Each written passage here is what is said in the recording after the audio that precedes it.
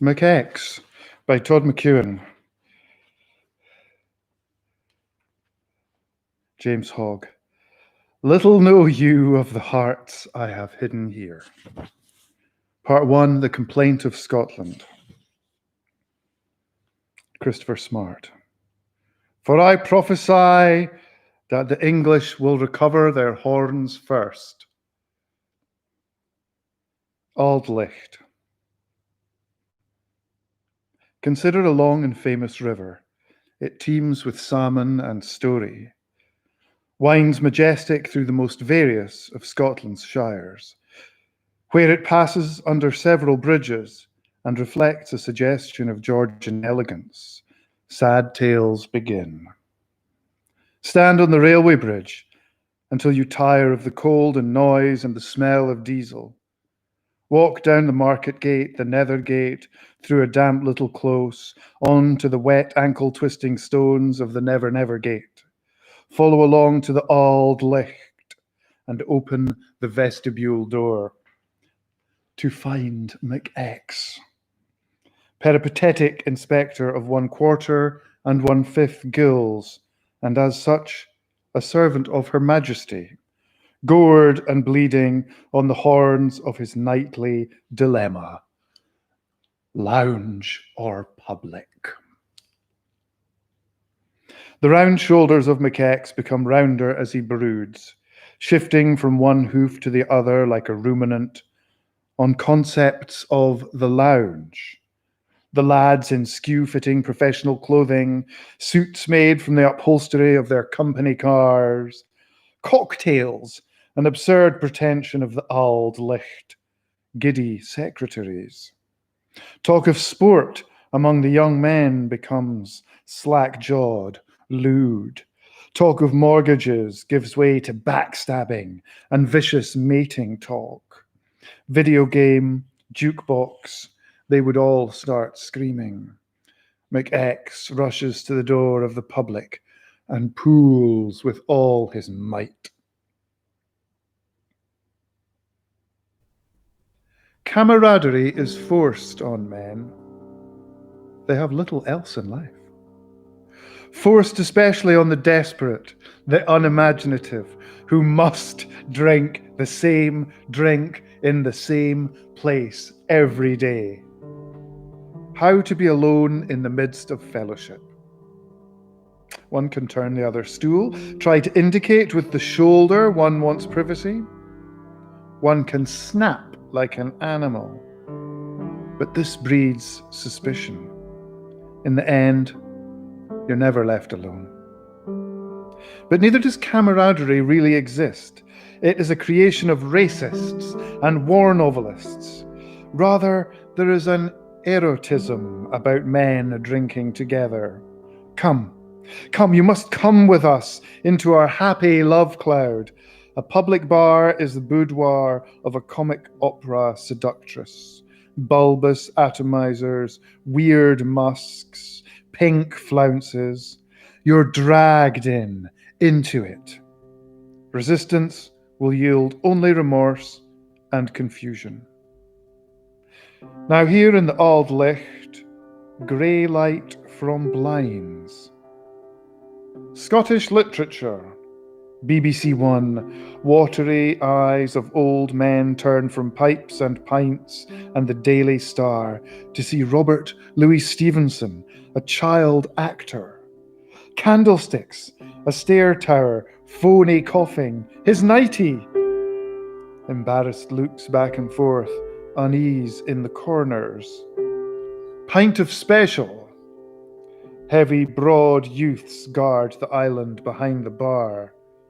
Treasure Island, packed with fags, stacks of matches, crowned with rich bottles of Demerara, voluptuous tropical breasts thrusting in the fluorescent reek. The Auld Licht has something of the air of a mausoleum to which its immemorial granite exterior contributes. You might peer through the immense keyhole of the outer door and see catafalques dimly lit from clerestory windows. It is well known that the Auld Licht is neither more nor less clean and happy a place than the typical Victorian family vault. There's something wheat sheaf and classical urn about McX's needs of the place. He is one of those who covet bar paraphernalia. At home, he amasses beer mats, bar towels, ashtrays, and match holders for his soul, his McCa, to take into the next world. McX's behaviour in the Auld Licht is Egyptian. Mummy-like he stands, hands close to his chest, cigarette and pint, his crook and flail. Money is needed in the afterlife. The wooden architrave above the bottles is papered with strange money. Here McX's eyes often take refuge when he can bear no longer any other aspect of the Auld Licht. An angry Oriental in the uniform of a Western general rules a small blue note from behind giant horn-rimmed spectacles. An African with metal coils on his neck and discs in his lips stares at McX. On a note to the value of Tio Cruerge, Florence Nightingale and Gandhi face each other across a field of burning hayricks. What a couple. Although she might have appreciated the diaper. All the little nations which fell over themselves to portray our lovely queen. On some of these bills, she looks frightened. On others, ferocious.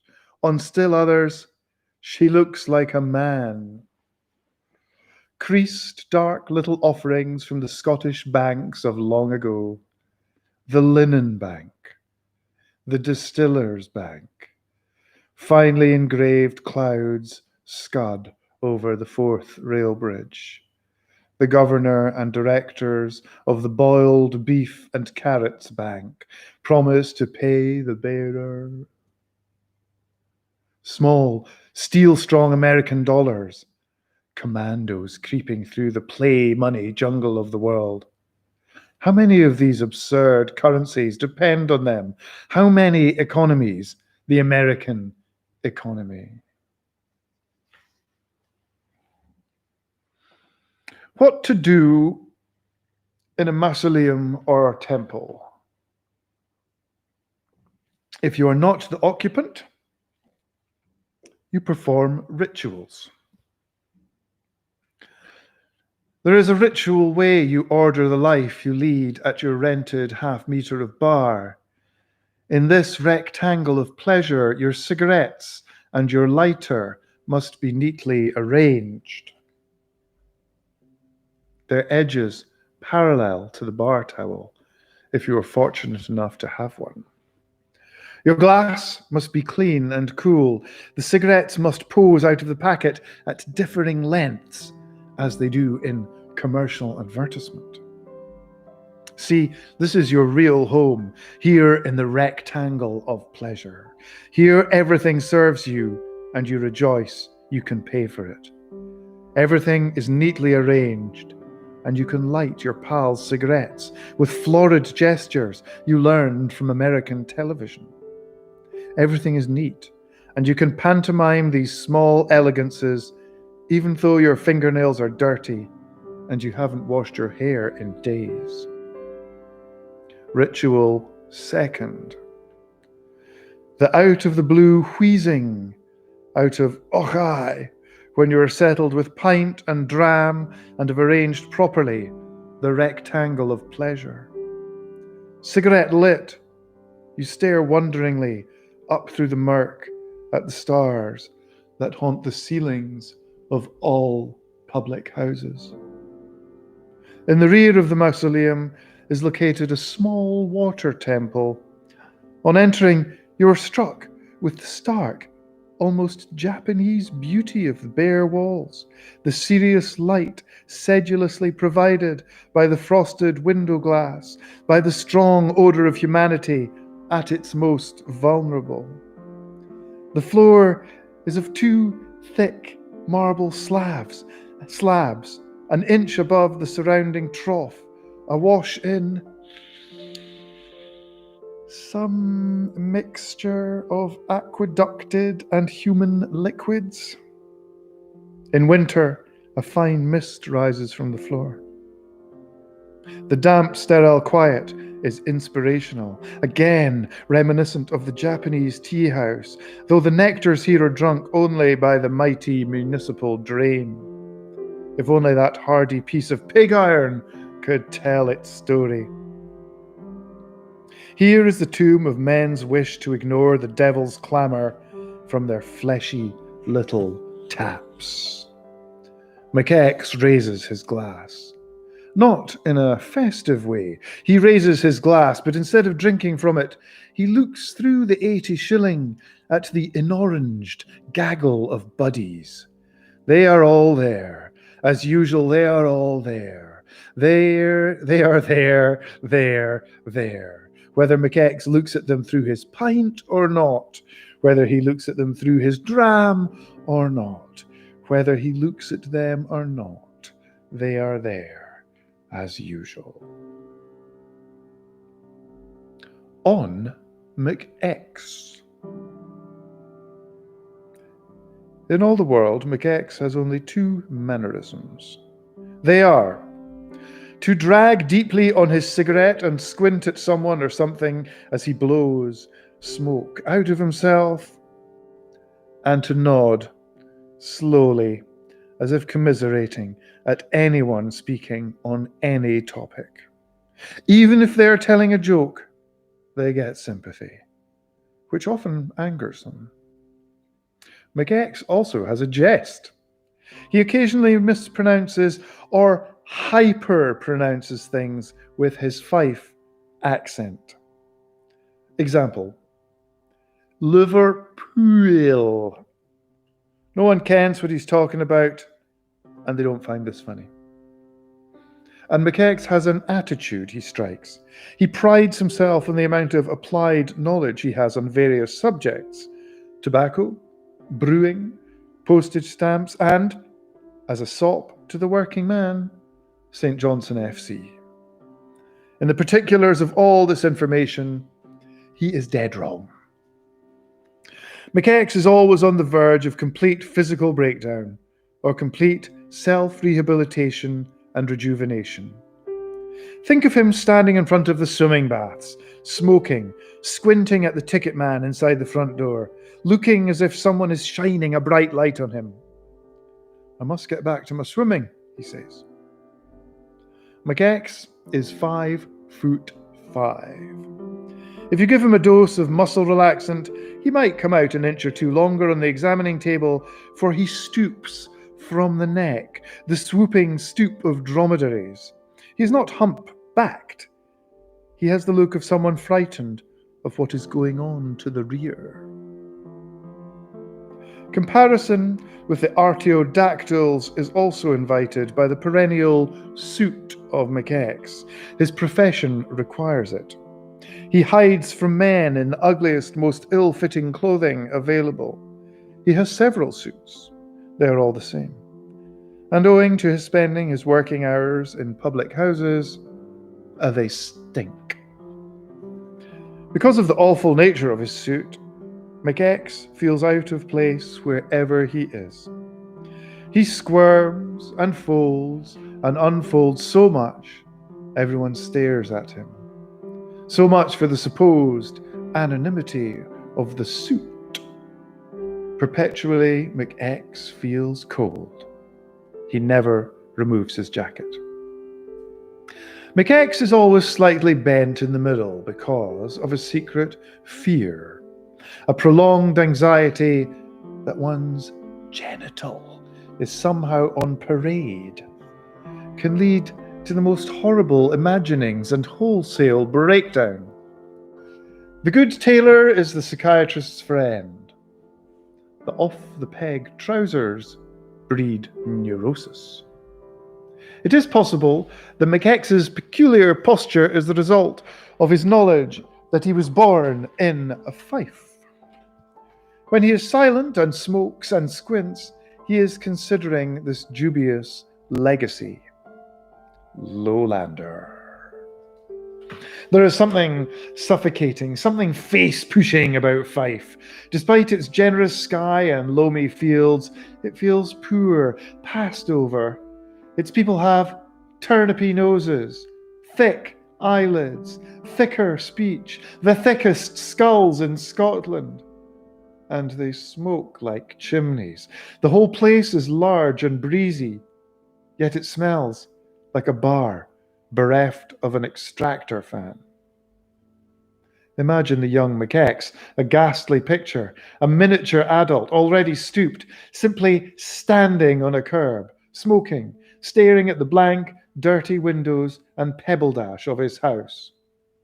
The Fife accent of McX. A pocket of fogs. Fife is a sentimental sewer. That is perhaps what they get for holding themselves above the rest of us. Their kingdom! Plastic Scotties from Hong Kong sell to Scotsmen in Fife. Once, McX stepped into a music shop where a man in a gold lamé jacket and a hunting Stuart tie, his stage name Benny Glow, was demonstrating electric organs. McX, fascinated by the bagpipe stop, burst into tears at this English bastard's rendition of Granny's Heelin' Hame. I'm sorry, he later choked to the buddies of the Auld Licht. I don't mean to embarrass you, it's been some day. McX wears a beard. This gingerish thing is so mollycoddled by McX that McDram thinks his balls are hiding under it. It was grown in adoration of Cameron Lunzy. Cameron Lunzy is an acromegalic singer of the pseudo-nationalist ballad. He is everything McX is not. Tall, strong, handsome, rich-voiced, and worry is unknown to him. McX has swollen with pride once or twice to exchange a few words with Lunzy. That's a grand song, said McX. The one about everyone dying? Hey, a dram! Boomed Lunzy. He slapped McX on the dromedary and knocked him down. McX's beard is the wrong shape for his body. It makes him look like a fire hydrant or some other thing of cast iron. But he thinks it makes him look traditional. Tradition is McX's weapon against the vacuumed cars and gardening catalogues of his fellow workers. McX keeps alive the balladic tradition, sensitively, alone in his bath. He croaks out Lunzy's songs, learnt from nicotine-coated discs, looking at himself in the mirror, puffing on a cigarette. If you don't mind my asking, said McX, do you smoke cigarettes to give your voice that extra plumen's edge? Never touch 'em, mate, bellowed Lunzy. Kill you like a bullet. I must get back to my pipe, said McX. McX had two friends, but they died. Sorley McEldew, a rotund non-worker, spent the last 5 years of his life before his television and a cracked plate, across which passed thousands of digestive biscuits. This way of life turned him into an albino. The doctor confirmed McEldew had lost all the rod cells in his eyes. He died a lingering death of gross constipation and the boredom attendant. Kai House, assurance representative.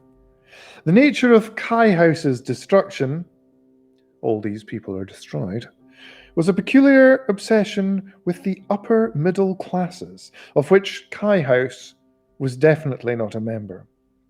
Kai House learned received pronunciation from a set of gramophone records and bought a blue jacket. He was a great rubberneck and constantly forsook McX to chat up some solicitor and wife at the bar. Kai House visited only country public houses, which described themselves as hostelries, and looked English, and served frozen trout at £18 a time. Died from this. But frozen fish is all right with McX. His digestion is wrecked by worry. He has nightmares about, among 100 things, chicken boona. The bedchamber of McX rings at night with great moans and shoutings. His every dream is a nightmare. When is life not a story? When it is a joke.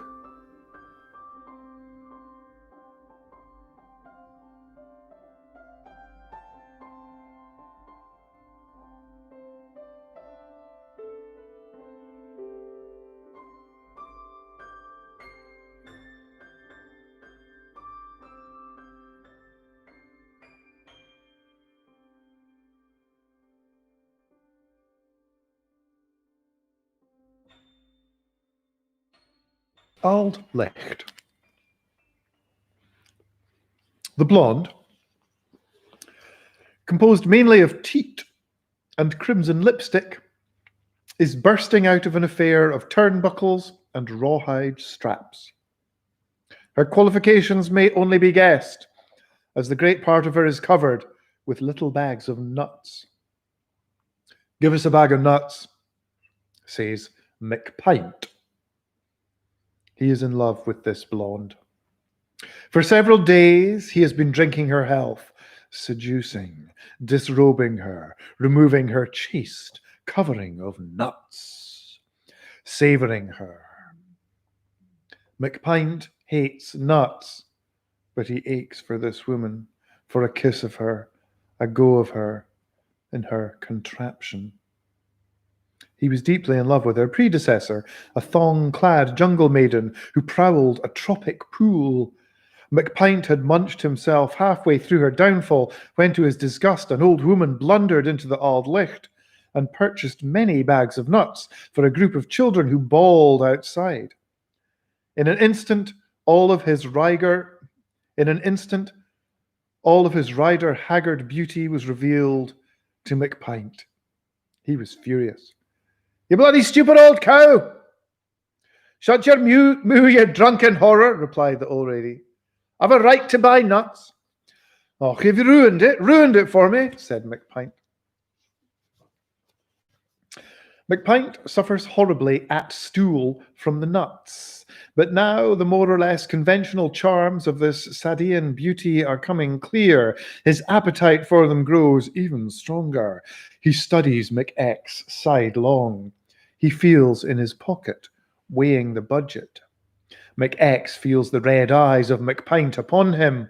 He hunches over his pint and dram. He considers drawing the bar towel up to his chin like a blanket. "Now, look at that, would you?" says McPint. "Wouldn't you like to get your muckle flugger into her small glen?" McX dares not move. "Aye, you would," says McPint. "And your gorbles into her inner Hebrides, your Craigan Puttock into her holy loch, your Mons Meg into her Oot Skerries, your Cairn Papel between her beatocks, eh?" McX smokes and squints. "Your Stack Lee in her Burnt Island. Have some nuts," says McPint. "No." "On me?" "No, thank you." "A bag of nuts," McPint calls out. The barman knocks, assaults the blonde. McPint wrestles with the sealed bag. He has to bite it. "We'll share them, man." He pushes the bag at McX and turns back to the love of his life, a further 9 centimeters square disrobed. "Och, now you're talking, look at her. I wouldn't mind crossing my Boner Bridge to get a look at her Altnahari." McDram giggles chestily from the snooker table where he lies on his face. "Eh, would you now?" says McPint, turning round, searching for agreement. McX does not want to move his body for fear it will further excite McPint. He remains in an attitude of willed hibernation. Knox has never spoken. McPint is the only moving thing in the Auld Licht as he turns a load of nuts and 80 shilling into a slurry in his maw. The air is cold and stale. Things smoke.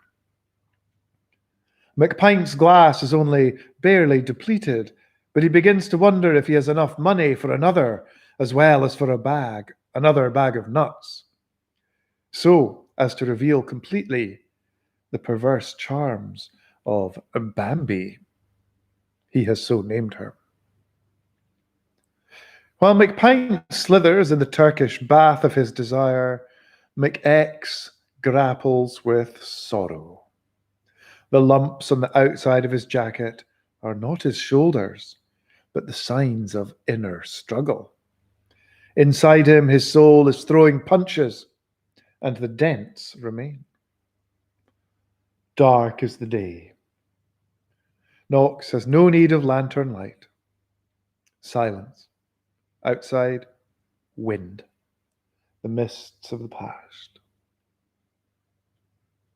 "What you doing in here, Em?" says McPint. McX's sorrow has made an area of low pressure within him. He feels he must speak, even if it is to McPint. "I'm about to go on holiday." "Oh? Where are you off to?" "No place special." "There's an idea. Pint of special," calls McPint. "And a bag of nuts." "I don't want any," says McX. "Nonsense, it's your halls, man, and I want to see a bit more of that." "Do you think of nothing but?" "Why bother?" says McPint. "It all comes down to that. All. Your health." McPint insists his every glass be left empty in front of him. The score, glasses 8, McPint 0. To hell, thinks McX. He drinks. He lights up. He wheezes out. Och aye. McPint crunches and slurps. McX reflects that he is giving up smoking. The way to do it: limit not your cigarettes, but your matches. Aye, matches are the thing. McX is macaw, knows matches inside out. McX asks for 2 brands of matches. He takes the one brand out of the one box and puts them in the other, and the reverse. Now he pats them. McPint flushes. "What you doing that for?" he growls. "The gander strike better on the locomotive box," says McX, "and vice versa." "I've no time for activities of that nature," spits McPint. He has been sitting in the Auld Licht for 3 hours and has smoked 25 cigarettes, yet he speaks thus. "I must get back to my pipe," says McX. He thinks he is giving up smoking by limiting his matches, though this morning he stopped to accept a light from the torch of a welder crawling in the sewer. He is smoking more than ever, but he has reduced his match budget to 12 pence a week. Oh well, it's something. He lives in the 1980s. He worries about his health. The best thing is, destroy it and be done.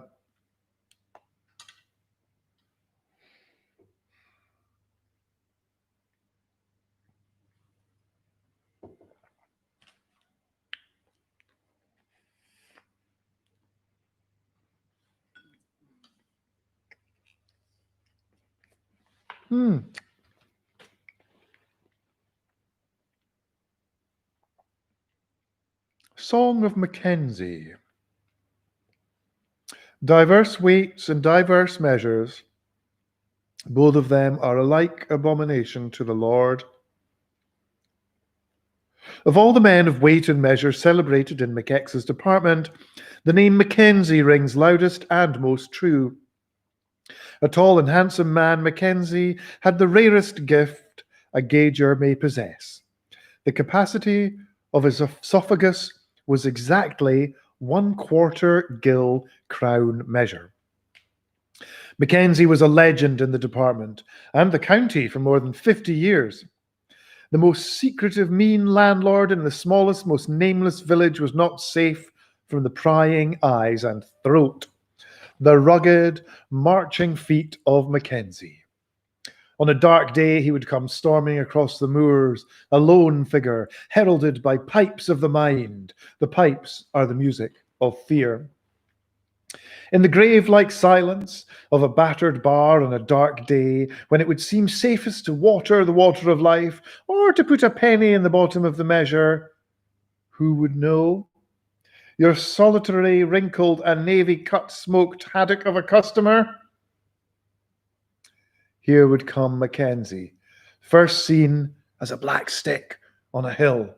Then the doorknob would rattle and Mackenzie would be shaking the snow or muck off his boots, making himself red in the face with blowing on his hands and with forced, hearty greetings.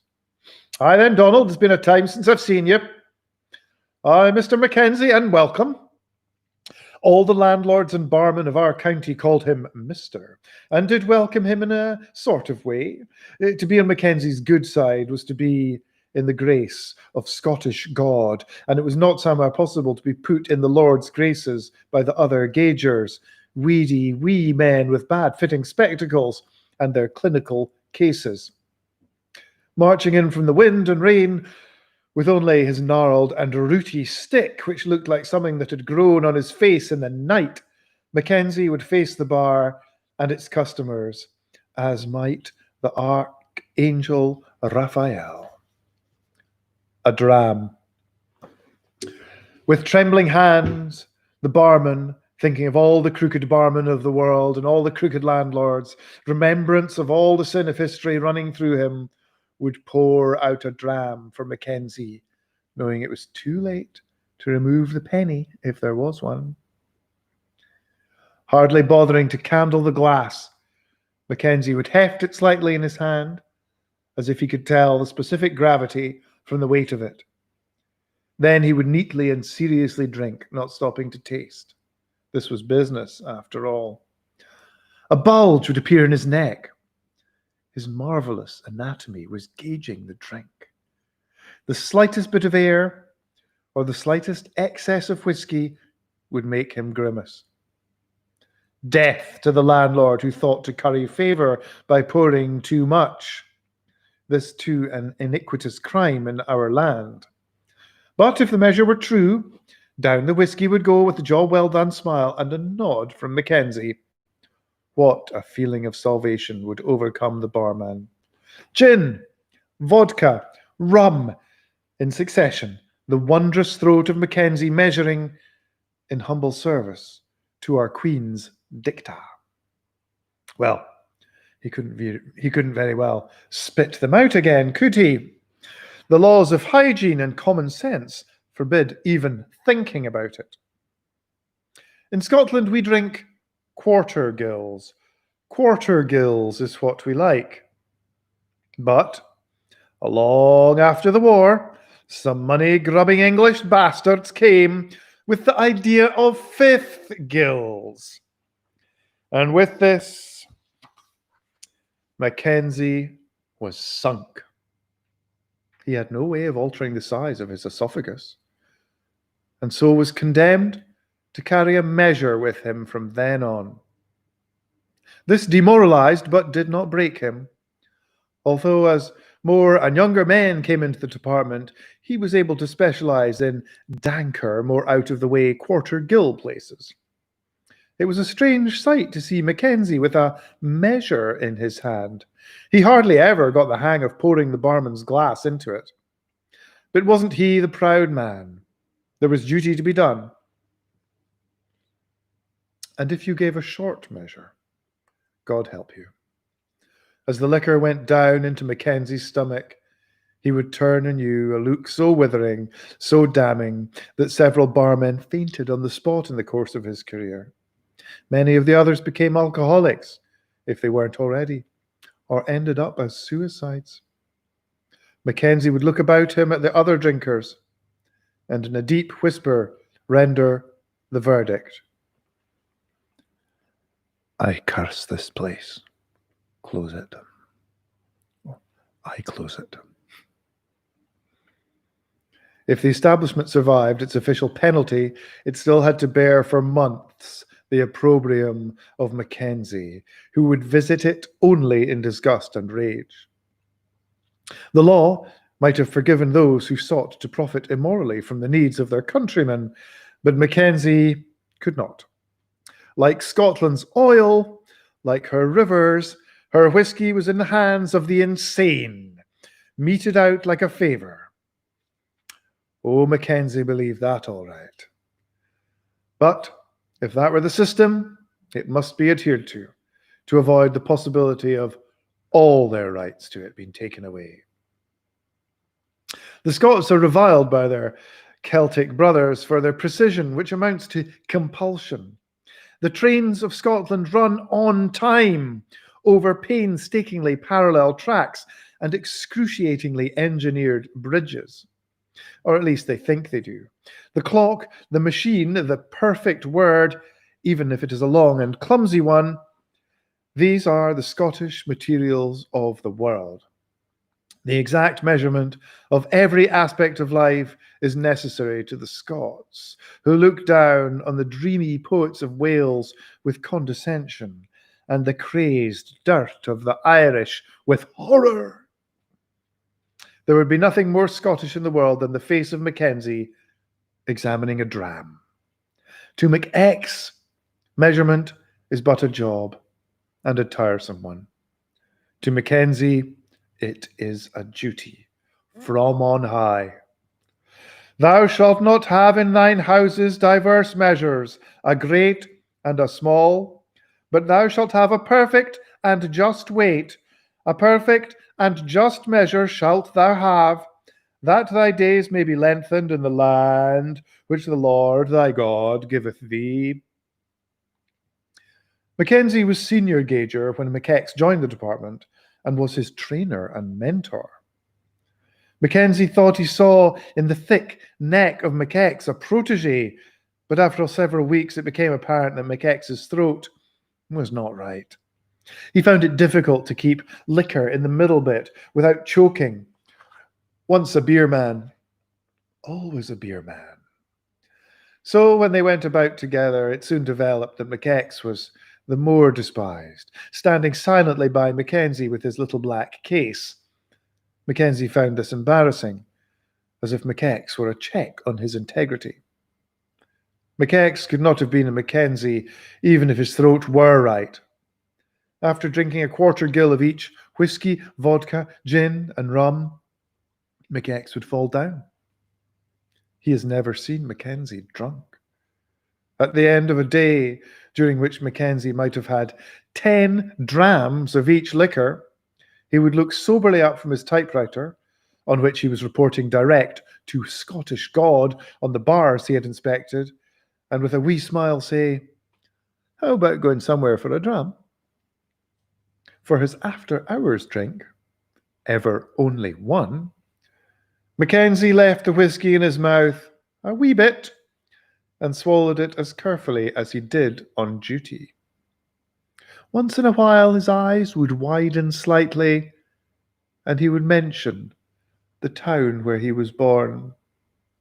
Only mention it, with a sigh. He had finished his drink, and there was nothing more to be said.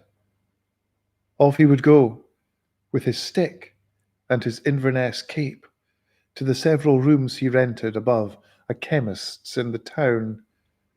The chemist respected Mackenzie, thought him a sober man, something like himself, and did not know his tenant was a destroying angel.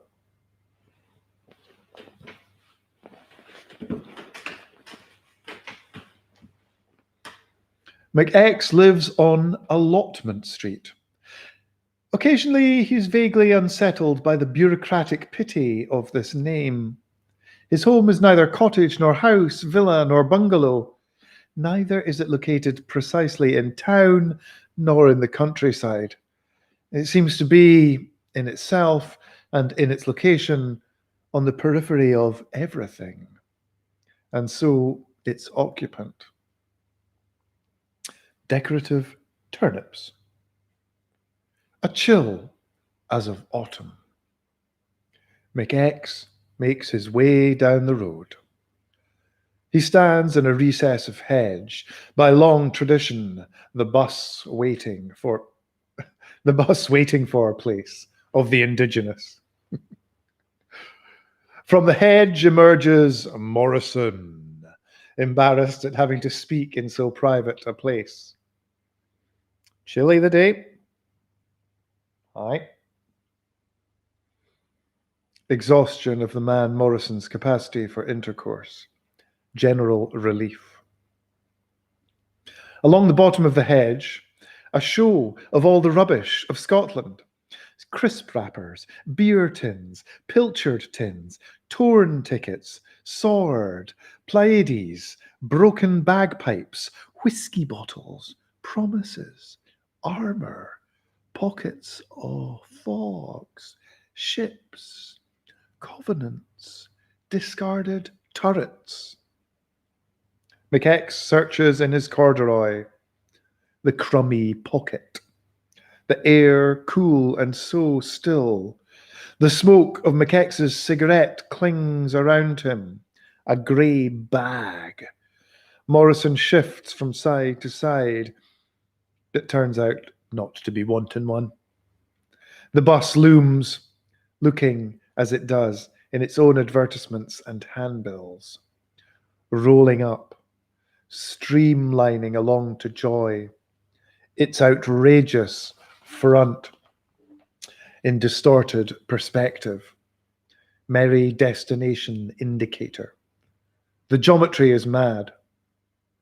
This bus arrives from the realm of the four-color map theorem. To board this bus might mean a two-dimensional life among the stick figures of the yellow pages, a life of worthy intentions and snappy service enshrined in uniforms and earnest graphic art. Brisk wee mannies selling you tickets.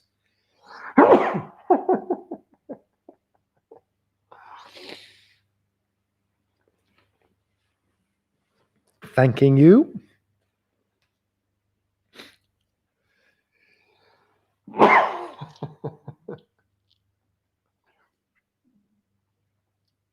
Don't worry, cat, it's not COVID-19.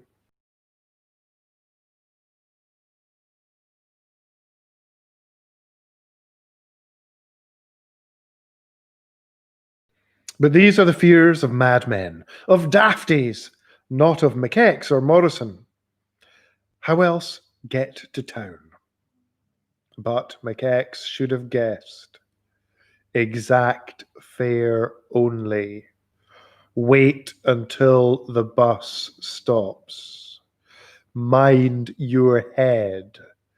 Stand back of white line. Safe, reliable, courteous.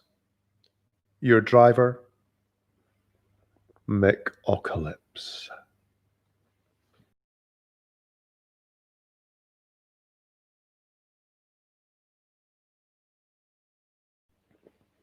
McX shudders as he puts his coin in the box. McApocalypse. This bodes so ill for the day, the week, the month, for the rest of McX's life, if there is to be any. McApocalypse. How describe this culloden of a face? To look at McApocalypse is to lose all hope. History seems to end. Through the furrows of his eroded physiognomy has run all human struggle. Across it, the flowers of the forest have all weed awar. McAucalypse is the Cerberus of the town, constantly circling it, barking in his motor stage. His face is a long grey shovel, caked with the dirt of graves. His teeth, raped tombs. His nose, dead tissue, as is his hair. From the lashless horizons above portmanteau eye bags dawn twin dying stars of blistering historical anger. McX is unable to take his seat. He is frozen in contemplation of McAucalypse. His only thought, out. McAucalypse crashes the door to and starts the bus with a jolt. Eh? Says McX. Well? Thunders McAucalypse, his voice echoing through all the columbaria of time, scoured raw with cigarette smoke and unutterable whiskies. I'm wondering if you can set me down at Dog Vennel, says McX. He must be out of his mind. He is asking McAucalypse to stop 3 streets before the accepted. This is perverted, positively anti-Scottish. How unaccording to timetable. McAucalypse looks at McX as though he has just come upon Our Lady chewed by sharks. He grinds tooth and gear, lurch of bus around bend. He stares ahead into the depths of infinite punishment. He groans, shrieks volcanically. Some people think this is a bloody taxi service. McX's kidneys feel like stone. He does not know what to do. He stands hopeless as he is shot across space and time. They pass a field. Some men are in it, trying to extract something, anything from the hard earth with the aid of a machine. Some sign the planet lives. If only McX could attract their attention, smash the glass door, bloodied handkerchief waving. McAucalypse sees McX is not going to sit down. He drives more furiously. Old Manny's in the rear, cry out as the bus careers from side to side. But although McAucalypse is the crucible of despair and the horror of existence is his, in the end, he is, in the end, a Scotsman. Although it is his satanic duty to terrify McX and all passengers, neither can he bring himself to refuse his request. McAucalypse is afraid of the bus company and the public. No Scotsman wants an argument unless it is of his own making. So, despite being taken to the threshold of his life, McX is set down at Dog Vennel.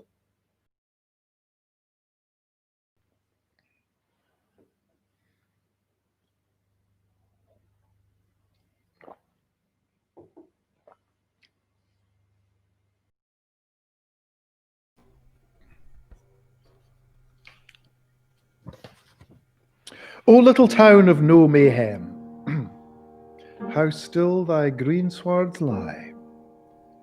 You should take a bit of unrest with your view, a little venery with your scenery.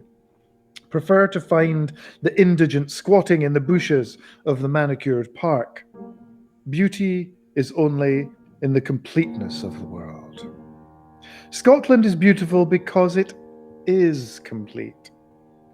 Its plainer, more English forests and glens are threatened with angry scarps, curtained with violent storms. Its savage granite lands are brushed with a spectrum, complete and sparkle with some of the most delicate flowers on earth. This, our little town, is surrounded by beauty. At first sight, the town might be thought beautiful or elegant a sad second. But it isn't. Garden walls of houses, fronting on the park, topped with iron spikes and barbed wire, but interrupted and thus made purposeless by pretty little gates. That says it. Here men love their gardens more than each other, and circumvallate them so as to love them violently to pieces in private. Morning mist is on the river, and here glides the town swan, a big, tough, nasty piece of work, who'll go for your groin if you're not careful.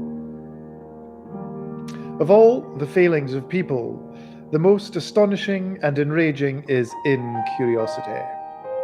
This town doesn't want to know you, or me, or anything but what is already here, in the neat flower beds, in nice plastic bags in the shops. Nor will it want us to know it. The place is crawling with taboos. You can smell them. Everyone is bent over under the weight of them. Little rouged, lavender-watered town. Conversation between Smiley, newsagent, and Mrs. McPint. Ah, so there is a Mrs. McPint. Have you no more Daily Express? Oh, I'm terribly sorry, Mrs. McPint. I've no more at all. There's been lots of strangers in this morning. Strangers? Fiddles nervously with Hanky. There's a meeting at the city halls. What am I going to do? I've the mail. That's no use at all. Aye. Well, I'll just have the people's friend and a bag of my chalks, please, Mr. Smiley. Right, Mrs. McPint? Smiley busies himself doing nothing with tremendous show in the genetic way of shopkeepers. Mrs. McPint stares abstracted at the upper shelves of periodicals. On the cover of Wow, a wan brunette wrapped in tin foil parts her clogged lips and bares her teeth in horrific invite. Mrs. McPint shudders. The idea of McPint has burst upon her. The town is full of scurry and unbusiness. McX rolls his shoulders up the high street. Here is fear. There is no actual press of people, but their fears are so great and their preoccupations so complex that these invisible things bump you about just as a junk-laden crowd might. Only a few souls dare look at you. Most walk pointedly round, rotated 180 degrees away, a wide berth of ritual terror. Some of the bent-over ones would crack their skeletons, avoiding your eyes, but suddenly they crane their faces up at you when you come abreast, so they can tell their neighbour what you look like. What the hell? They're bent, decayed. They can risk it. The shops are of two kinds. The cat box sort arrived, ready-made from London, ready decorated and ready stocked, complete with raucous shop girls and gaping youths, trousers, gramophone records, and the real shops. The sort where McX learned the reality of shopping, dragged around by a dislocated arm, his drunken uncle scowling, small grey shops so like their proprietors, and the populace, shops afraid of you, shops so terrified of custom, their display windows are of wintry frosted glass, cold as their souls. The town in turn as cold as its shops. Ask for something? Oh no, nothing like that. These little commercial mortuaries are our town in miniature. Messages. Rat trap, whiskey, matches. Arrival at McX at Ironmongery. Arrival of McX at Ironmongery. In the bourgeois paradise of Windowland, expensive fireplace tools. Mac Taggart is tall and monstrous. Sir, he says. His are the eyes of the uncomfortable subject of a daguerreotype. He speaks slowly through a quantity of saliva which, while never pooling on the counter, must go somewhere. Perhaps at night. Although I am genuinely backward, I keep this shop on my own bat, and I have a thorough knowledge of its stock, announces McTaggart. I want a rat trap, says McX. Glah, says McTaggart, rooting. He produces, tap, a dirty red sample board. I have several varieties, tap. I have the Robert Burns, says McTaggart, tap. I have the Mice Inn, tap. I have, says McTaggart, the Agony and Ecstasy, tap. From France, I have the Little Death, tap. And from the United States of America, I have the All Squashed Bagosh, tap, tap, tap. Which is the dearest? Glah. That would be the Mice Inn, beams McTaggart, and a grand choice. And which is the cheapest? Humph, the Robert Burns. I'll have it, says McX. Best laid plans and all that. To even think of joking with McTaggart. How many? I've only the one rat. They run in packs, you know. They die tonight.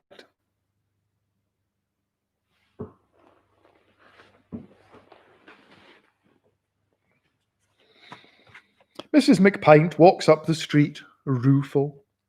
Her attention is arrested by the sound of a fan blowing above a bakery. The idea, cream bun, becomes important, overwhelming.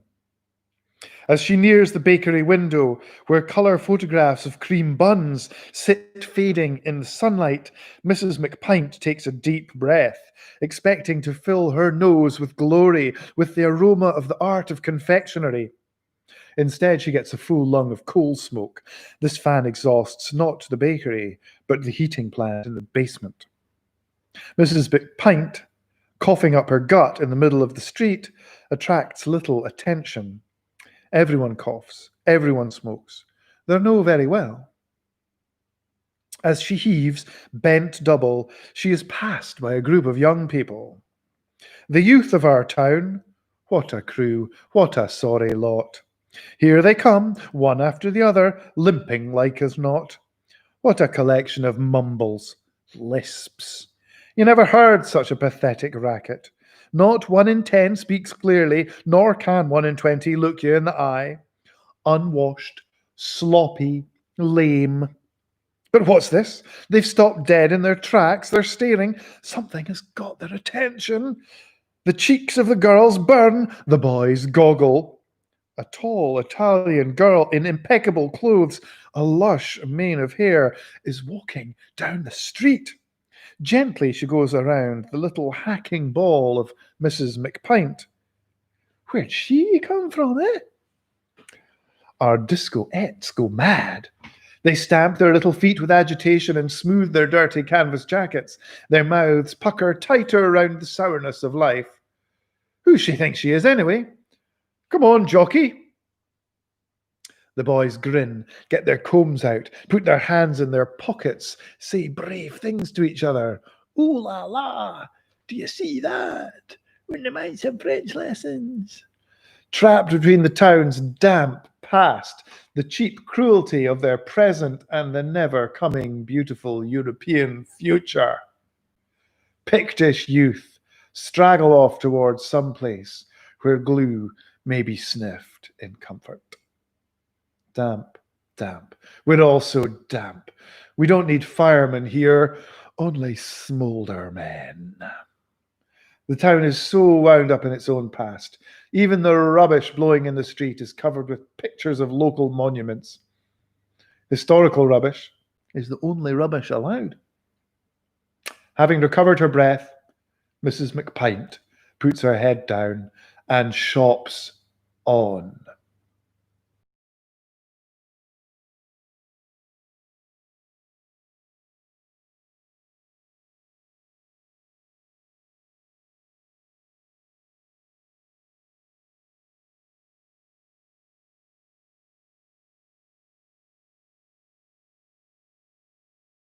In a domed structure of doubtful classicism from the last century, it is McPint, effed, fou. Beyond the wee manny who issued him a ticket, thanking you, in the shadows of the natural history room, McPint is disgusted to find the display parasites of famous Scots. In formaldehyde, to be sure. McPint presses his Maris Piper nose against the glass and, true to all he holds dear, compares lengths. Carnegie wins, although Ruskin had a run for his money from the looks of things. All around, mortified amphibians and half-rotted taxidermies glare at McPint through dusty panes in murky green light. To be here is to be underwater at the edge of an ocean of death, where things are beginning slowly to whiten and peel. McPint squares his shoulders and bullies his way through unknowing and disquiet into the gallery. In a long line of watercolours, various aspects of hills, cattle, fences, and houses are explored in unseeing ways, the cute fireside ways. In these landscapes, cattle have no importance. Do they never breathe, nor crop, but only decorate? And where is this Scotland, anyway? McPint knows nothing of the countryside. The profoundest way he has dealt with the idea of cattle is to lust after a cowgirl waitress in an Aberdeen vulgar cocktail bar. Yippee-ki-yay-yo. But these birthday card Kai, realizing there is nowhere to spit, McPint spits.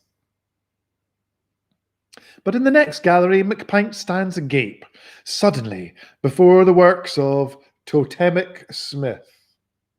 Here, someone somehow has got into his own head, has stolen the moil of his personal, intimate, sickening thoughts, is displaying McPint's most garish, glandular idiosyncrasies to the public. McPint is embarrassed. Worse, he's revolted, although this can't for the moment be seen under his bluff colour, only in his heart, under his skin itself. Night, Rose Street. Beer glasses romp as in a circus. Boys, girls, clocks, huge green musical notes, sexual organs and their 80-shilling oozings. Highlanders charge whiskey bottles with pikes, big red lips and doughy little suspendered hips. £650. Night, Rose Street subsumes McPint. His jaw clatters on the floor tiles. It's eating him alive. His circulation develops knock. Perspiration runs all down.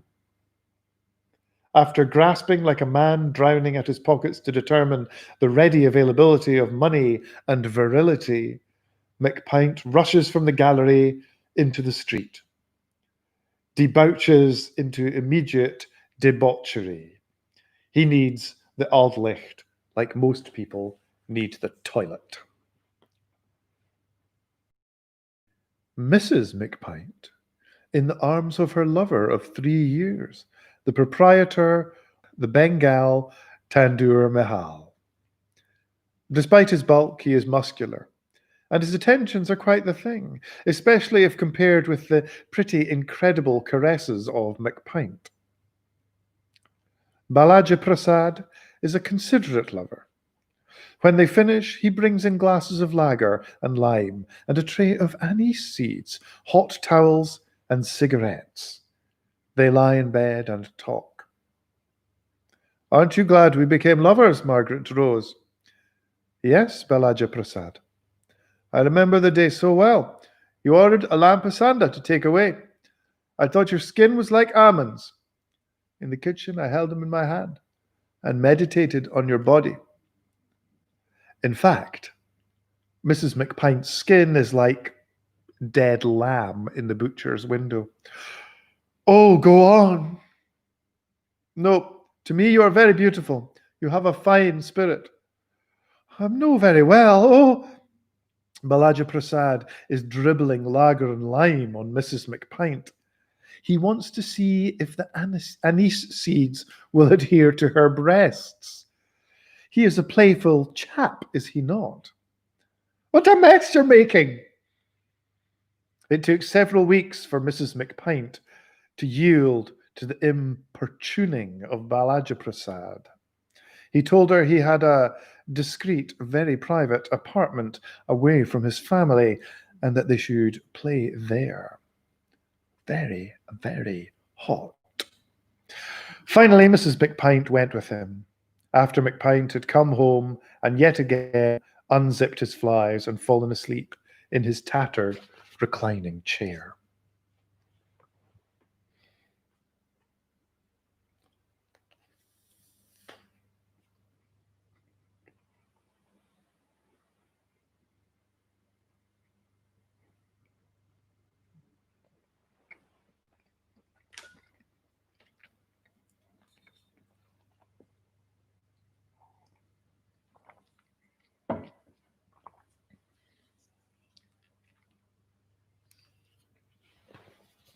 The Little Treats of Great Britain.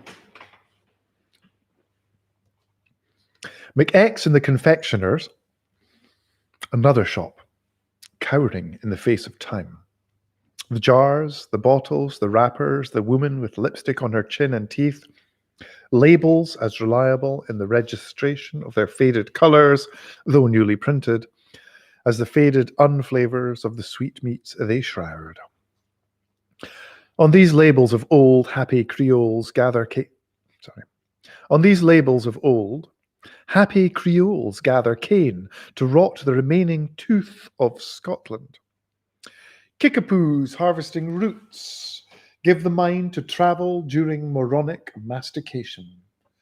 Vestiges of the British East Everywhere Company still entice men and women whose only commonwealth is drink, tobacco, and sweeties. Frayed little things kept in royal wedding tea canisters. So long ago, Britain's last imperial pleasures, the transcendental satisfaction of her socio-economic stomach. Now no Everests remain for her, no continents to railroad, no dusky people to blanch with trams, shirt fronts, boiled puddings. This is but the small verso of a big recto. No life, no movement on these shores, save the gently smoking lungs in the benefits queue. After the war against fascism, she turned inward to soothe and content herself, but only in the tiny ways, with little treats, for the world was turning from her. The sweetie, the pint, the fag, romance book, war book, that thing you must have at the end of the day, the little reward for little labour done to little effect and for little reason. Believe it is your utmost. Little treats, the art of arranging your fags and matches in the rectangle of pleasure, toothy comics for gaiety, for passion bare bums on saucy seaside postcards, for history a distant glimpse of tired pageant, a weak wave from the watery royal family. Young men leave their wives alone with pieces of meat on Sundays. They stand in the public with pint and cigarette, colourful, casual, infinitely more tawdry than the tweed fathers and worn cardigan uncles next to them. Britain, you are a sickly child in ill-fitting Sunday clothes. The little treat of a Malvinas victory or destroying some frog town with remote-controlled hooligans. The little threats of Great Britain. Pine for the most industrial, most transitory of pleasures. They are all that are on offer. A way to soothe the sure and secret knowledge that, standing in the pub, you are no better than a wog being kicked and shouted down by someone like you. Though perhaps wogs were never so kicked and ordered about in wogland than they are now in the safety of the public houses of Britain.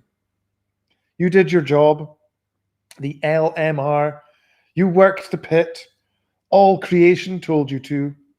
You were imperial and safe. Jock in the pub worked on the Kenya Railway. He was an expert white. Daily in the Auld Licht, he fondly reminisces. What a bunch of...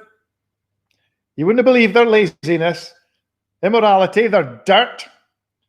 Oh, Jock, working for that company, living for the monthly arrival of the Scots magazine and a carton of capstans, haunting the brothels of Nairobi. What were you, eh? At night, odd moments of quiet descend on public houses. Then men would cock their heads and listen to the far-off sounds of empire. They knew it from cigarette cards and sweetie wrappers. They heard men and women cry out, sometimes in pain, sometimes in hatred, sometimes, astonishingly, in loyalty. If you had been to the pub, just a wee one, eh? Before you saddled your corporation pony, the headlights of your locomotives and omnibuses, the light of your Davy lamps flickered briefly across other shores, exotic dancers in the night. Another pint of pale India. The bus. The seam, your branch line of empire, your duty. You must function, no question. But at night, a glimpse of something unsavory between the bars of pub, life, music. For all this tradition, the wrapper unchanging, there is punishment. In bad little places, one buys bad little biscuits. In this world, like finds like. Crushed, stale biscuits are sold in crushed, stale towns. To stale, crushed McX, to whom they are as cigarettes. He chain eats them. McX comes out of the sweetie shop with his matches ration and a package of biscuits, which he unwraps and eats 1, 2, 3, 4, 5, 6, waiting for the decent one that never comes. Biscuits so like life, even the wrappers aren't on straight.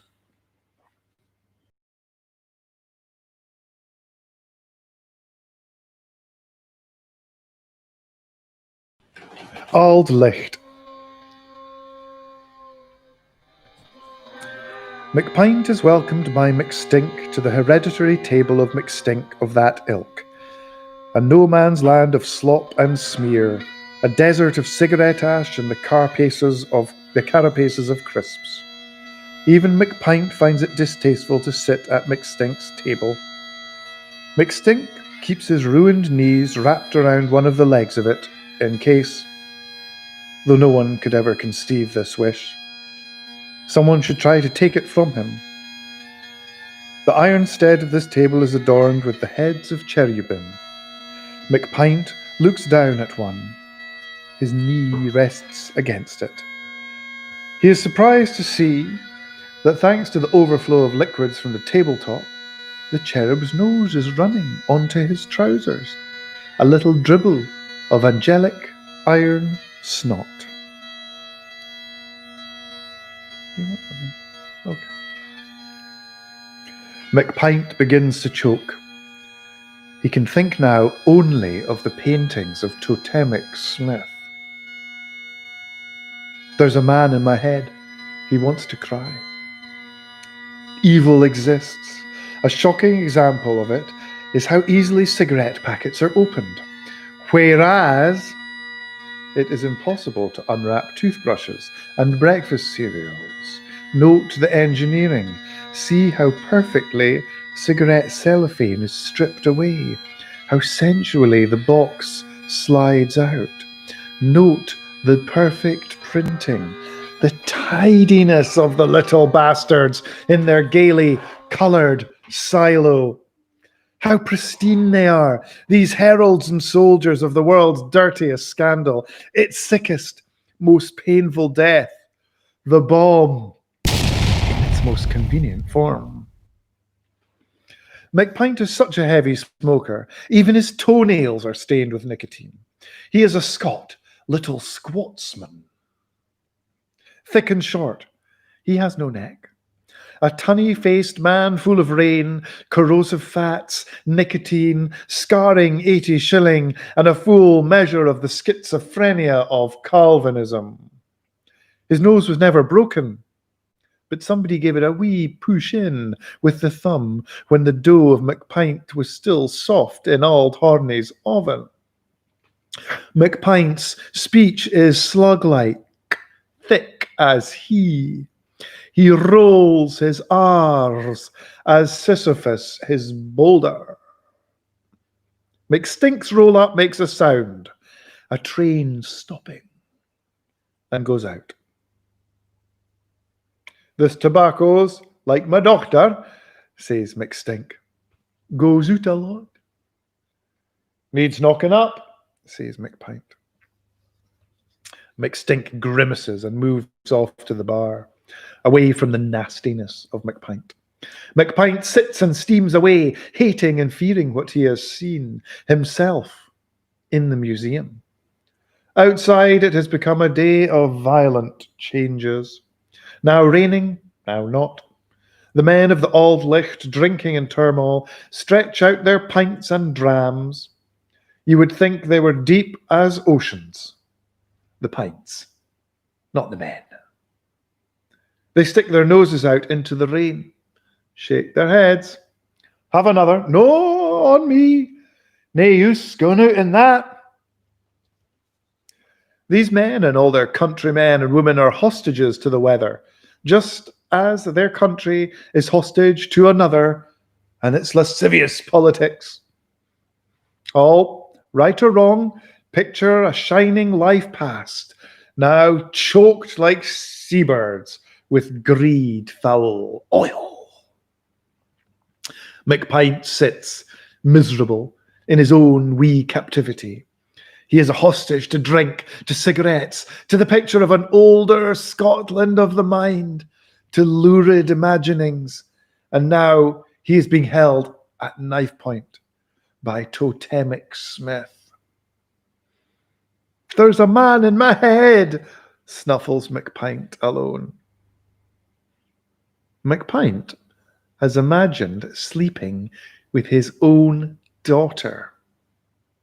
He feels no guilt in this. He has lusted after so many women, real and benday, that he cannot make out any sort of difference. Oh, they're all someone's daughters. Too true.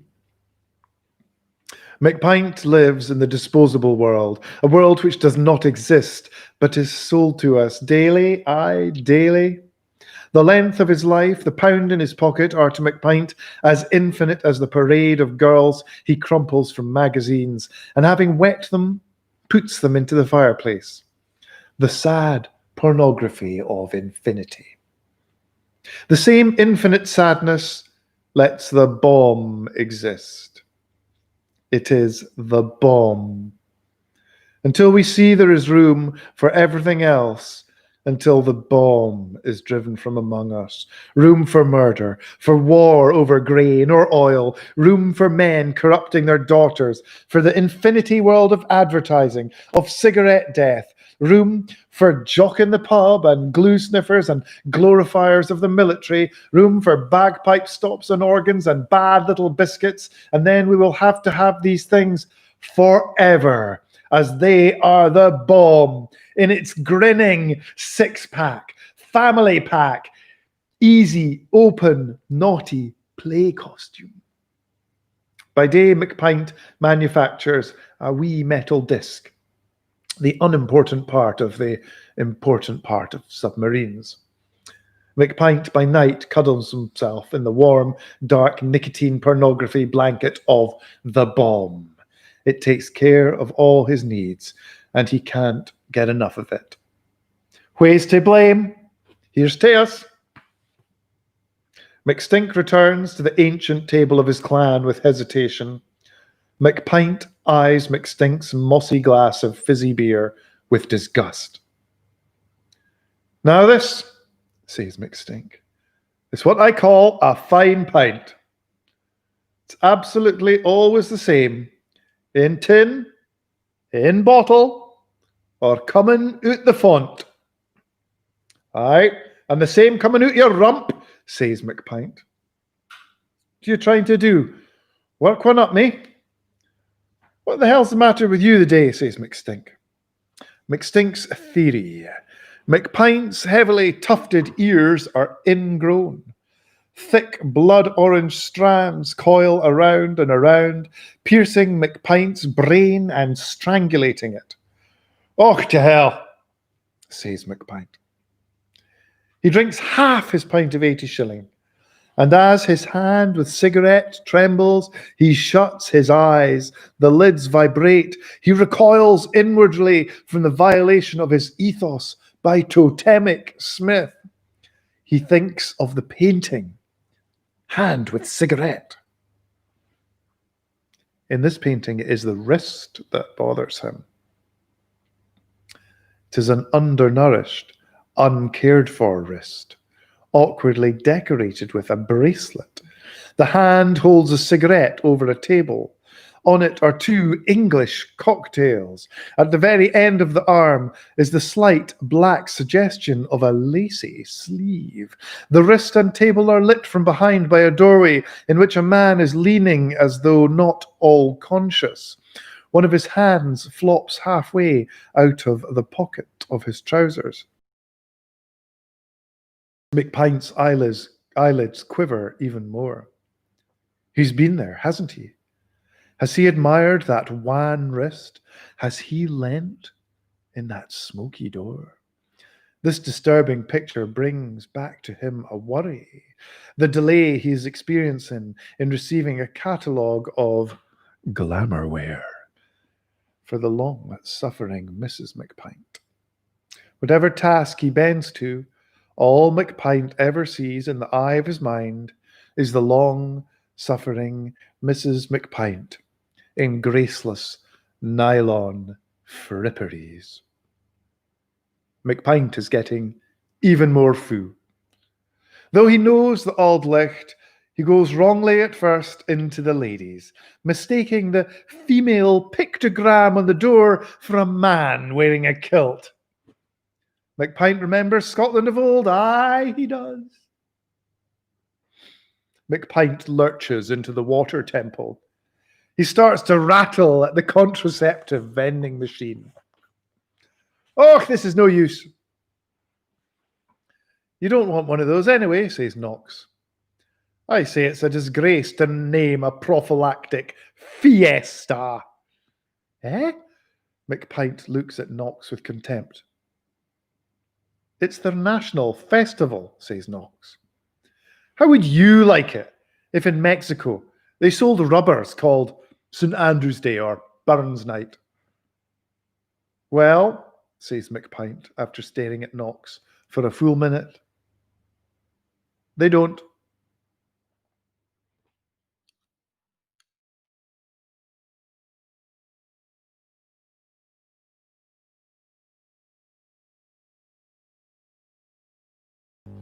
McPint, foo.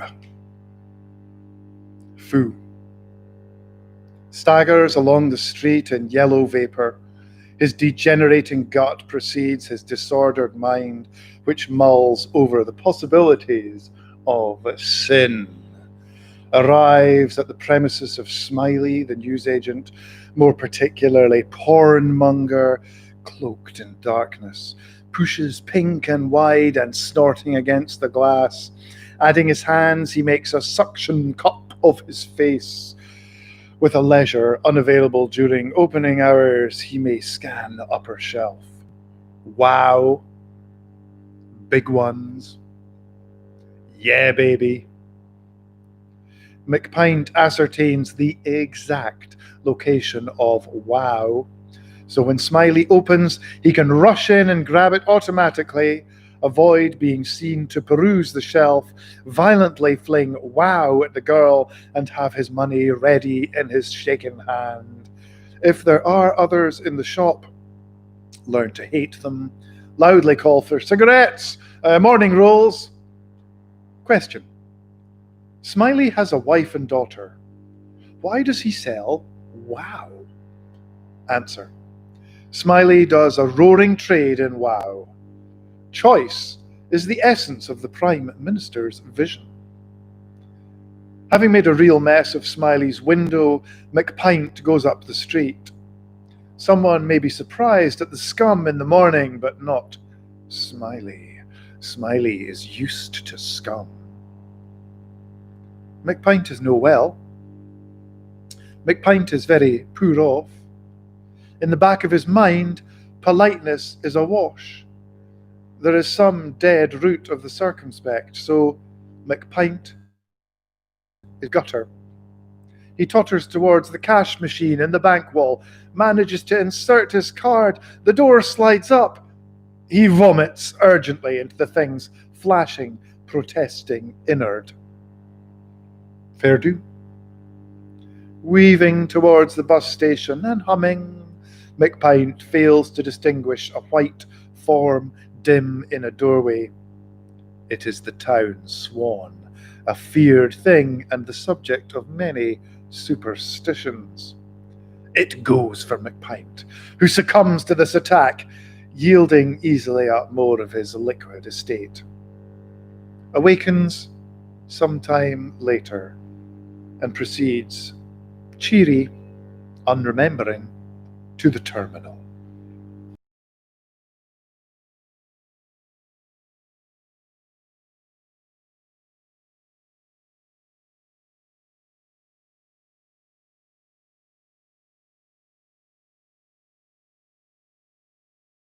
Scotland of the night. Sodium vapor lamps. High streets sleep with gallons of history in them. Stale yellow light. The bus goes.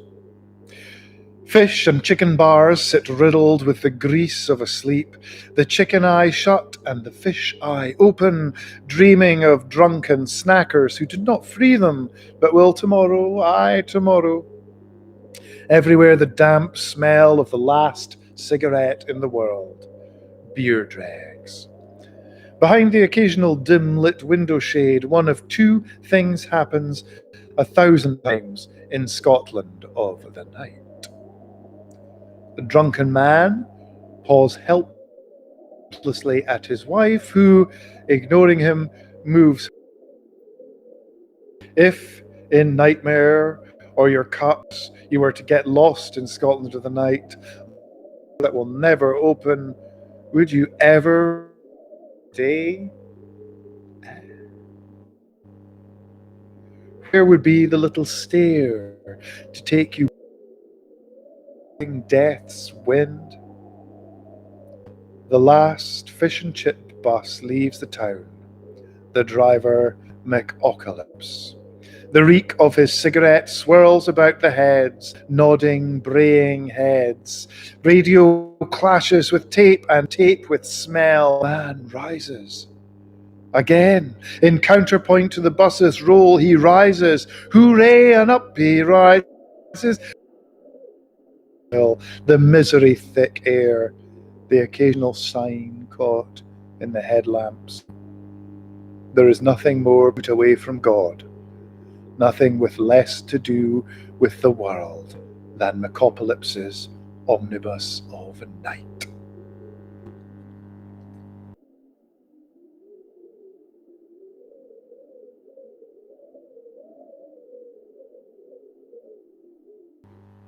Scotland, whiskey, and the bomb. McPint creeps along the sitting room floor, creeps with narrow eyes and a great craving for further oblivion. Sights in the distance, the sideboard, repository of Mrs. McPint's tipples and laughed at gift liqueurs reserved for company that never comes. On his belly, McPint grapples with the little key, makes too much noise, for which thickly curses and then curses self for cursing. McPint likes alcohol made in monasteries. Men of God don't fool about. They have good reasons to get rat-faced. But McPint yaks out Mikyojo, African liqueur. Lustily, he rubs the protuberances of this exotic bottle, uncorks, drinks deep here in the dark of Mikojo. Before half a gill of this has gone down him, McPint hears jungle drums. Jungle drums say more drink. Aloha! Jungle drums say white woman in bin. Aloha! Mikojo goes down a treat. After all, its colour cannot be seen. On to several more bottles. Far from sickening McPint, these treacles heat him and bother him. They and his remembered imagination of the contents of wow. A night cutie in a cute nightie. In the bedroom, the breasts of the long-suffering Mrs. McPint rise and fall in slumber along with the rest of her. The liqueurs gone, McPint crawls into the kitchen, ransacks the bin like a dog panting, and at last finds Fiona, all sucked out early in the day, this priestess of lager. At breakfast, McPint popped her top and filled himself with her nectar. Now he pounds on the lid of her resting place, interrupts the slumber of this tenant of the bin to drag her out and have her. Fiona is McPint's favourite name for woman he wants. He places the empty tin on the edge of the sink. Fiona looks down on him. McPint, mirthlessly, quickly on the moonlit kitchen floor, deep in a confused anesthesia of desire and Mikojo. Fiona, Fiona, Fiona, Macranog in your wanje. McPint approaches the marital couch with trepidation, still crawling. Now he lies beside Mrs. McPint, barely able to control the ailerons of the sum of his ingestion. He is aware and afraid of her, breathing warm, flushed. He thinks of her milkiness and her vagina. There they are, asleep. Diaphragmatic spasm, resulting in audible and olfactory cloud. I've been thinking, says Mrs. McPint, waking up. Thatcher was on the telly. What? Says McPint. She's needing bloody shot, says Mrs. McPint. McPint feels around in the bed, a half-empty box of chocolates, the obituary pages of several newspapers. Mrs. McPint likes to torture herself by reading the little memorial poems. Oh, Granny dear, we greatly fear that sadly you are dead. You paid the price of winter ice and fell upon your head. He feels at last the leg of Mrs. McPint, or part of it. How about a go? Asks McPint, gaseous. You can, I wouldn't care if they dropped that bomb right now, says Mrs. McPint, suddenly so tired. The hands of McPint coming towards her, across her, make her desirous of her fondest wish, annihilation. Everyone the long-suffering Mrs. McPint knows in this our cold grey town is in agonies of some kind or other. We worship the hydrogen bomb through its totems daily, and we all pray it is going to come and rid us of worldly care. Oh, the boom, the bonny, bonny boom, boom, go the Cowden nose. McPint prepares to hoist himself atop Mrs. McPint. He wonders if he is going to be ill. Crankily, he kneads her rumpus, remembering something. You know what I'd like, says Mrs. McPint. What, eh? Says McPint, surprised. I'd really like a curry just now, says Mrs. McPint. Isn't that funny? McPint passes out. Mrs. McPint puts out the light and shortly sleeps, dreaming of the dark skin, the grey moustache, and the chest hairs of Balaja Prasad, and of the atomic bomb. McPint's bed soars, lost through space, beyond his budget, through the paintings of Totemic Smith. McPint's bed is filled with the pop singles, chewing gum, lipstick, and pink tights of all the young girls of Caledonia.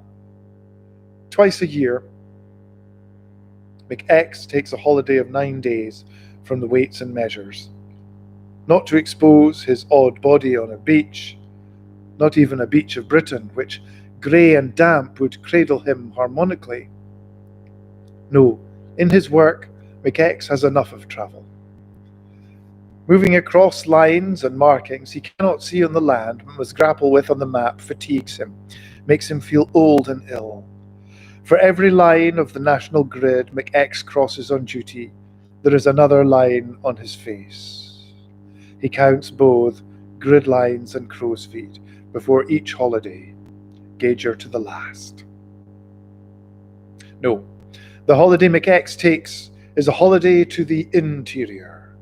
First, he lays in supplies. Coffee, tea, cream crackers, whiskey, cigarettes, biscuits, fly swatter, boran, a rabbit from Campbell the butcher, hung several weeks from a metal hook through its legs, and a number of newspapers and magazines. Once inside his house on holiday, McX stuffs blankets into every crevice. He draws all blinds and curtains.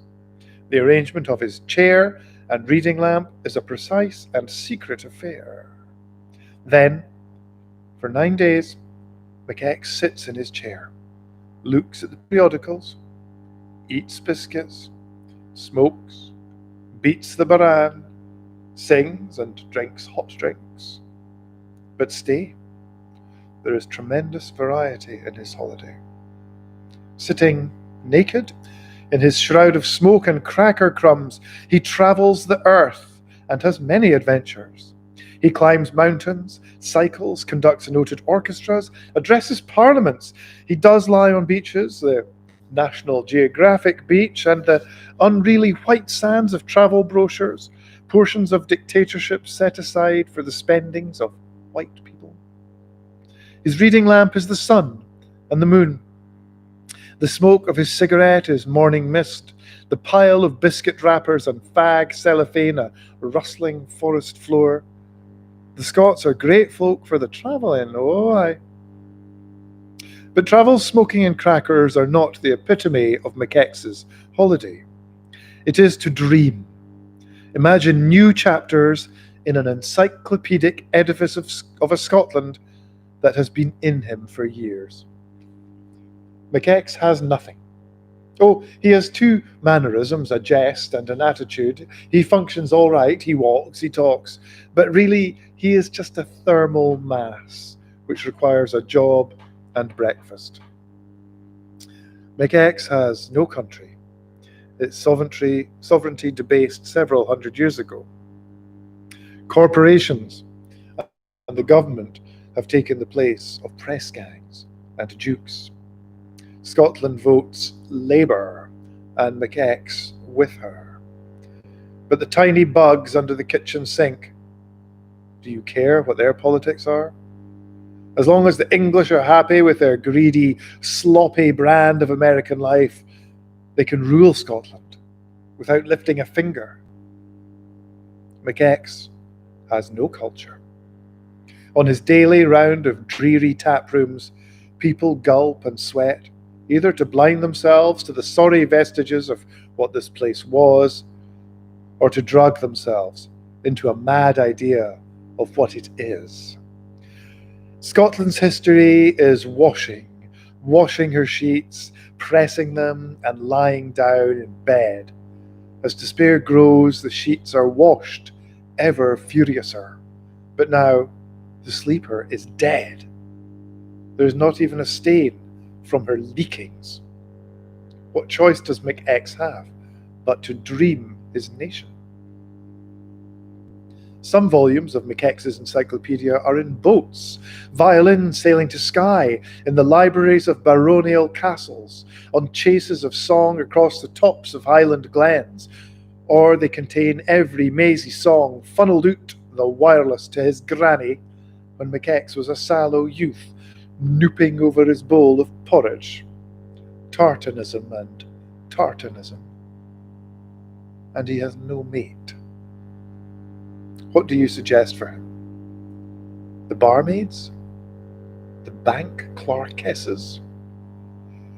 He can squeeze an evening's talk out of his job, the pride he takes in his immensely Scottish profession, measuring things with official cylinders, every day measuring an aspect of Scotland's bondage, the degrees of spirit allowed them as drinkers exceeding those allowed them as men.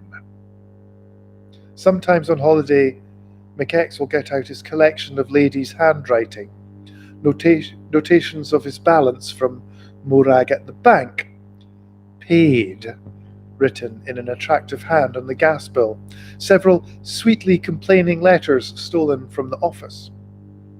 By covering one eye with a cracker and slowly scanning one of these letters, McX can compose, one character at a time, a love letter to himself in the woman's own hand, on the linotype of his brain. Then he might beat the Boran. But within his great and traditional unrealism, McX is in very real love.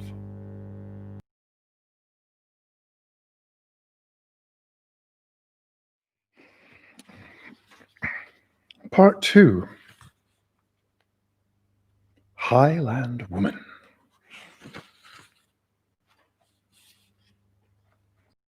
From Stevenson, Romance. I will make my kitchen, and you shall keep your room, where white flowers the river and bright blows the broom. And you shall wash your linen, and keep your body white, in rainfall at morning, and dewfall at night.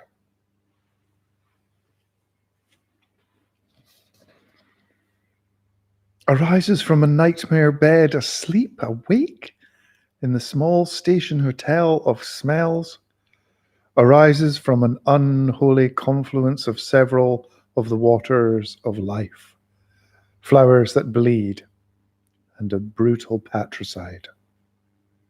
Dresses, not without being taken aback by his dromedary body in the crumbling French mirror, somehow at home in the shabby room, looks out the window into a black lane, piles of casks, a pine tree fresh and bending in the distance beyond the wall. Complications of the vestibule and its locks, but emerges from, looks at his corduroy, shoulders in a puddle left by rain from the highlands in the night, walks down the road and along a high stone wall. One of the gates is open, steps through it, walks up an avenue of limes. There is mist. The wee manny who makes fogs has been here. Rectangular and conical, yet watching, sharp and hard as all of wildlife, rustling as if breathing the mist and the leaves in and out, the castle, black and white before him. The mist surrounding is higher here, the castle, perhaps, its source. Beneath the stumpy clock tower, a strip of gravel marched at dusk by a piper. In the entrance hall, oak panels and balconies look down. The effect, always chilling, of tartan bunting and dark wood, armour and weapons. Empty helms and breastplates challenge, puffed out, ready to seize the nearby pikes and swords. A helmet without a head in it, a faceless, determined soldier. What a fright. Heads of great deer, greater headless antlers, weapons too, after all. Pay the wee manny. Here he is, his ticket machine, the ever-present reek of Ernamore tobacco, the smell of wee mannies who collect tickets and make fogs. Thanking you. A long hall, dim, Georgian green with white mouldings. A carpet red with soakings of blood stretches away, ago, long back into its own history. The hall of the land, a forest of antlers on the walls, 20 years of the Duke's favourite stag. From this hall lead rooms of dreams, dreams of rooms and rooms that dream of other rooms. Portraits on the great stair, successors to the house, some painted unabashed to show, others to hide the hereditary defect, a wall eye, dreaded by the commonalty. A lurid light extinguished only when the 9th Duke married a Sassenach. Oh, drastic step. Lace collars and India ink backgrounds of a varnished, vanished life. Men in suits, suits of armour, suits of velvet, suits of tartan, suits of hide. Oh, fellows, why do we always hide in suits? To make more businesslike the business of killing. The family stare down the painter. You, me, him, stare down the nose. The poverty, the wars and mists and trees, stare down armies of English and armies of tourists, stare aristocratically down the bloodied Georgian hall, stare as people no longer stare. Anymore, no one has the bollocks. Goes up a turret stair. Halfway up, sees a low door set in the curving wall, the glass curtained. What is behind this door that stinks of secrecy? What is behind this door? Things too terrible for the tour. This, perhaps, the door to nightmare, to McPintish, though more ducal tendency. The secret fears of all Scotland. Behind this door breathes the knowledge that destiny is gnashing its teeth in a London killing jar. In this room, the women of Scotland wail and walk in a circle of mistreatment, cooking and step scrubbing. The fog maker in a corner boiling his hot plate. This wee door may open into a tremendous hall where perished children and brave souls embalmed in alcohol are arranged in glass cases, cared for by the scrubbing, polishing female ghosts. Little death's head at the door with a ticket machine. Thanking you. Does the curtain of the intriguing door lift as McX passes it? The curtain twitching ghosts of 1,000 ruined villages. Away, and polish your already gleaming tiles as you did in life. A curious room at the top of the turret. Its view of the glen through a narrow 8-paned window, the steep slope of trees, dark green walls, a bed covered with a tartan blanket set near a tiny coal only a few steps away. The meagreness, the past of this room's furnishings make it small indeed. Its sphere of light is low. It is not of the castle, but of the glens and hills and cottages out with. McX paints this room with the sunlight of late autumn, bleeding orange through the window, down on the deep green and blue and oak of the tartan and the bed. This is the room of his life with Siobhan. Life like the sum of wood, faded cloth and autumn light. Just like her, the softness of the small fire, the view of the coloured hill, All in this room are as they are in her, as they are in the stoop-shouldered mind of McX, who is not insensible to beauty, especially where he may smoke as much as he likes. Cigarettes are free in his dreams and available on every corner there. And here is Siobhan. She carefully tends the fire. They eat at the scarred table. Domesticity is upon them, a bulwark against the coming winter. It is night. Moonlight blasts through the window. McX warms between the lushness of Siobhan and the fire. Her eyes and chestnut hair glimmer in the confusion of lights. For the first time in his life, desire bids McX shed his corduroy coat, and he is warm without it. Warm. All his skeleton, organs, skin. Warm. Warmth is the precious drug of Scotland. He plummets, miles down into the counterpane, shuts his eyes, blissfully composes himself, systematically to dream her completeness, ignoring her reality. This night, they will spend a year in bed. There is no desire like that to impregnate or be impregnated. If you two could take your hearts out, still beating, and fondly rub them together, watch him romp on the bed, that would make screwing look pretty pedestrian. Despite the inadequacies and bafflements of their desire, this is love. They want to make a thing to love. But all around Siobhan's bed, the blanket, the loved coal fire, the autumn light McX painted on the face of the Ben aglow fade away. McX's dromedary form moves in sleep next to her. Siobhan is surrounded by ghosts. Of Brownius and of Bulgilius full is her bed. Siobhan's days are mystifying. She seems to struggle through them, that she may have time to properly dread the night.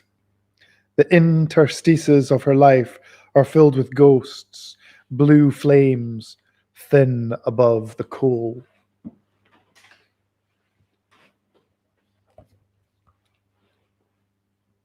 A bright day, a gentle and chill breeze from the Moray Firth.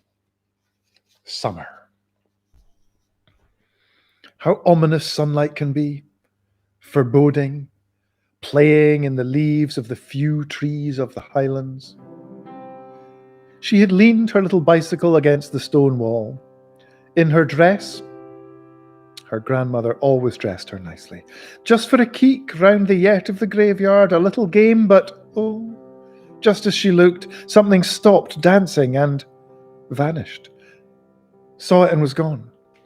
Now there was only the Moray wind and the sunlight and the stones and the clanking chain of the little bicycle. Fast, home but not to tell. They already think her strange. She isn't wanted. She wasn't wanted. But she wants to be there now, to touch the cool cream tiles and the clean green stair instead of the warm tombs, to smell the tile polish and sunlight rather than the wind of Moray, to look at her doll. Oh, they know ghosts in this place. Why else polish and scrub the stairs and tiles of the world to banish loitering spirits? They will not listen. They will not want to hear, even if they asked. Just as she does not want to hear the daily anger of her grandmother's footsteps, as she does not want to hear her grandfather knock drunkenly down his midnight table of bottle and patience, as she did not want to hear him stumble to his wife's room in a pathos of age, demand to have her, as she does not want to hear the breeze that follows just behind her, always, the wind from the firth which blew through the clothes of that which stopped dancing and stopped being as soon as she, but does hear, and watches, and grows slowly in an igneous world gone grey with history, still tucked with the lack, torpor, and stupefaction of war. Here, aeroplanes flew daily off to Germany, flew through the air of Moray, flew through ghosts, and brought back more. Aeroplanes then, forgotten as Scotland turned back to the factory, the sweetie shop, and the pub, the grey and distant television. Of Archie and Jean, her parents, not to dispose of them any more quickly than Hitler did with a bomb on the Empire Cinema, Glasgow. Their one night out on their one holiday of the war. Because of their strained union, only the second time they made love. The first time, they made Siobhan. And Jean said that was enough and went back to smoothing her skirt full time. In the Empire, Archie was squirming in his seat, wondering if he could get Jean to do it again the night. It wasn't so bad. She hadn't seemed to mind it. And it was wicked fun. She had carefully placed her black dress over the worn armchair. Archie felt he was having an affair. Fun, like his brother Roy, the salesman. Jean's one good black dress on the chair. Light and noise from Sauchiehall Street. She left her stockings on. Her only stockings. But it wasn't for him.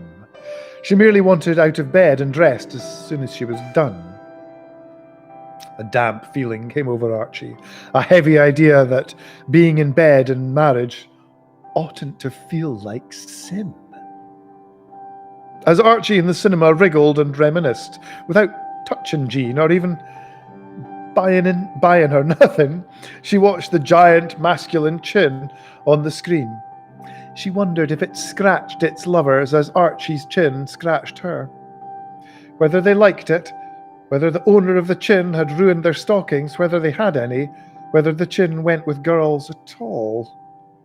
There they sat in the Empire, distracted by their own desires from the distraction they had gone there for.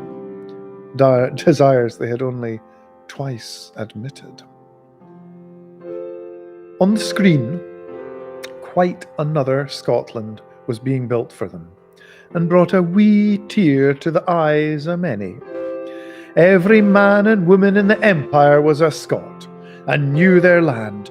Yet the drambuie dripping collation served them on the screen, which they all knew never was, made them howl with sentiment. They bellowed. This was cynical torture. Shades of the wireless, they blundered into the aisles and fights began. It is the Scotsman's daily work to make Scotland in his mind. Then see what the next chaps come up with. It must be made fresh every day. Baker, confectioner, butcher. Isn't this what McX is doing lying next to Siobhan? They couldn't put up with the store-bought Scotland being ladled all over them in the Empire. But war had weakened their defences, so magic happens. And was happening, and many Scotlands were being made and bought and eaten in the Empire that night, when, in the love scene, a brief was heard, and bombs your uncle.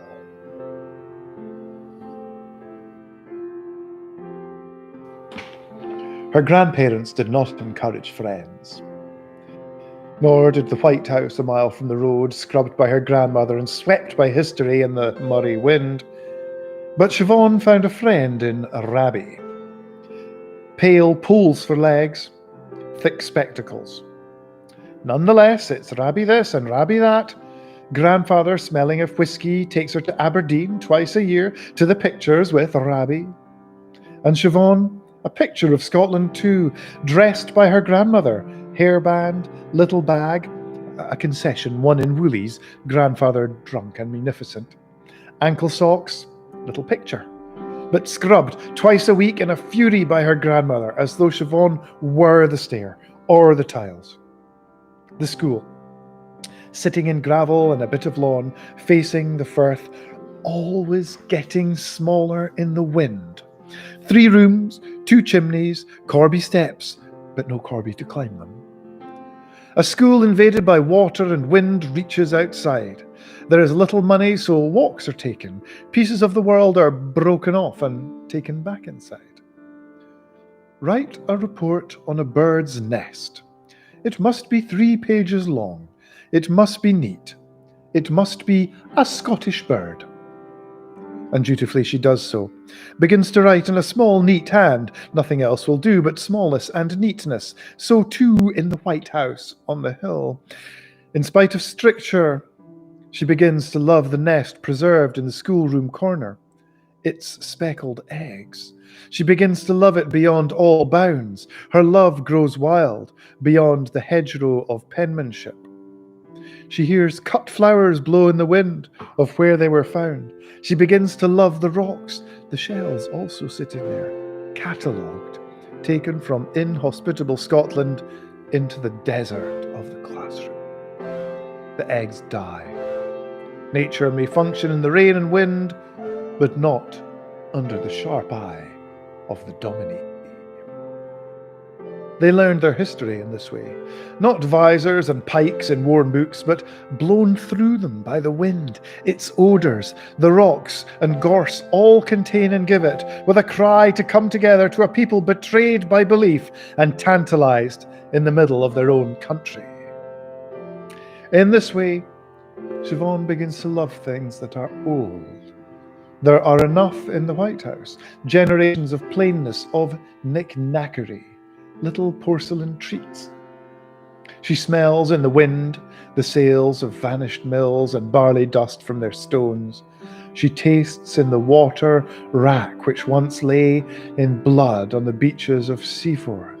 She sees in the ashlar of the school wall epitaphs. And still she sees that dancing just stopped in that colour of stone, anywhere, all her life. She keeps these loves secret, for they are not popular loves, not a love of the clock or of the calendar. It is not a love of getting on with the head down. Her love lets her see and smile alone in the dark. Clouds sweep like the hours across the face of Scotland. It is too deep. It is an art she has, not a love.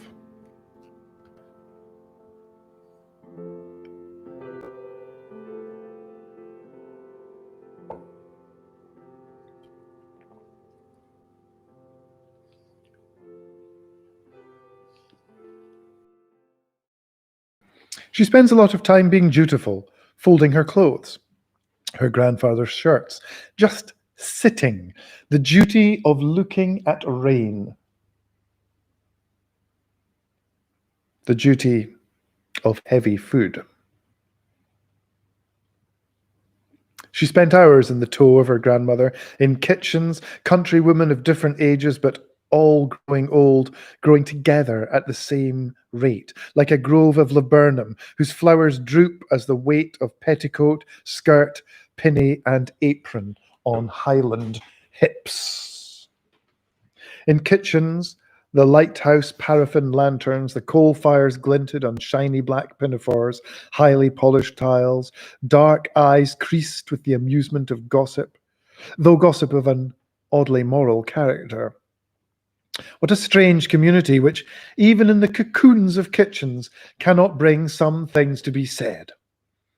Crockery jars, stags' heads in cool halls, leading away from the kitchens, dead things hanging, the pinnies, the pantries, the afternoon dainties. All were listening, disapproving judges. Some of these gatherings were in the kitchens of great houses, where her grandmother's friends worked. Others in their own, but always the same greets and glimmers.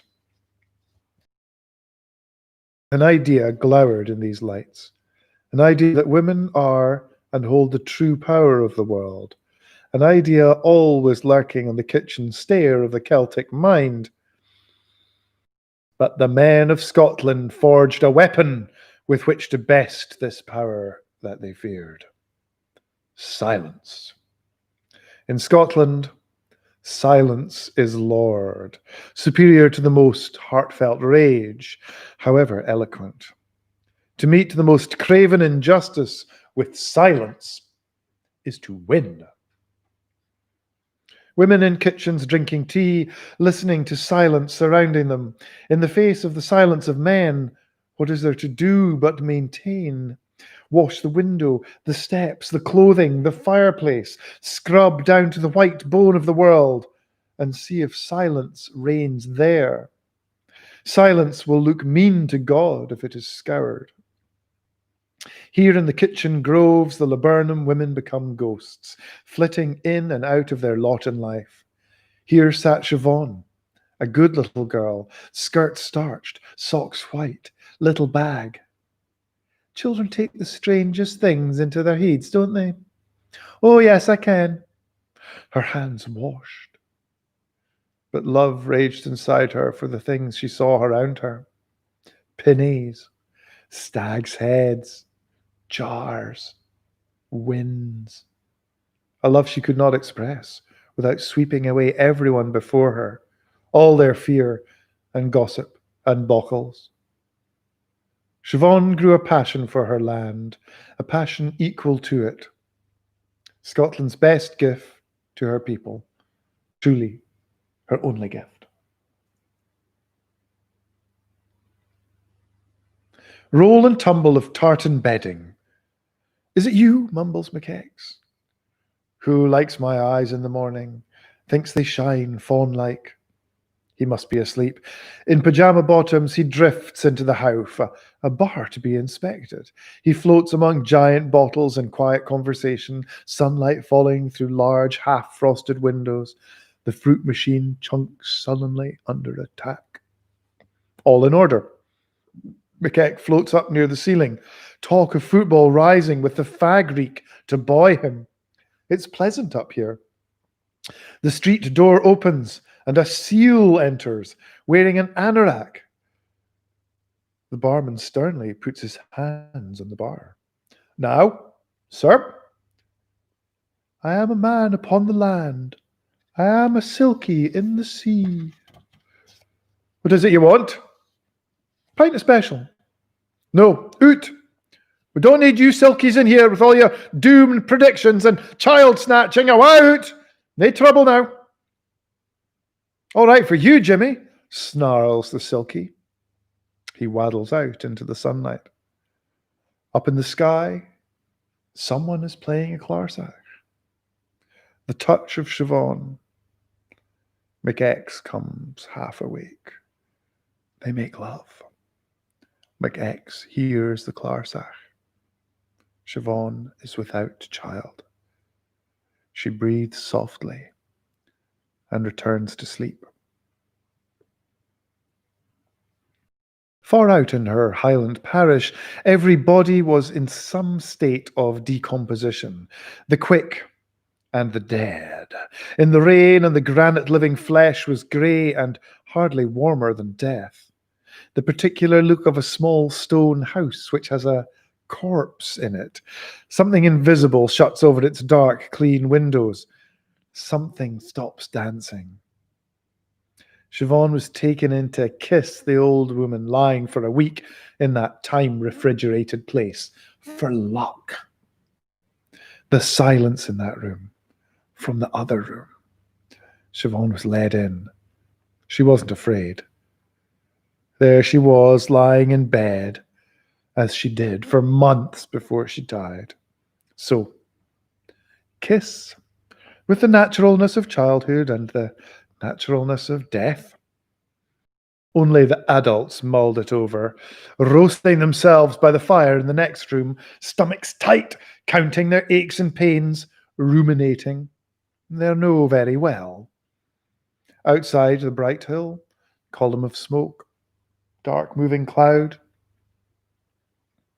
Red and stupid eyes of the puff-faced undertakers from Inverness.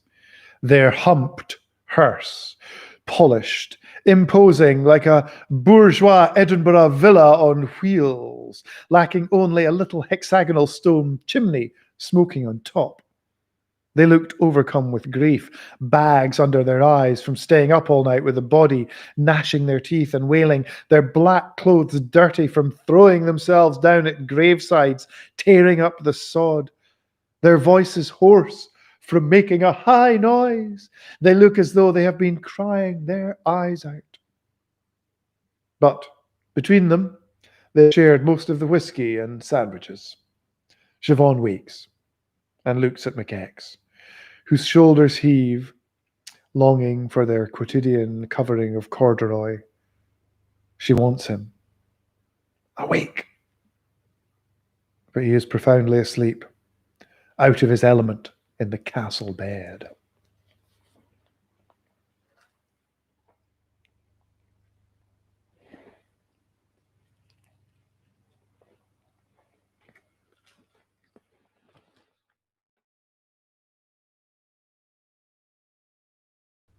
Of the precision of Siobhan's desire, this love of things, which was, unknown to her, an art, might have been seen in her, might it not? And was seen, first in her handwriting, then in her tentative careful movement, which in years became grace, in her hands, in phantom colours in her eyes, which were colours of things in the world she loved, seen by her teacher, her first lover. Siobhan was practised in secret love, so this furtive year of lit cigarettes waved in signal behind windscreens, baffling telephone calls, skirts raised up trying to resist the repleteness of lipstick, did not strike her as so unusual. The surprise of finding warmth in another body in this huge grey landscape is the strangeness of Scottish lovemaking. Her grandmother keeked inquisitively at her once or twice. Grandfather suspected nothing. She was still a good girl. Oh, especially when arched over a pillow, her hair entwined with her lover's. It would never have occurred to her to make love in the White House, which sat and smoked and stared as before. That would have been obscene. If her grandmother and grandfather knew nothing, it was harder to conceal her flush from the green tiles, from the pinafore on its nail, from the army of jars in the kitchens she still visited, from the stags' heads, the owls, and the great trees of the estates. These only would issue the judgments she feared, for they, not her grandparents, were her guardians. She had, and used from her childhood, a surprising hardness to protect her loves. She would have felt little shame at the discovery of her lovemaking by the wifeys, the dominies, the other children, but for the stream, the moving clouds of Murray to find out, or for those dancers in the graveyard to see, would have undone her. For these reasons, she never made love out of doors, no matter if she often wanted her lover very much if they walked, hands with lacquered nails joined, on the edge of the village or through the laburnum grove. Strange to think that in those days, 100 miles across the Grampians, a younger, though not much else different, McPint was already furiously peddling the circus bicycle of the schoolgirl obsession. Why? He hated school, and it hated him. McPint imagined teachers had access to all the young flesh of Christendom. He could picture it thanks to pornography, necktie spanking, badge sucking. McPint could never imagine one person drawn to caress another by penmanship or eyes or a way of touching the calendar. He could only think of thighs, flashbulb mascara, knickers. So did love exist, tossed like everything else in the dropleted winds of Murray. And into Siobhan with this love on the wind also came resignation. She did not get this requisite of life in her land the way others did, watching their fathers grind their teeth on their toolboxes, or watching their mothers watch their fathers do this. Resignation came to her like mist, in bed, on the tongue and in the eyes of her lover. Things are not like this. Never were. Will not be. Resignation clicked. Columnar. Double entry over her eyes, like a visor when she was not on the hills or in the great house kitchens or in bed with her lover. A visor alone is not protection, but using it, she saw her way through classwork, examinations, folding her grandfather's shirts, straightening her prefect's uniform, with which she kept the others away, apart. The hardness of eyeliner, the columnar regimentation of stilettos. The time came to leave. Without seeing the art she had in her, she said she wanted to learn some art or other. The simple speaking of the word art brought a terrible storm across the face and toolbox of her grandfather, all his ancestors, all their buried toolboxes. Deafeningly, he set his jaw and marched around the house in circles, days on end. No more was said. Her grandmother wept, soaking all the lavender handkerchiefs of the region. They bent Siobhan. They broke her. Or rather, they changed her visor. They made for her a new armor of nurse, of teacher. They put her fine, pale skin and her Highland eyes that missed nothing and her beautiful brain into a suit of armor out of the tired school books. Life is a battle. Life is a fight to the finish with the Lords, the banks, with England, with the Scottish departments, and pushed her off the cliff of small mines into the pre-professional sea. Something to do until you marry.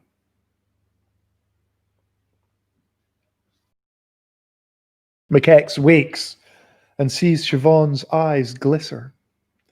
She is thinking of that cruelty of ago. In her eyes, he sees those colours her first lover saw. McX moves towards her with all her ghosts and love, and remembering she smells of the Murray wind, it fires him. He takes her in his arms, takes her in all the boulders, cairns, lochs, brochs, rainwater, gathers her and Scotland to him.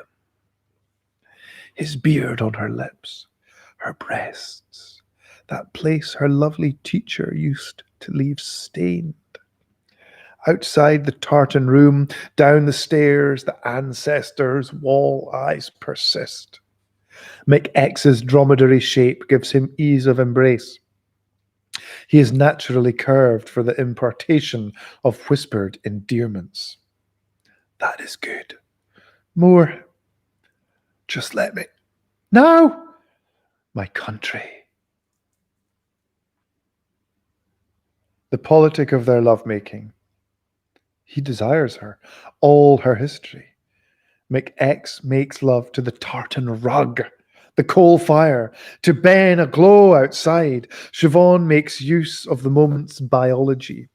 She has been dreaming of her old lover and of Murray. Here is McX. Surely he carries a seed of some sort. This is what she will have, if she can. A violence of fighting, thrusts of helmets from old books. But in the end, McX must relinquish. He must come away from lovemaking, as all men must, empty-handed, small-helmed. Women may come away with something else. Siobhan is happy. McX has lifted and carried her over the past pleasures of the Murray Hills. He has won that little battle of the male against everything. But his tiny, beetling army has not reached her. In Edinburgh, the castle sits, still shut on its rock. McX looks at the ceiling in the dim firelight. Siobhan will not, cannot sleep in his arms. Along the roof beams shuffle moody bears of paint.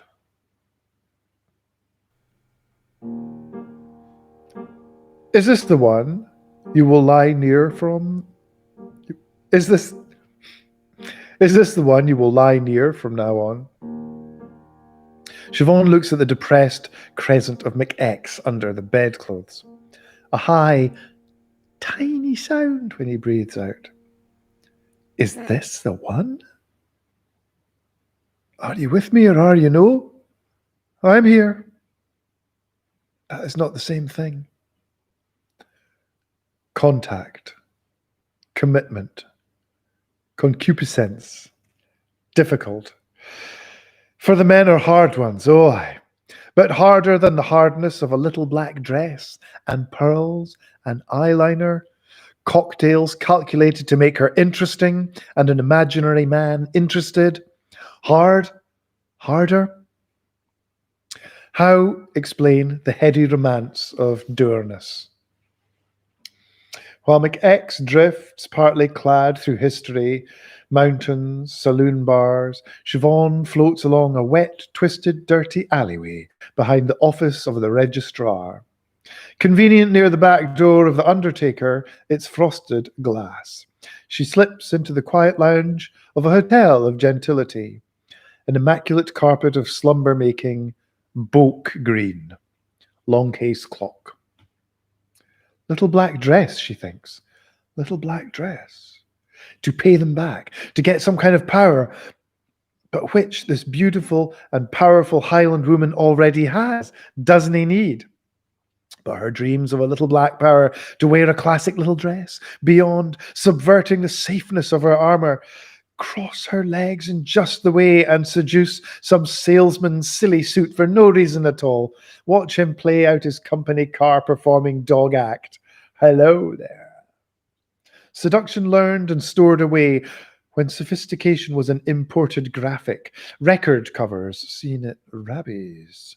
In modern rooms, draped women smiled at men over dully grinning pianos, pillows of purple and gold, little black pianos, blonde wood, paintings by the tomb robbers of Kandinsky. Seduction in stereo, squelch of satin on brocade sofa.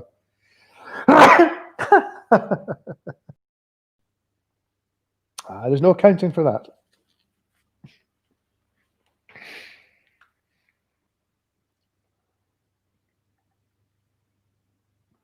Thanking you. Squelch of satin on brocade sofa. Twilight cityscape. Old-fashioned embrace. Reflected on aluminium cocktail shaker. But why does she dream this way? Is this how we are to learn adulthood? Commercially? In a bag? Is this how to dream of power, of revenge? Dreams of seeing your lovers and other enemies bitterly panting, naked, beating the Baran? Siobhan has her loves and her old love of loves. She observed the country of men and women through her softest and most secret socialist eyes. Women sell themselves on the street, in love, at the altar, in the kitchen, on record covers, and in little black dresses. Having kept herself apart from this in her secret loves, she dreams to come outside herself, to revile what others made her do, dreams of little black dresses, to pay them back. When Siobhan makes love with McX, she places her hand between them, turns her head away. Or there is a breath there, although he may not see. She will not wholly be with him, because that is to give away all her loves. That is to sell. The little black dream dress keeps her out of the world. She need not take from any man the things they offer, freely and selfishly, dripping with that iridescent glue. They wake, and Siobhan tells this, that everyone is for sale. McX breathes with difficulty. I must get back to my pipe. Her argument shocks him. He feels ill. The beauty of her simplicity fills him with love, but he is sad, up against the ugly barrier of her words. Because she will not be sold. He can never have her, and yet that is why he truly loves her. McX is mortified, But isn't he a silly man? Do you think McPint the monster would be surprised by Siobhan's argument? Do you think Totemic Smith the painter would find it wrong? Siobhan does float through her dream of seduction as a figurine in a Totemic Smith. Siobhan and McX make love again. Still, she is without child. The world is roughly slept in and violently painted.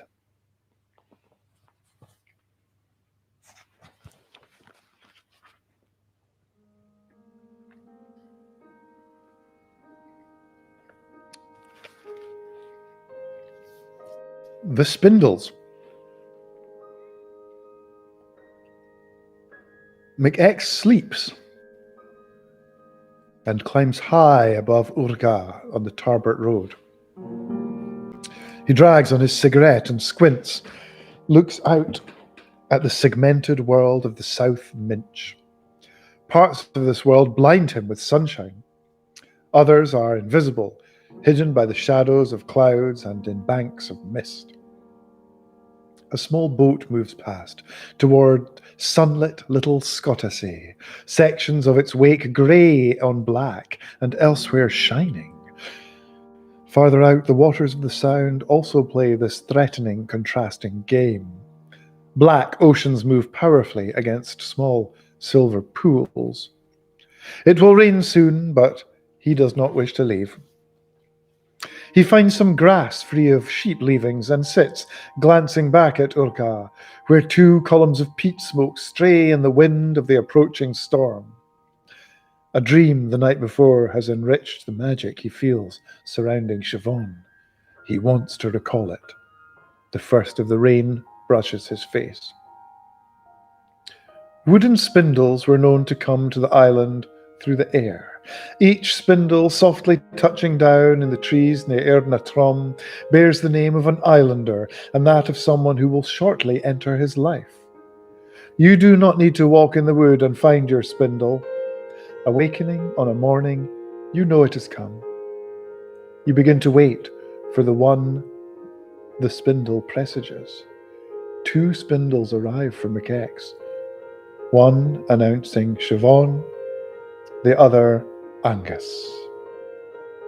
Angus comes first, walking along the road on a light Saturday evening, carrying a cloth bag and his fiddle. He gets a job driving a tractor in Tarbert and plays his fiddle in the hotel at night. Angus drinks a great deal of the whiskey to put him in touch with his engorged musical heart. McX is afraid when Angus plays at his most eloquent, pouring Gaelic from his violin, afraid the islanders will know Angus has come with a spindle. But Angus jokes and drinks and fights with them. They do not suspect. Hill walking one day, McX asks her to lie near him, to share the sound at sunrise, asks that they marry. Siobhan works at a nearly deserted farm. No one ever sees her in the village. The music Angus plays illustrates McX's life with Siobhan when they walk together among stones and peat banks beneath the slow granite domes. McX hears Angus playing. Less often he catches sight of him beneath. Though no one is invited, McX hears Angus playing a glad air when he marries Siobhan at the manse. He wonders if she hears it. Later, when McX puts their daughter to bed, he rocks her in his arms to the baloo bala he hears outside. When McX calls to Siobhan, she keeps time with the reel he hears as she hurries to him. Although one islander never speaks to another about the spindles, all know that those they herald will leave long before the deaths of those they come to be with. One evening, McX waits for Angus. Morning, and McX runs for the hotel, out of the village, hating knowing where he should go. The sky is violent. He runs on, finally reaching a flat bank below Erdnatron. Only now does he hear Angus playing a lament so black and rich it freezes McX's heart. He turns to see Siobhan. as he first saw her. Now, her green eyes, McX reaches for her. She becomes pale, begins to fade away. McX cries out. He hears some men calling to him. They point to the wood, tell him to leave. He turns away. He knows Siobhan's spindle is rising in the air and is flying toward a battlemented cloud. McX falls down and the wind howls. He weeps in his dream as fiercely as the rain pelts him now on the hill above the Minch. He jumps up and runs towards Ghurga with the cottage. Toward the cottage he shares with Siobhan. Down the stairs. Lands at the end of the long antler hall. Room 17. Natural History Museum. Here the visitor will find displays and dioramas of wildlife on the estate. To one side of the large collection of the 8th Duke's fishing flies will be found a very odd, monstrous rabbit shot near the Burn in 1911. Finds, in spite of and amidst this jungle of dusty breeks, fishing rods, and more stuffed cervidae, something lurking of the strength and beauty of the land outside. He floats 3 feet above the ground in his pyjamas. Behind the castle ground rises until the burn runs in a narrow gorge.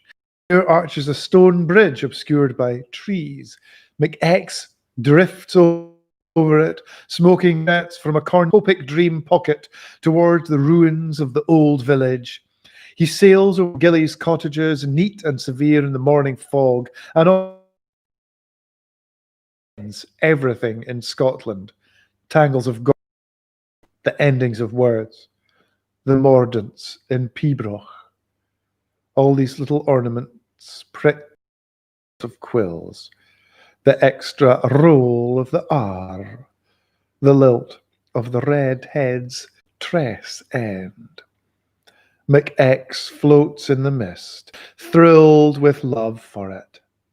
He flies now back by the castle, glimpsing the little Highland room. Siobhan is in the bed by the fire. McX picks up speed. His hair spills out behind him. He rockets down the avenue of trees, speeding toward the road and the station. The hotel appears before him, rushing up. He crashes helplessly through the roof and lands in his tossy bed, soiled with sweat and a wee boke he had in the night. And cigarette ash. And awakes. Caked with nicotine, sweat, sleep sand, and spittle dried in his beard, as if a snail had crossed him. Perhaps one has. The window is open and the morning is dewy.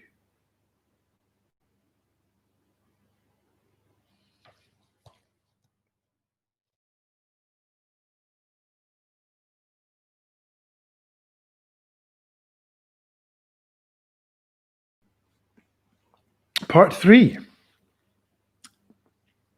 Feudal Gestures.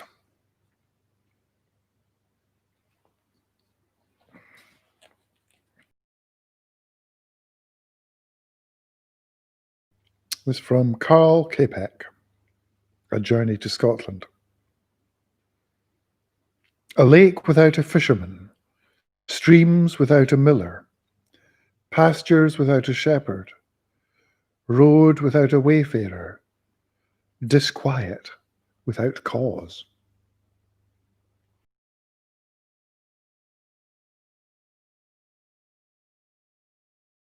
But the reality of it was, as reality often is, sad and different. Begin with what the eye can see. House and tree and field. November wrestling with mildness. A small group of old stone outbuildings and a byre. A ewe has wandered behind the rusted iron yet, and now, like a fly of autumn, cannot figure how to get out. But unlike a fly, she only stands and stares, instead of hurling her all at that which cannot give. The relations between these things may be a useful map of the estate. The two small chimneys of a stone cottage smoke in the wind.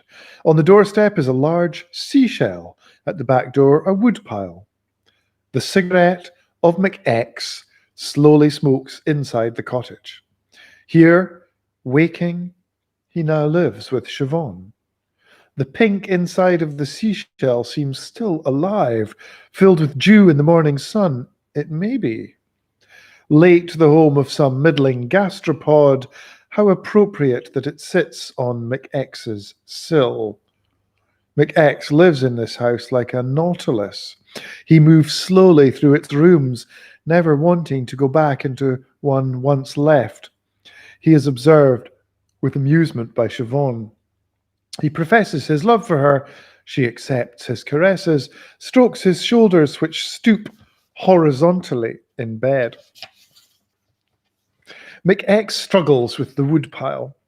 In sun coming low across the fields, making the stone walls of the cottage glow, he applies himself with cigarette and dull hatchet to diminishing the tangle of branches, sticks, purloined planks, and crate ends. Siobhan is always storing up. Here is the cottage, here the seashell, here enough wood being hacked up by McX to build another house. Think of the homeless. The woodpile fills the spiritual horizon of McX. It swells with humidity, frustration, the forlorn and infinite sense of duty. McX and Siobhan attend their fire like an eternal lamp. McX thinks of this as their love. Miss Siobhan puts no name on it. They pay more attention to the fire than to each other.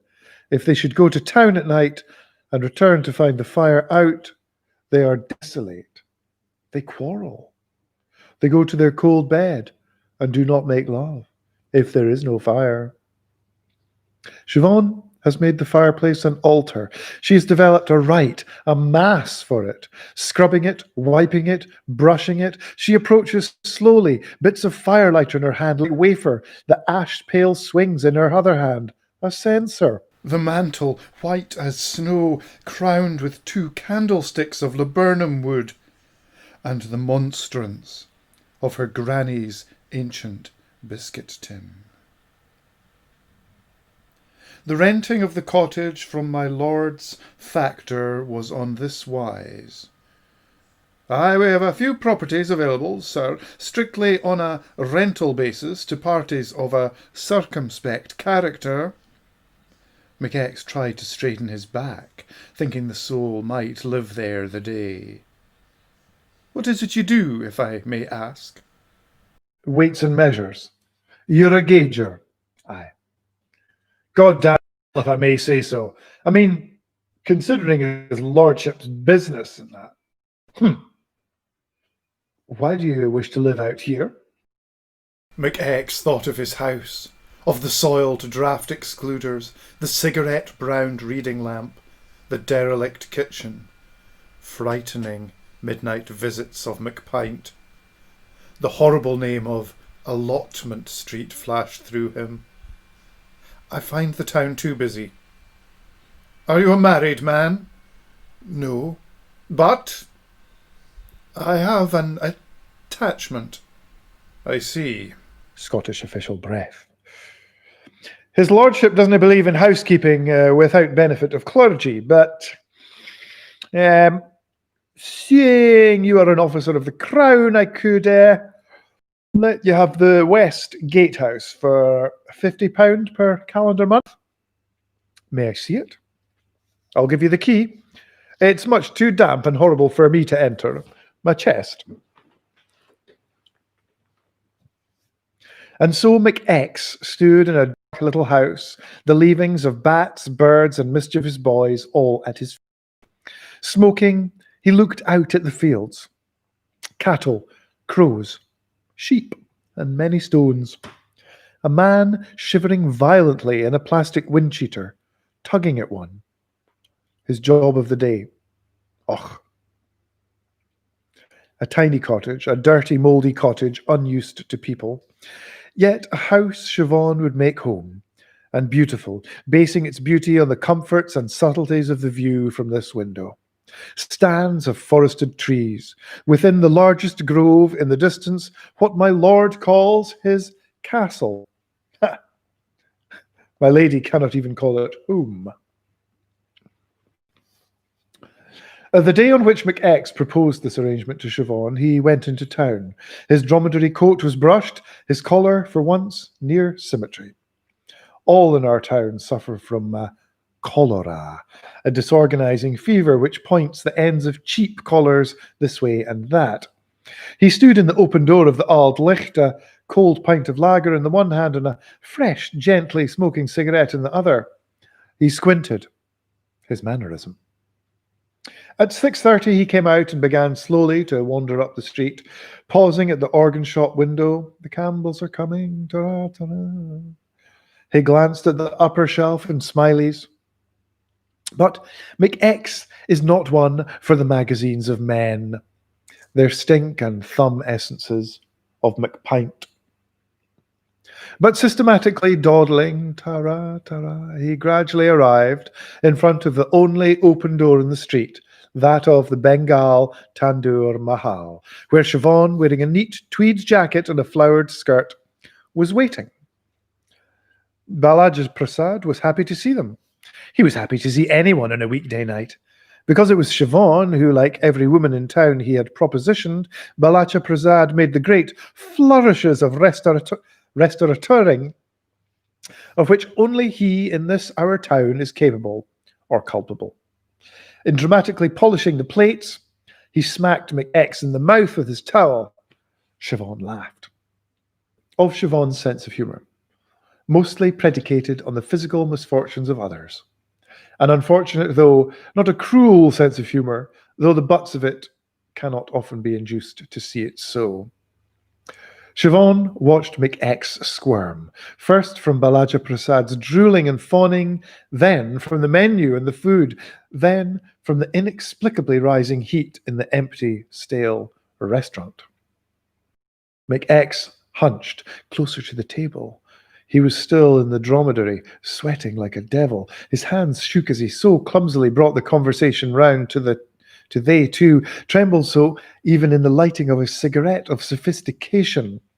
The banal cigarette of constant need now turned into an object of art, and so held in a slightly different way, looked at more often, more carefully. It becomes a different thing, a mace of authority, of suavity, instead of a breathing apparatus. Siobhan thought of the other places in our little town where she might have been taken and asked this thing, where she had been asked before. A wine bar where a man in a late registration pinstripe suit had once courted her, and while she had liaisons and pretensions in her mind towards this group, she knew she was too strange for these men, a bit too wild, a bit too beautiful, too rainy, musical, and much too Scottish. These men with the bulging eyes and an English idea of elegance and an American idea of sameness couldn't face her, their own country. So the wages of individuality is McX in an Indian restaurant. 2, there was the hotel where in her floating dream of little black dresses there were men to offer love or at least marriage, but the reality of the hotel was very different and very sad. It was dank and idiotic, and Siobhan knew McX had nothing but contempt for their optics and the slimy pistons of their beer engines, their mock Georgian furniture and clean carpet. Siobhan's heart was moved toward this pretty wretched man, to this bloke with the escapably Scottish job and existence and cigarette and dromedary coat. Not be mine, as in books or the pictures. Not will you hear us, as in the indigenous. Just let's. Siobhan, her winter coat hanging singular on the hook at home. Thought of how she had traded the birds of her love and mind for wet grey houses suffering under yellow vapour lamps.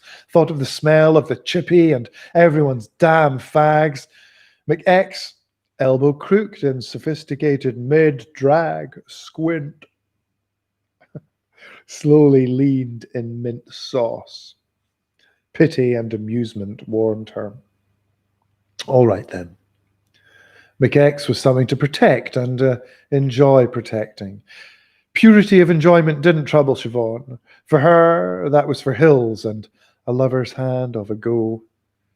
McX wouldn't be so bad looking without the depressed look he had, waiting for her answer. If only he could somehow trim his beard to gentler effect, and he or someone could press his trousers a wee bitty more often than once in a while. It might be a return to the whole mind, to the whole of a landscape she had been and left. And she might love him for that. There were things she would hold back from him. Oh, aye. You lose the capability of abandon, don't you? It's of debatable value to find yourself abandoned in this weather. McX has nowhere to store the rusty items one can never banish.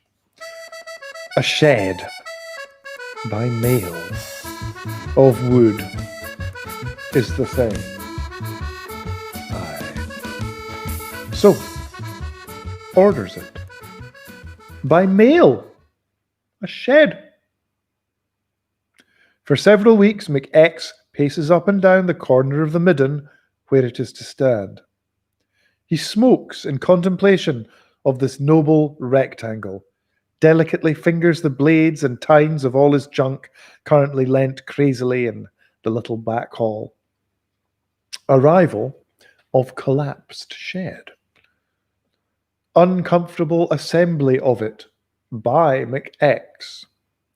Siobhan watches with amusement.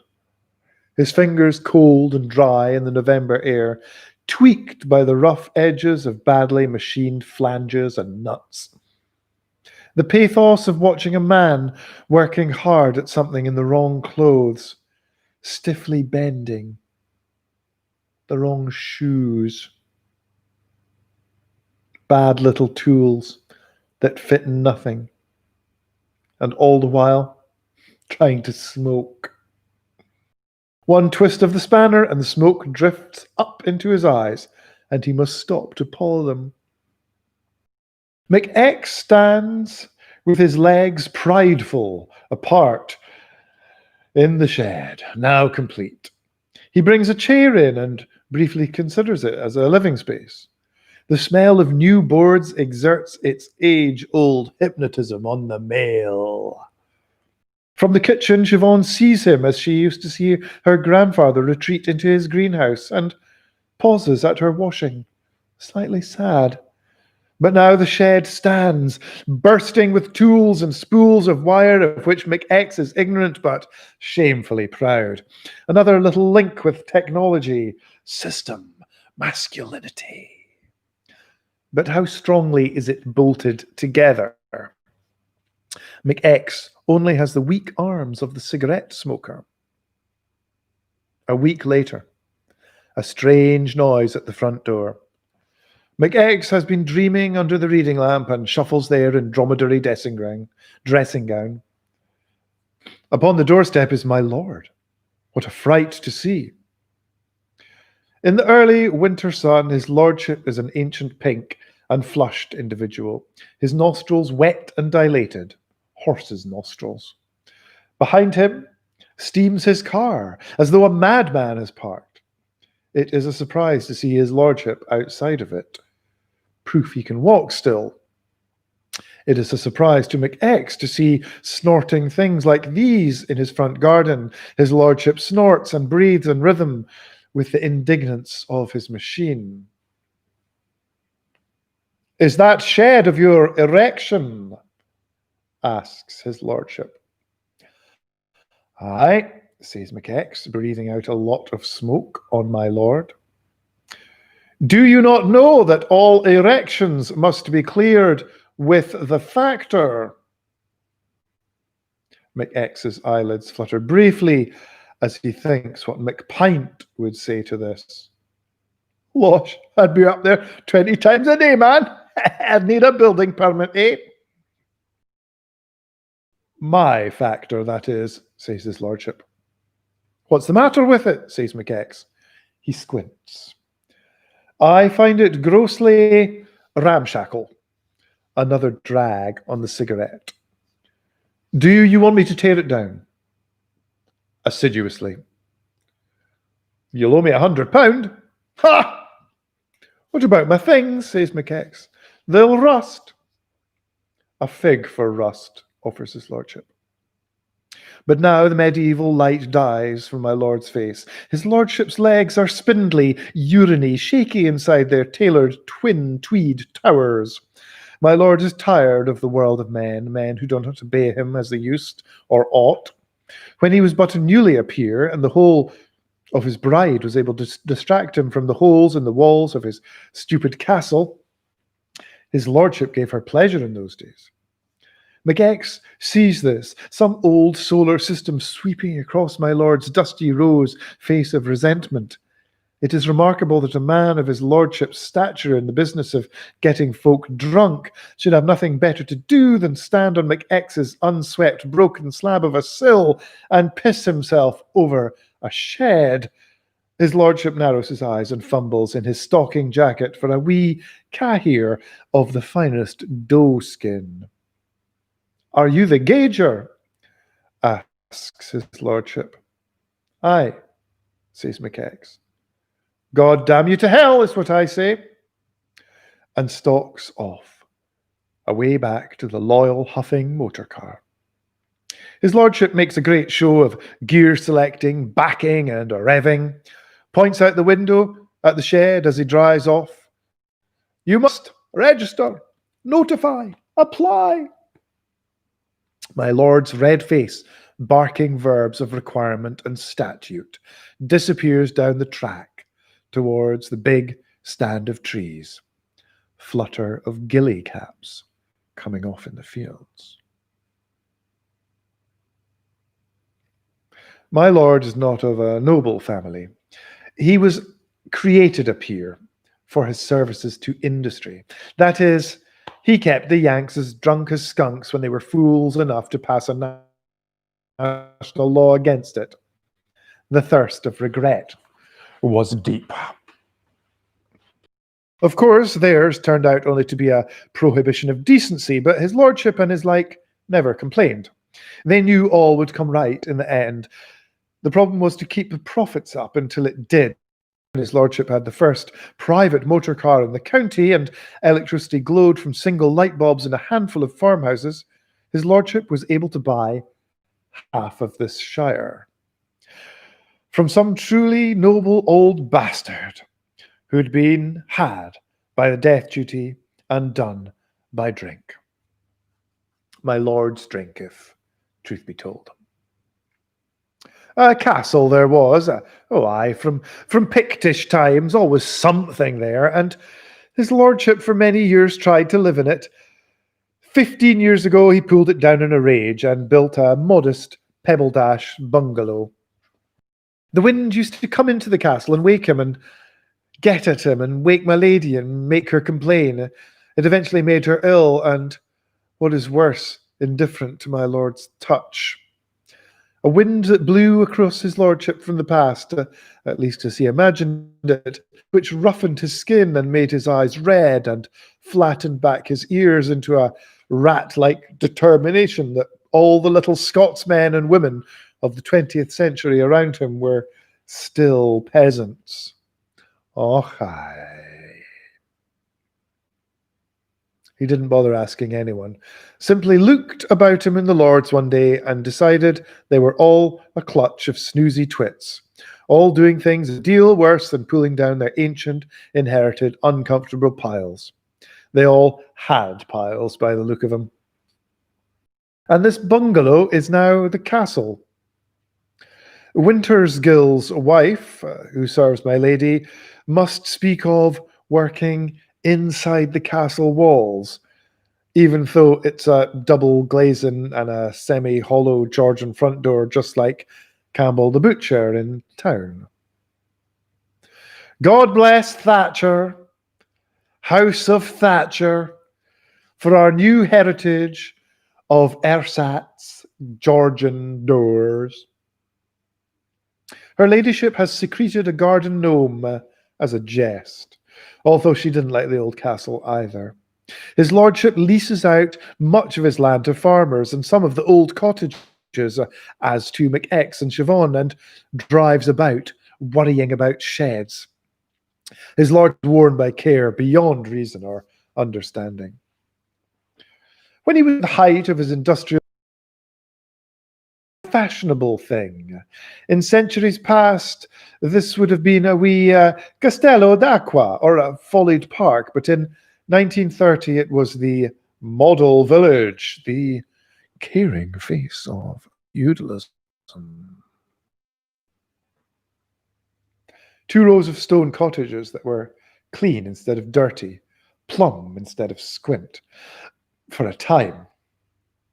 And a church which was very empty, and a store no one ever took on, and my lord named the village after himself. His lordship farmed then, and a few folk lived there for a while, but as there was nae shop and nae school, and it wasn't near anything at all, being built at the bottom of a bog, they all eventually buggered off. Sometimes his lordship will drive down to the empty and overgrown model village when he has profound need of irritation. Winter's gill is sometimes employed, unsticking the few working drains there. Winter's gill removes his cap, which sticks on his abundant eyebrows. Cold air blasts his unhaired head. Morning, my lord. It's Winter's gill, my lord. Yes, Winter's gill. He knows damn well who it is. A little snow brushes his lordship and Winterskill down in Model Village in the bog. An open pipe or broken window gives up a low whistle. A rattling of old locks, the keys gone from the face of the earth. His lordship says nothing, and Winterskill goes back to tugging at a suspiciously knotted root system. Bit of life in the old place yet, Winterskill? My lord. Tell me, did you ever live here, man? Och no, my lord, I was born at the West yet, but my father lived here when it were new. Does he speak well of it? He doesn't speak of Nathan, my lord, his deed of consumption, 30 year. Of course, it is not possible the man at Winterskill could say the right thing to my lord. Indeed, no one can, but the purple face thundering suddenly away leaves little doubt in Winterskill he has said something offensive. It's the sack for me, Winterskill says aloud. Winterskill never had the idea of joining a union, and he doesn't even ken who he actually works for. His lordship is there. That's all Winterskill kens. His lordship is not satisfied. The land must be made to pay. It must yield up its rodents and birds. Italians come. His lordship gets them foo, steamin' foo. They like to laugh and get steamin' foo in the castle. They get so foo, these Italians, that they forget what a curious castle it is. Not like your castles in Italy, no, but that's the English for you. Scottish, growls his lordship from the gun room. Oh, scusi, Scotsy, scusi, ha! In the fields and woods, the Italians march, shooting. Anything which moveth. They're moving. They shoot themselves. They are so foo in his lordship's whisky, and so happy to have paid £1,000 a day, and so elated to be picking the shot out of their thick legs and bulging bottoms. Never say, my lord, never brought pleasure to anyone. During Italian season, life is dangerous on the estate. Winterskill is regularly sprayed with lead, and McX quickly learns to keep down and run for the bus. He considers painting COW on his coat, as farmers did in the war. It is war, and all the men and women of his lordship's estate lost long ago. It took McX a time to get the lay of the local tradesmen. In the office, Mackenzie sidled up to him. You're living out in the estate now? Aye. The coal man out there is nae good. Always gives short weight. You'd better keep your eye on him. Measuring whiskey is Mackenzie's religion. The gauging of coal is his hobby. But while McX had become indifferent to the wrath of cheating barmen, he feared the deliverers of coal. They were enormous. So Scottish God was presented with the sight of one of his own men of weight and measure cowering under the bed when the brutish coalmen came. Did you get fair weight? Asked Mackenzie.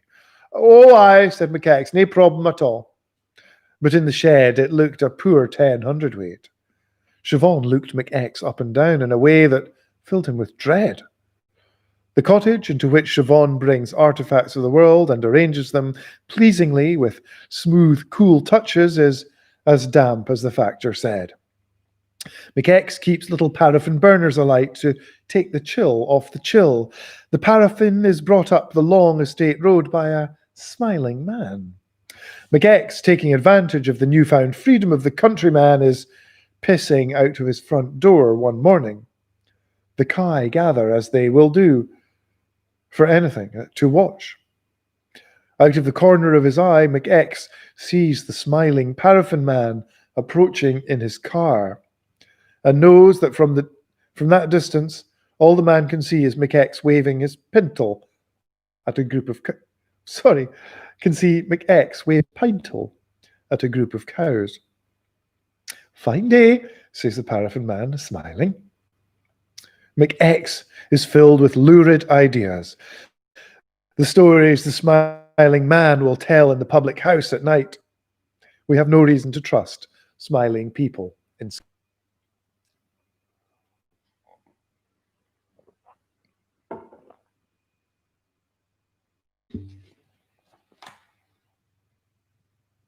the sun known in Scotland, but chiefly through myth and legend.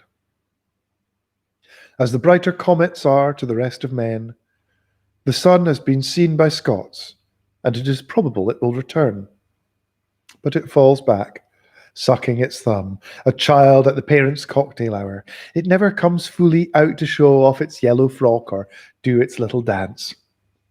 Here in this little land from which the tools of atom war might well first emerge, brighter than 1,000 suns means little.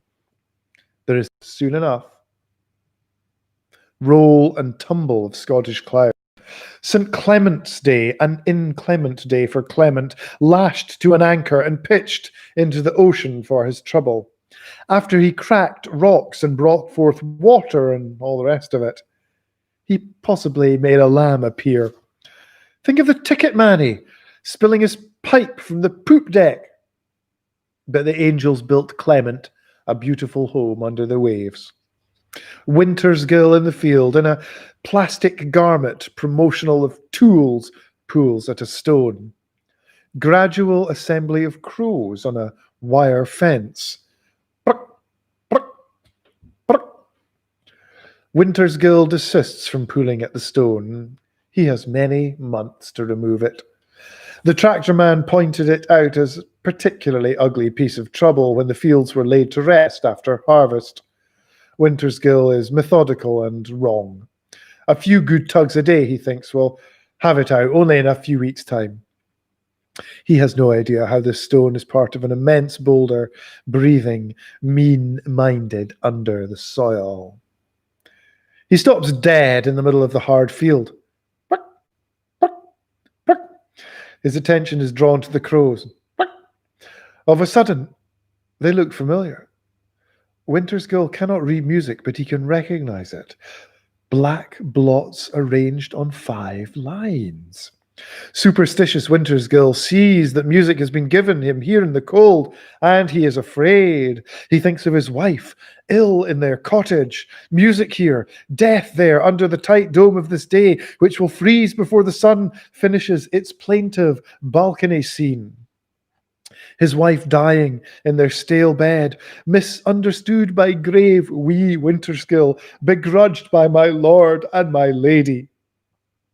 Indeed, it makes little sense that here in this negligible area, not glen and not town, a wide and workmanlike scattering of only a few stone houses and tired, easily worked land, Scottish God should send down death. He must have spilled some. There is no reason for Winterskill's house to be targeted, a black bullseye. God shouldnae punish the stolid. But there is a little death's head everywhere for the renewal everyone speaks of. Well, Scottish God does have all the time in the world, and Winterskill does not. Not even time to remove this stone. Here is music, written bold in your system by fence crows. Only a happenstance, but proof that music comes and goes. All the time, inside rocks, in eddies, especially in the movements of trees. Suppose you stood with Winterskill. You saw the crow music moment. Ceol du. Even though the day is cold, you might conceive a wish to write this music down. Dash for the bus, duck the hunters, arrive at the tomb of the stationers, request staff paper, a pen. Oh no, sir, nothing like that. Draw your own lines. Fegs! It's no proper music paper. You cannae do anything right. Correct pen and paper not available. Winterskill's wife dying in there. The crows about to fly. Siobhan brings the hills, the air, the warmth she can find trapped, even in rhyme, into the cottage. McX goes about his job and sees McPint and the interior of the Auld Licht less than occasionally, bless God. Travelling up and down B roads and long saloon bars, McX can pause to think, ardent, of Siobhan, the fire, the colours awaiting him in their home. So different a home than Allotment Street or that of his childhood.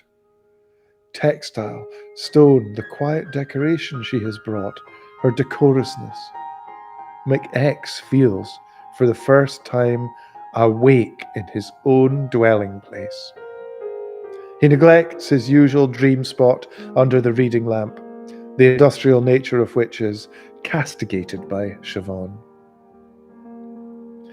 Perhaps you know what it is like to be newly housed with your love. It is said there is a peculiar hunger-fulfilling quiet, a joy to be found in washing and repairing, and every evening the night seems long, full of possibility and invitation. Perhaps you can tell how happily people go to bed together. After their supper, there is a little time by the fire. They speak quietly, drink a little whiskey. McX changes in these hours, ceases to be an object of amusement and pity to Siobhan, perhaps even at all. Forgetting job, McPint, the woodpile, smoking, the soul and shape of him straightens to the merest suggestion of dromedary. Siobhan cannot see his beard is not shipshape, doesn't smell the fag reek. For a short time, in these short times, they love. A small ritual emerges. Other, they look into the mirror and essay ideas of play. I have to see your hand grip the bed linen. May I tie a ribbon on you? Soon they leave the fire after carefully banking it up.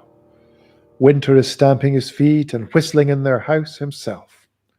McX luxuriates on an electric blanket, somewhat as he used to do under the hot reading lamp of Allotment Street.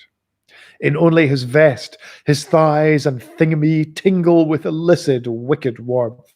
He revels and glories with a tension that is marvelously far from dream, and Siobhan comes to him. McX begins to seek this stimulation, this brief electric randiness, as much as the fireside lips of Siobhan, her eyes, the whisky glasses and dried flowers in the flickering light, her words suggestive and loving in the mirror. But Siobhan, tired after many weeks of ardour, learns that to leave McX on the griddle of his winter bed just long enough will put him to sleep. Dark, pink, mouth wet. Then, should she wish it, Siobhan can linger by the fire or stand outside by the seashell with a secret cigarette under the moon, by herself. By herself.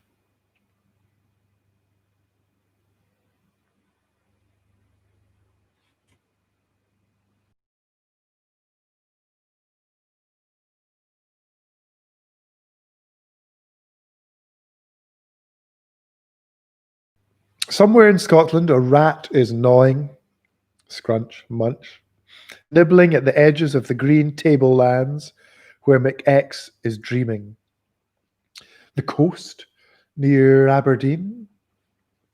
Blackwood is his dream when they are happy. Hefzibah when they are not. A daughter imagined and kept to himself these years, between the pages of his encyclopedia. A beautiful child, now of his love for Siobhan. A dark and quiet child with large eyes and dresses of Siobhan's inspiration. No smack of your high street tartan smocks. In the late afternoons of imagination, on street corners tending towards Scotland of the night, McX and Blackwood make their way home. With what love, with what trust does she put her hand in his? How McX's heart grows when she does this. McX, the civil servant, chain-smoking dromedary, thinking himself unobserved, doing his messages in the high street, has closed his large hand round a little one of air and stepped across the road. He walks slowly, but does not betray her in any other way. Alone, sometimes on the inch at noon, having smoked, having devoured his biscuits, McX might point out to her a flower or a duck, his voice low and full, not unlike the way he speaks to Siobhan in the mirror. McX dreams of showing Blackwood all Scotland. In dream he has understood and loved it, as never he has when awake, seeing it through the smudged glass of an automobile. In the Scotland McX shows her all is right, if not pretty. She takes pleasure in the same things as he, the spaces between trees, the knowledgeable brain of mist, the cure-all bag to be found at the bottoms of fences and hedge roots. McX takes Blackwood room by room through his castle giant dream of Scotland. She was born to Siobhan in the small bed in the turret. Blackwood takes his hand, and together they walk away from Scotland of the night, from the vapour lamps, from McAucalypse, from the layers of smoke in the quarter and fifth gills. In his dream of Blackwood, McX is so happy he does not even smoke. His spirit grows huge, bursting out of his lungs. If only Siobhan could love McX who dreams Blackwood. From McX, Blackwood learns sorts of love, what skills he has, and facts. Not the folk history of smoking and lager brewing his browy head is stuffed with. Thank Christ he leaves the football out.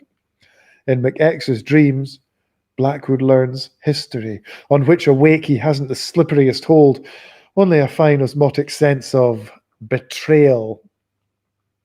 Blackwood grows to finer, more compassionate versions of McX's eye crinkle, skepticism, bravery.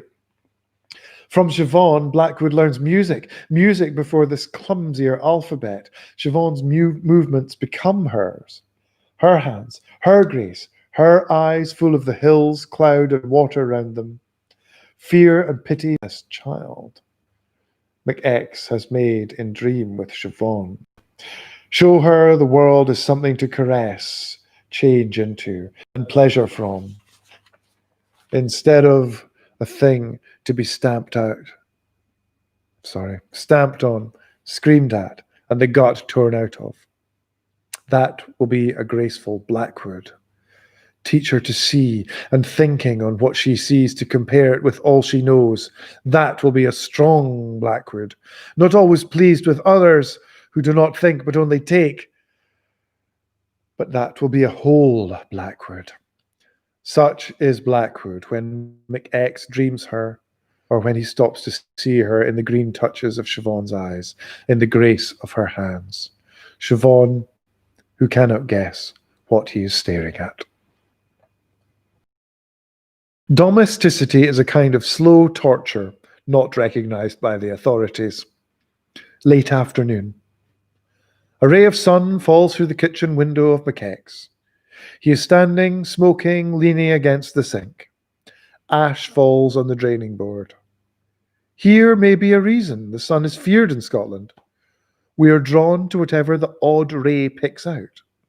We'll stand milling about, considering it for hours.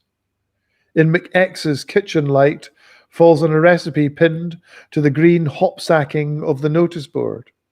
Here Siobhan keeps pieces of paper which add up to the household scheme. Eye and brain of McX are brought to a yellow clipping from one of the harebrained magazines that keep the flowers in thrall. Crispy, pilchard, bake. Something nae good about crispy. It's futile. In all our dampness, we have no knowledge of, no right to crispy. And pilchard. Ugh. Something wet and fusty about that. McX might have grown up on Pilchard Street, Dunfermline. There is a truth here. And bake. Bake, a noun? We're having a bake for our tea tonight. A boke, more likely. Bake slogs up dry on the back of McX's throat, a powdery horror of a word, the back of McPint's throat. Why he produces such awful words and sounds. Its casserole pots, its magazine recipes, the downfall of Scotland. Served up to the dinner table every Scotland of the night, an unlikely inurnment of the nation's history. Try the potatoes this way and that. So many potatoes in the world. Milk, cream, eggs, fish, milk, cream, eggs, fish, jammy, peas, bake. Och! No matter how McX's spirits may fly with Siobhan's when they make love, when they sleep, when he dreams, when he eats something crusty in a pot. We all do. Oh, where is the eating of Scotland of old? For Burns night last year we had to eat cold, a fish supper washed down with iron brew. McX dumps his cigarette in the sink and reaches in the beam of sun for the recipe, source of his indeterminate waste and the historical complications of his digestion, rips it from the drawing pin, crumples, destroys, damns this devil's document to the bin. Go to hell, says McX. I'm no eating this. Dumps it in the bin along with himself and the rest of us and our history. Whatever crispy pilchard bake you're being fed, it's odds on they know the recipe by heart. The Black Dinner.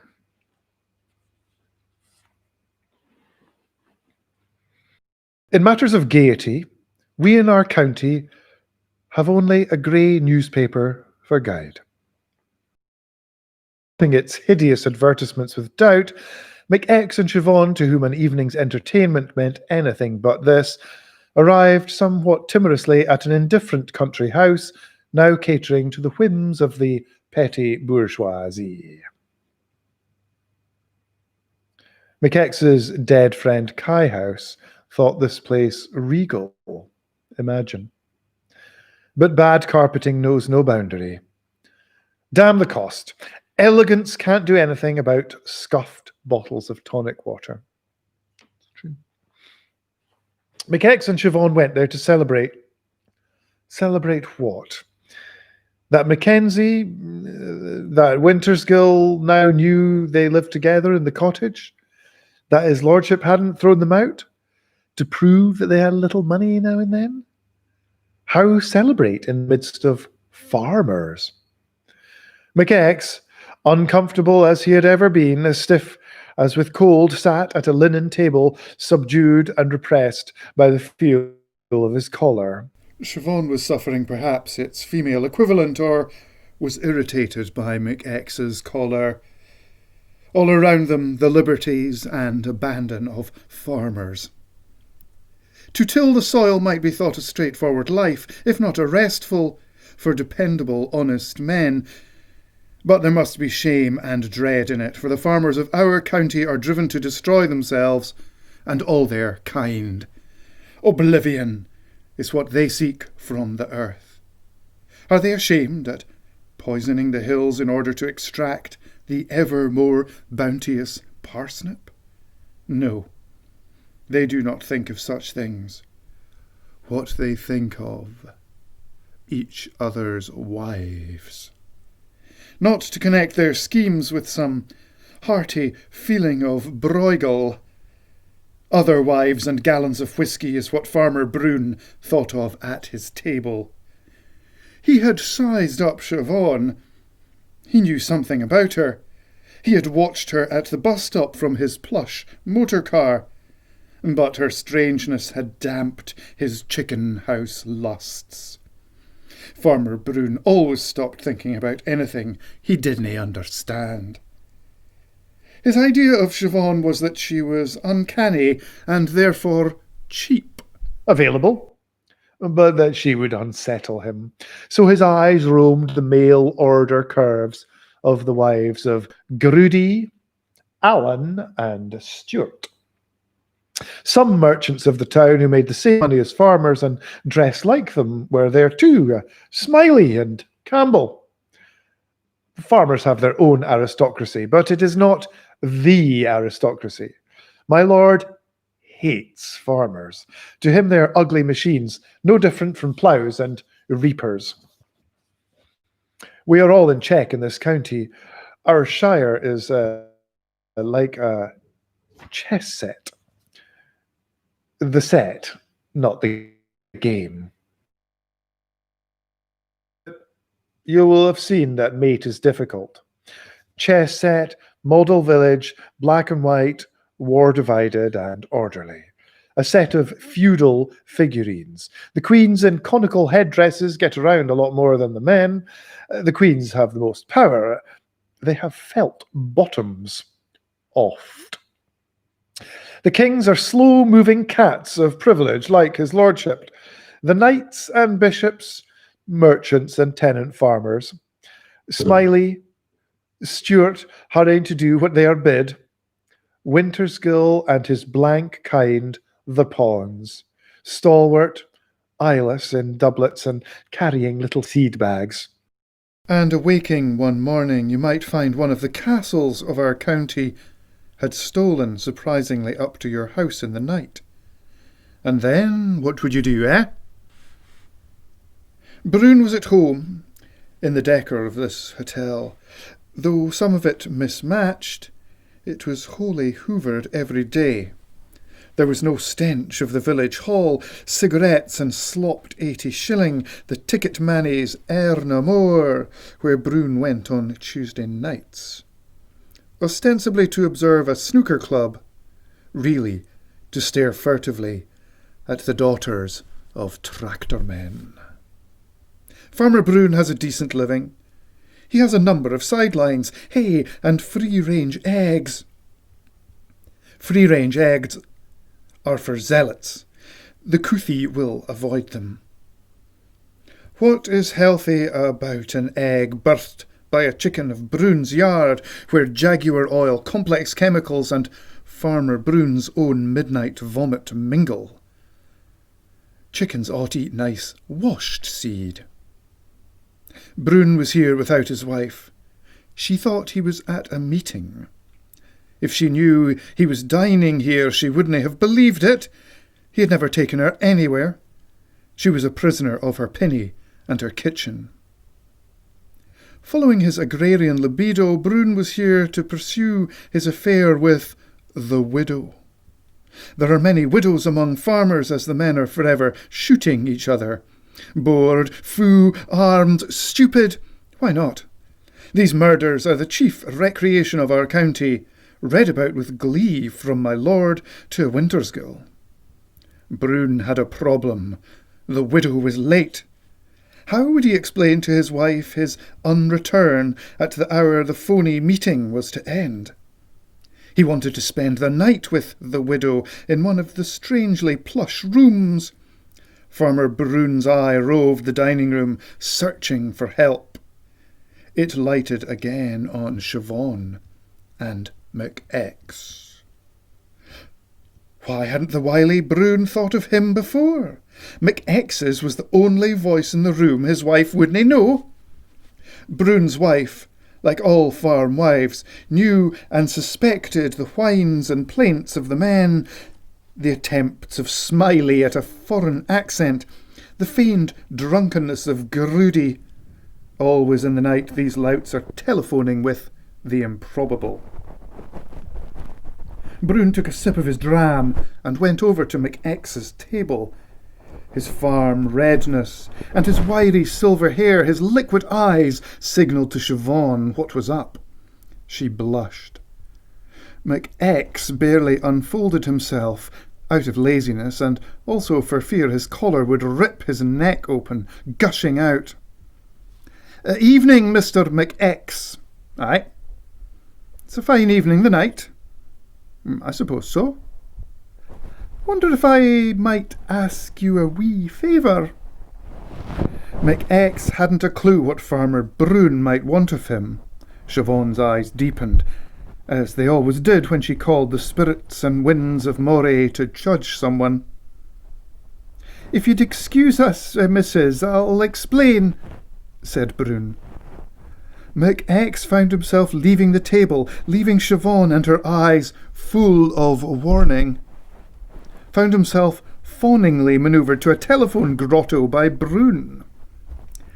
It's the wife, don't you see? Said Brune. She thinks I'm at a meeting. He gave an ugly cackle. What am I supposed to do? Said McX. Brune turned red. Well, I'm here with the widow, you see. Just say I've been called away to a committee meeting in Aberdeen and can't be home till tomorrow. They're putting us up in a hotel. Aberdeen? Said McX. Aye, said Brune. I'd be much obliged, just this once. McX felt alone at sea.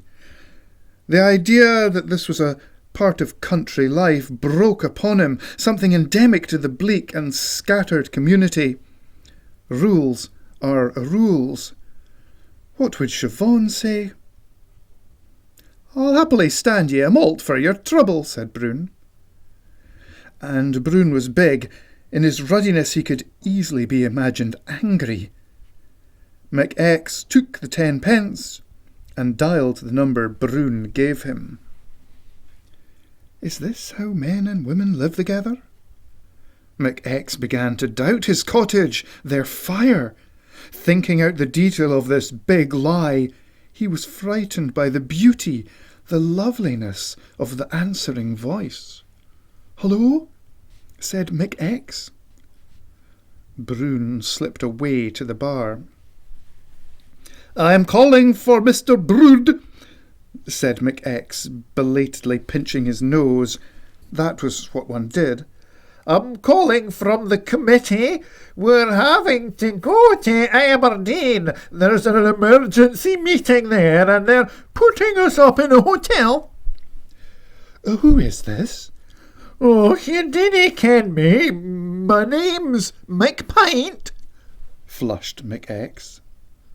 Well, all right, Mr. McPint, if that's what's necessary. I'll expect him home tomorrow, then. Right, cheerio, then, said McX. Good night, Mr. McPint. McX put down the telephone. He turned to discover Bruin with a large whisky in his hand, his face a concoction of childish delight and very tired adult dirtiness. "I thank you," said Bruin theatrically. McX took the whisky without speaking and went in to Siobhan. Her colour was high and her eyes spoke a lot of something in another language. The whisky tasted foul to McX, who sat, still waiting for his starter in this hell, grieving over the loveliness of Mrs. Bruin's voice, a voice he had no reason to wrong. Later, he would be troubled in sleep by the sound of it. He ought to do the decent thing and marry her. The widow entered the room, the eyes of all the county's farms on her. She and Bruin began to wallow in the temporary sty of their desire. Ugly and shallow widow, triumphant over the beautiful voice of the telephone. In the middle of his mud, Bruin's eye wandered to McX, and some glint of it made McX certain Bruin had tried his hand with Siobhan, while McX was on the telephone, ruining a life. In my lord's wood by their houses grown, there is a ruined cotter town. Here in season the Italians stalk their imaginary game, though there are plenty of rabbits. Why come all the way from Rome to kill a rabbit? The sport of it! Here one day McX rushes from the house after scalding himself making tea. Siobhan thought him ham-fisted and was cross with him. The burn the more painful for that. He used to make tea without bother, under his lamp. He sits on the rise of an old foundation and looks about him. It is a clean and dark wood, floored with ferns. What were the floors of the cotters?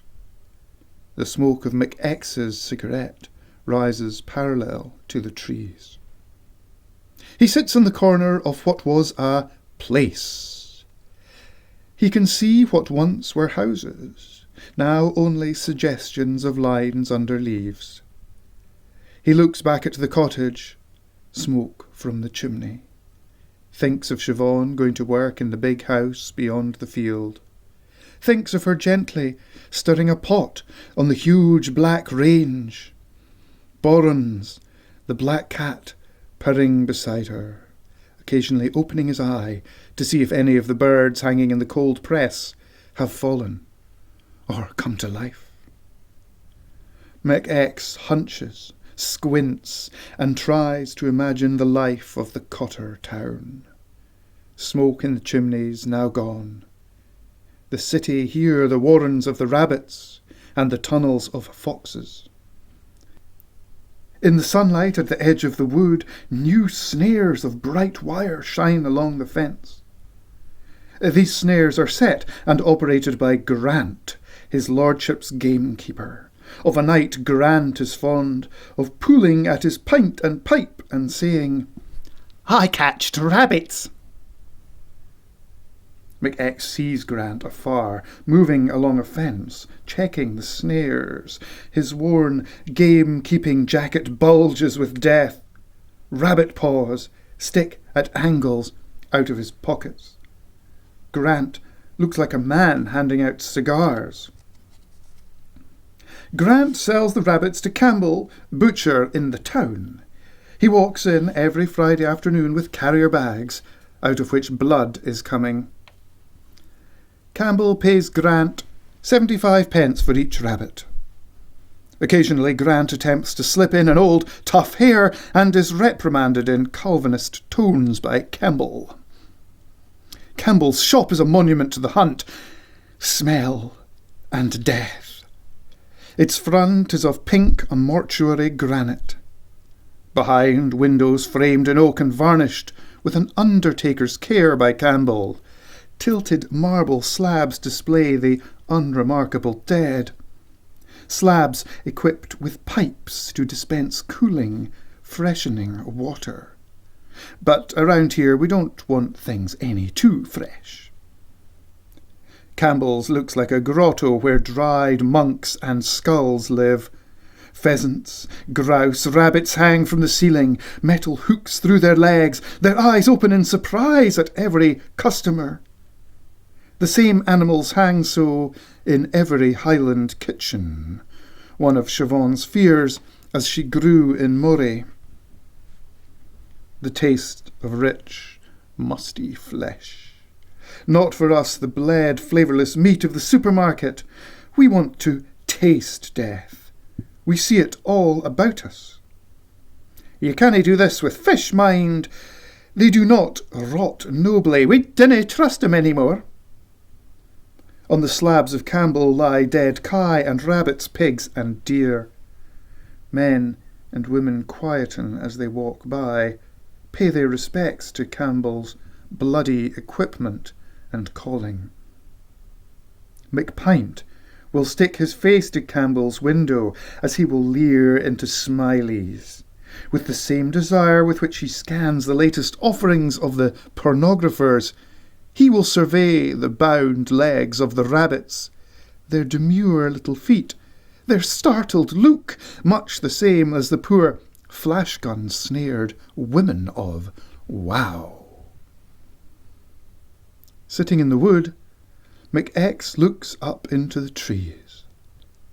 Their colours, the deep green of duck and grouse wings, hanging in the kitchen where Siobhan works, all the kitchens of Scotland. It has become dark. It will rain, though there are still bright circles on the hills. McX gets up and walks over the humps of the ruined town, walking, he knows, over the city of the rabbits. The gates to this city are everywhere, and McX can hear the rabbits moving. Some of them are sick. He knows they are watching him. Toward the fence, the snares, the open field, McX sees something bright poking at him from a rabbit hole. Thinking it is a drink can left by an Italian or Wintersgill, he moves to take it up. McX does not want colours in the wood which do not belong. It is a rained-on copy of Wow, rolled up.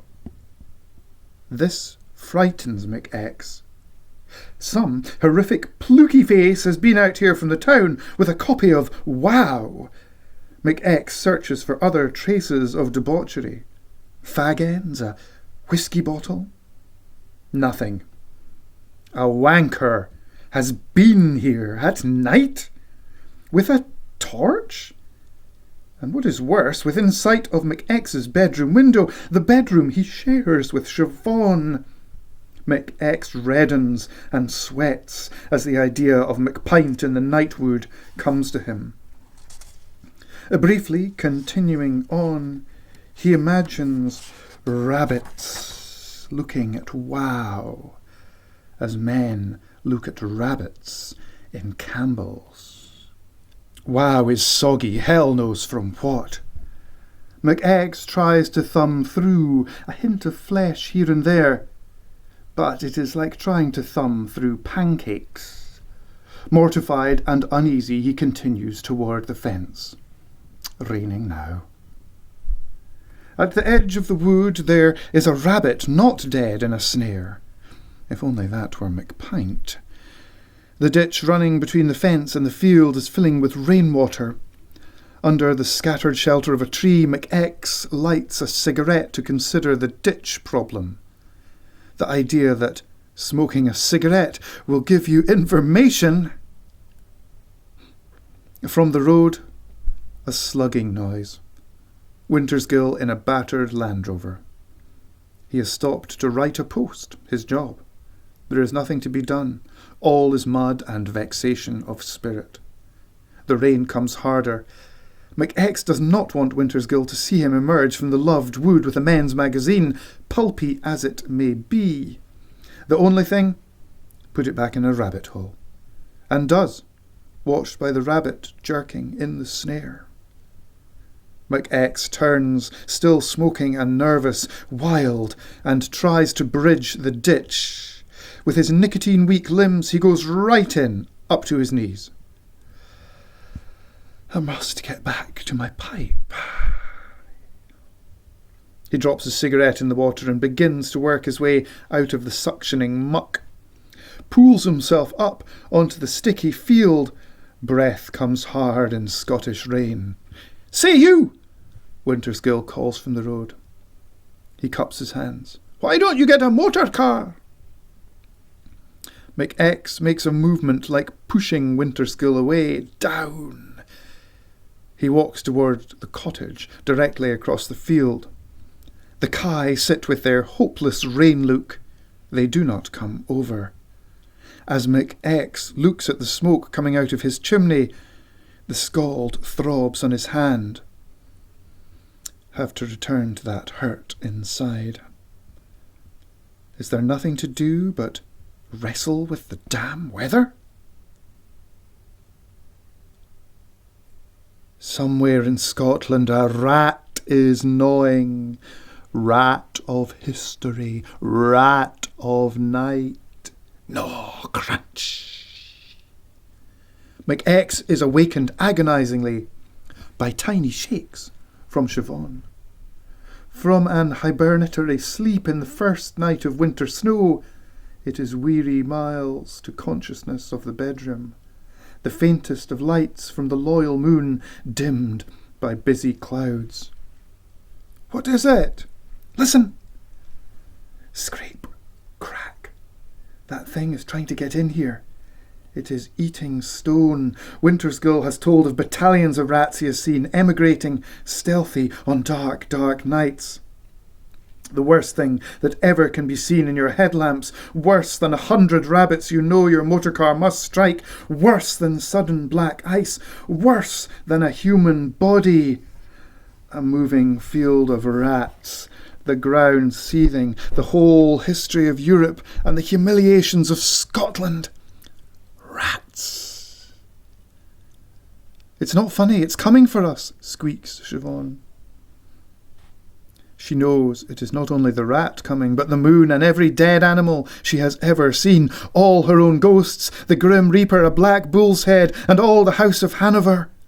Siobhan's voice is thin with anger, with historical resentment that McX is not already up and killing. McX puts on a tired dromedary robe and processes bleary to the back door. Still in sleep, though his natural thickness, he thinks, a rat is just outside. It is trying to eat the metal weather strip. It is so hungry. McX leans his head on the jam and thinks about hunger, about his possible kinship with the brown desperation outside. Brown disgust. Do something! A cry from the bedroom. McX kicks his bare foot against the door and pounds on the wood below the glass. Roar! Snarls and yells, loud, foolish. The rat stops for the briefest time. It must be mad with lust, insane for warmth and food. McX is frightened by the short pause. Here, a real adversary. Nightmare. Why him in his peaceful cottage, which Siobhan has decorated? Why a rat come to tear it apart with teeth? A rat angrier than his lordship, with teeth sharper than McX ever wished he had when angry, wanting to tear up and bloody the miserable world. To the fireplace. Obeisance to the household god. Grasps the heavy poker. Fortunately a big old one for wood, none of your good luck horseshoe 6-inch ones for citified fires. This is a real clobberer with a curved, vicious toenail. Hurry! From the bedroom. All right! McX is sickened. The urgency of Siobhan tells him he is being tested. Siobhan of the hills and creatures, why you're putting and pitting me this way? The cottage goes from castle to cave. McX at the door, the rat going crazy. McX, roar! He bangs on the door, clatters the knob and the metal strip with the poker. Don't make marks! From the bedroom. Shut the hell up! McX wishes he were wearing shoes. He undoes the catch and, seizing the knob, flings the door open. Roar! The rat is very large, so big that McX unhunches his organs and screams bloody murder and slams the door, leaning, panting, harrowing himself with the eyes of the thing, calculating, mad. The rat starts in on the door again. Could have taken my whole leg off. What's the matter with you? Why haven't you killed it? Too fast for me. Siobhan is now in the back hall in her silk dressing gown, the peach cast-off of an old Glaswegian lady, long dead. Why don't you do something? McX squints and breathes heavy.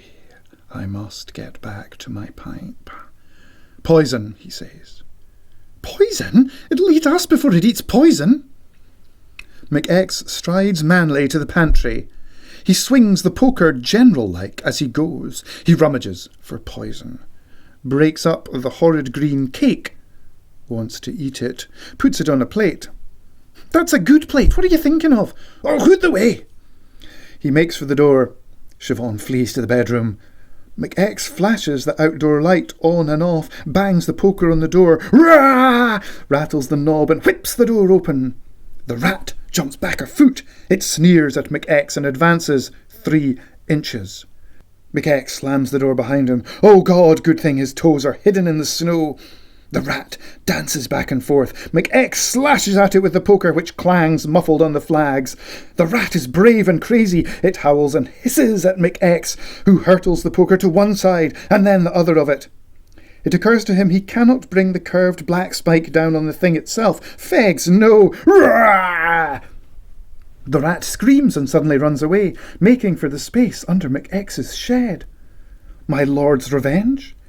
Breathing in the sharp snow air, McX walks to the shed, puts down the poison plate just before it, expecting his hands and feet to be bit off in a trice. He turns and walks toward the house in a narrow tunnel of light, Siobhan at the bedroom window. McX strides in his robe, swings the poker, wants to scream, wants to run. He opens and closes and bars the door, stands with chest heaving in the little hall, staring at an old flower tin and a bottle of Siobhan's bramble wine. Replaces the poker on the fireplace and bows once again, inwardly. Hum the Siegfried Idyll. McX enters the bedroom slowly in the dromedary robe. Siobhan is standing at the window, her chestnut hair down, draped like the dead lady's silk robe. McX stands next to her. In the light from their window, they see the rat rush from under the shed to the plate. It snaps up the cake and begins staggering about. I've hurt you, little brother, and I am glad. Silently they go to bed and put out the light. It doesn't seem to be any time of the night at all. It occurs to McX they are silent because Siobhan is not speaking to him.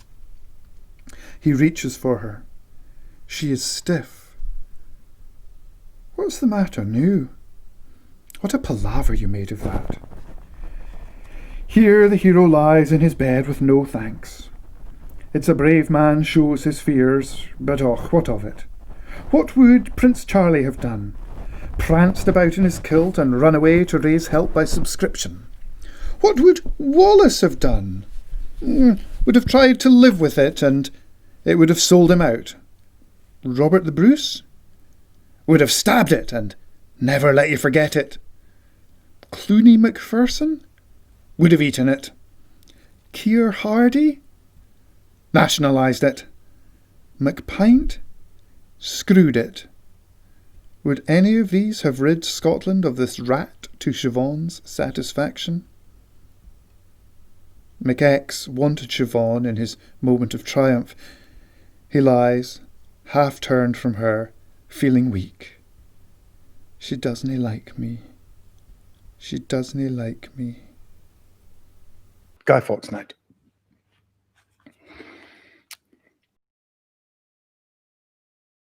There is Siobhan and the moon, and there is McX and Siobhan and the moon and the bridge. A humped bridge far out in the fields, away from his lordship's castle, away from the cottage, away from the road. Under the bridge there is an earnest eddy, always embracing the same round stone and the same triangular stone. Siobhan and the moon are friends. Well, the moon is friendly towards Siobhan, and for the moon Siobhan has the love of fear. When she feels her most tender to the hills and birds and weather, she will step out with the moon and share a cigarette with it, both of them wreathed with haze. Anything of value in Scotland is haloed. The moon, loved ones who smoke, the blur of one's qualities, mountains, the sea of the Hebrides. On a night without rain or sleet, when McX and Siobhan gaze at each other in the after-supper mirror, where besides ideas of love they see a call to the fields, they will go together to the bridge. At the night bridge, McX feels the whole of his love for Siobhan, the moonlight, the wellies she has given him, the shirt he has chosen to wear because of her, her hair, and the wind. At the bridge, his eyes unhood, his back straightens. He is barely McX, hardly Scottish. The bridge is the only place where Siobhan speaks whole of the moon, her land. The bridge is to her mind, as is the cottage mirror to their lovemaking. Siobhan sees and thinks, she says, most clearly at the bridge, under the moon. Siobhan studies McX, the dromedary curve, its relation to the lines on his face, studies his hand with cigarette, his clothes which have changed and become earnest since they two came together in the cottage. She sees how much she has given him and realizes out of how much love this has been. She had hoped merely to use McX as they use the mirror over their beloved mantle. She expected no invasion from a man that is such a Frankenstein of others' parts. Now she becomes afraid. All the fears she learned that were herself, the bottling of secret loves, forsaking, denying the love of men and women, all her journey from the singing other music life of Maury, all these ghosts have begun to slip away from her now, and she can't have it. Without them, she will be alone, nothing, by herself. In the mist, the beginning of rejection, of resignation. McX's eyes are shining with love, and since they have left the mirror but recently, desire for Siobhan and Siobhan alone. There may be several lights there, but each is the beacon of a different regard for her. McX loves at the same moment the whole of her, her skin, a memory he has of her walking up a street in Kerrymuir. And especially her nobility, her grace, her hands. And he is loving Blackwood. Siobhan knows nothing of Blackwood, yet she sees that important light signalling across the coast, signalling on the coast of McX. She begins to despair and even to hate. It is not right. She cannot breathe. She feels caged. How could she know she is loved through an imaginary child without being told? Yet, such is one of the ways to love. For McX, too, the moonlight is a truth giver. He sees Siobhan's doubts and fear. What could it possibly be that is wrong? He becomes troubled, suddenly taken aback by the complicated way he loves her. But there is always time for hollow gaiety. The mist is thickening along with McX's disquiet. Through it, he can make out the small, colourful lights of sparklers and fireworks at the castle. He pictures my lord staggering about, Roman candle in hand, giving orders, setting pets afire. In front of invisible cottages about the fields are sprightly wee flames and showers of light. The guy who tried to blow up the English Parliament is worth a match or two and a toast tonight. Oh, aye. Penny for the guy. Have a pound. And have a dram. My love is like a red, red fuse. Silent, Siobhan and McX walk slowly up the brae from the burn to their cottage. Where their eyes meet are the beginnings of storms. McX, full of fear and hollow gaiety, bundles Siobhan into a heavier coat. November is not a joke at night. From behind the press, he extracts his sack of little treats, a sparse kit of fireworks and a bottle of whiskey. Siobhan is touched, a memory of her grandfather dutifully setting off a single Catherine wheel in the middle of his Calvinist night. Siobhan and McX in dark fog with a bottle of whiskey and a box of explosives. They cannot see their house. McX pads back and forth in the vegetable patch, lighting the fireworks, all of which are the same wan highway flares. In the gaseous light of them, he pulls Siobhan close, thrilled by the feeling of her in her coat of artificial animal. He kisses her eyes, which dance from the fireworks, and tears of hollow gaiety. She has slipped away. She has left herself at the bridge where she prefers to remain with herself and her ghosts, where she wants only to remember loving McX. She cannot think of lying next to him now. She trembles. He hopes it is with cold. He kisses her, and it is bitter. Siobhan manages to smile. It is the smile of resignation she learned long ago at the graveyard yet, in dark corners waiting for her lover. A smile she taught herself when crying on her bed of girlhood. She smiles, and her eyes are wet. McX goes to bed without her this Guy Fawkes night, much as he wants her there. He is brave. His spirit has expanded so under the moon and whiskey mist with the male love of sulphur that he tells himself she wants to be with the moon for a time. Of all her lovers, this is the one of which he should be jealous. McX broils slowly on his blanket for a time and goes to sleep. Someone might add leeks and onions under the bedclothes and make him into a crispy bake. Blackwood is his dream when they are happy, Hefzibah when they are not. 5 miles from town is a place quite dear to McX. Having visited it once or twice, he often goes there in dream. It is a vale sheltered by old oaks and by the more modern windbreaks of farms. Streams wander through under miniature footbridges over casual little dams and through abandoned weirs. Decrepit cottages look out from behind flowering bushes.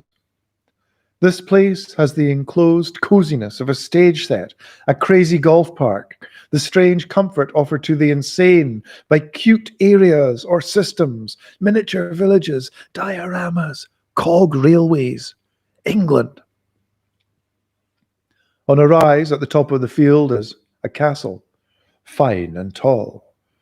2 slender towers joined late in life, after threats had passed from the minds of men who lived in castles. A famous leap by a famous lass between the towers saved her from being found in the arms of a churl, in someone's opinion anyway. McX pays the ticket manny who drowses over his machine. In the cool hall on the remnants of a painted ceiling, flowers, dogs, men and bears march in rich colours along black rafters. McX climbs up into a turret. His shoulders hunch and his chest caves in. Smoke? Better bloody hell not. Ancient monument. I must get back to my pipe. He peers out a slit, imagines peering fearfully out to see a line of enemy helmets and halberds appear suddenly at the bottom of the field. On the narrow stair of danger in the past, the slit offers little reassurance. It is 5 or 6 times the width of an arrow. To look out and see enemies coming, intent on getting in your castle and chasing you up and down stairs and then stabbing you right through to the cold stone floor. Imagine the sound, the field to stobber and stobby.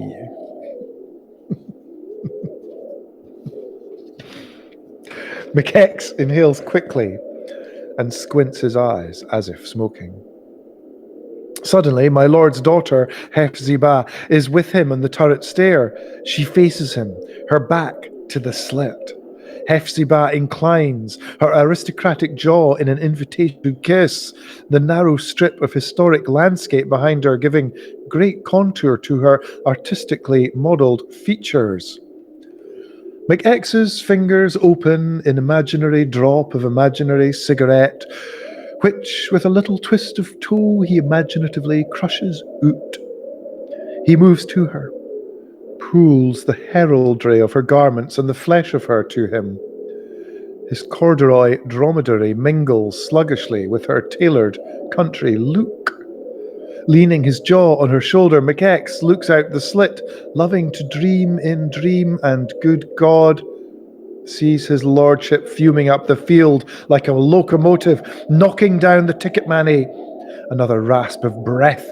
McX grasps Hephzibah's shoulders and points out the slit. Even without armour, my lord is a formidable enemy. Hephzibah slips down the stair. McX ascends to the roof, a classic tactical mistake. His lordship may be heard below in the great hall. Where the hell is that fucking bastard? Get out of my way, little Harry!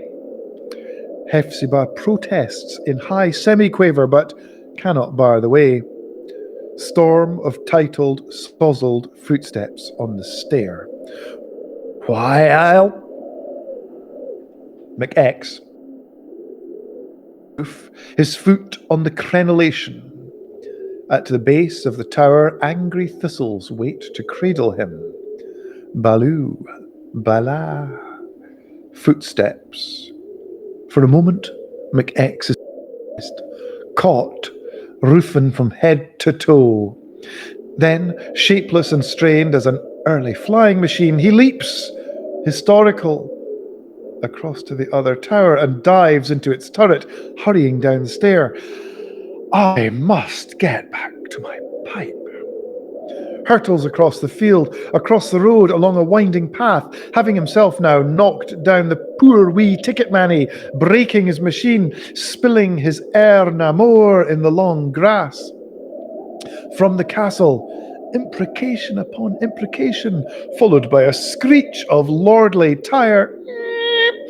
Finding himself most dreadfully in the open, McX dives into one of the disused weirs, struggles in the winter water to remove his shoes, floats close to the old concrete wall.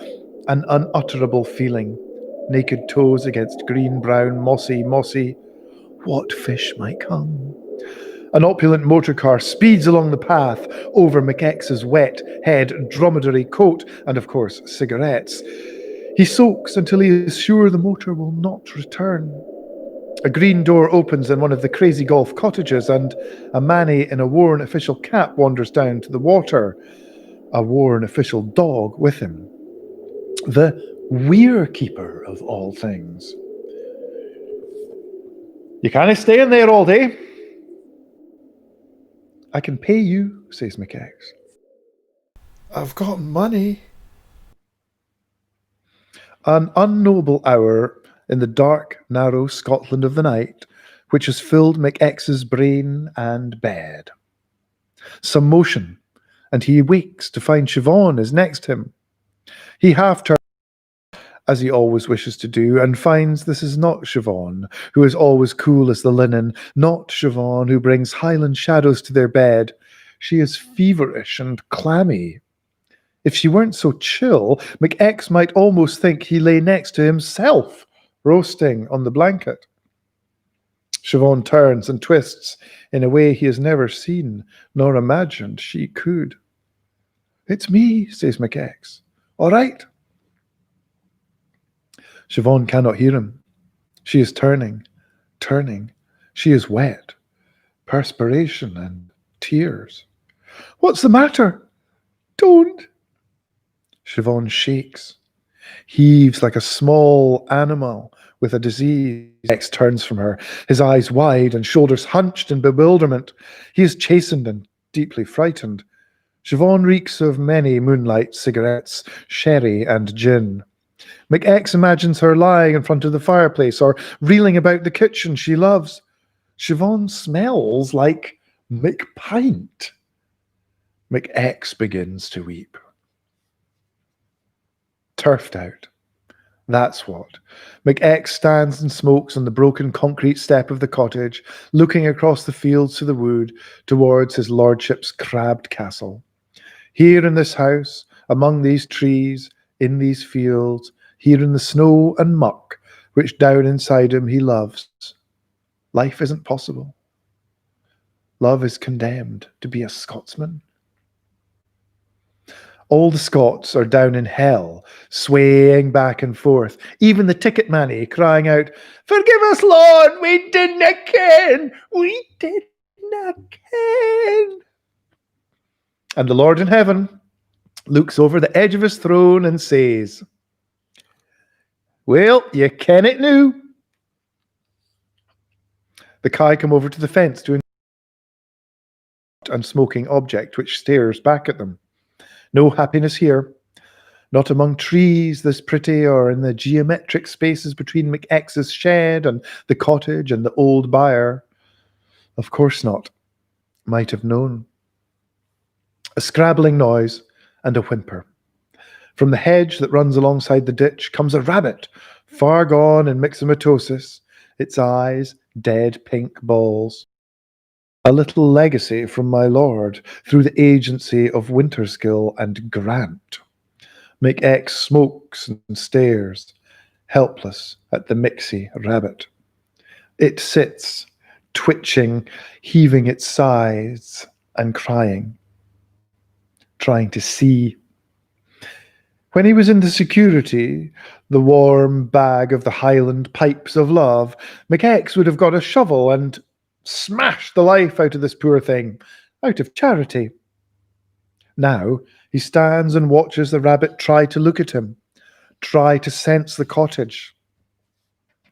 McX turns and looks into the windows. The Nautilus will have to leave his shell altogether. Love died in those rooms, strangled by he knows not what, killed by something wrong or secret. Love dead of apnoea. It is too much, all that hurt in there, and outside this creature heaving in agony.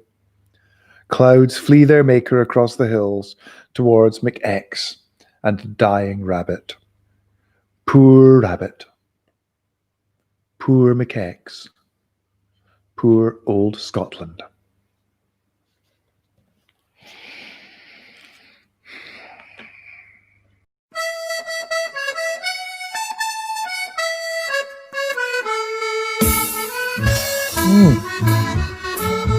I'll find that.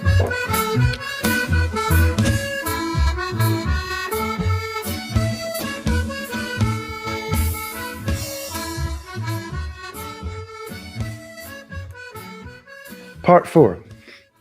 The word Edinburgh. From Charlotte Bronte. Whoever hath seen Edinburgh with its couchant crag lion will see it again in their dreams. Whoever hath once seen Edinburgh with its couchant crag lion will see it again in their dreams. Couchant, I think. Whoever once hath seen Edinburgh with its couchant crag lion will see it again in their dreams. The word Edinburgh. If one doesn't care for dreams, one doesn't care for typography. It is a dreamy idea.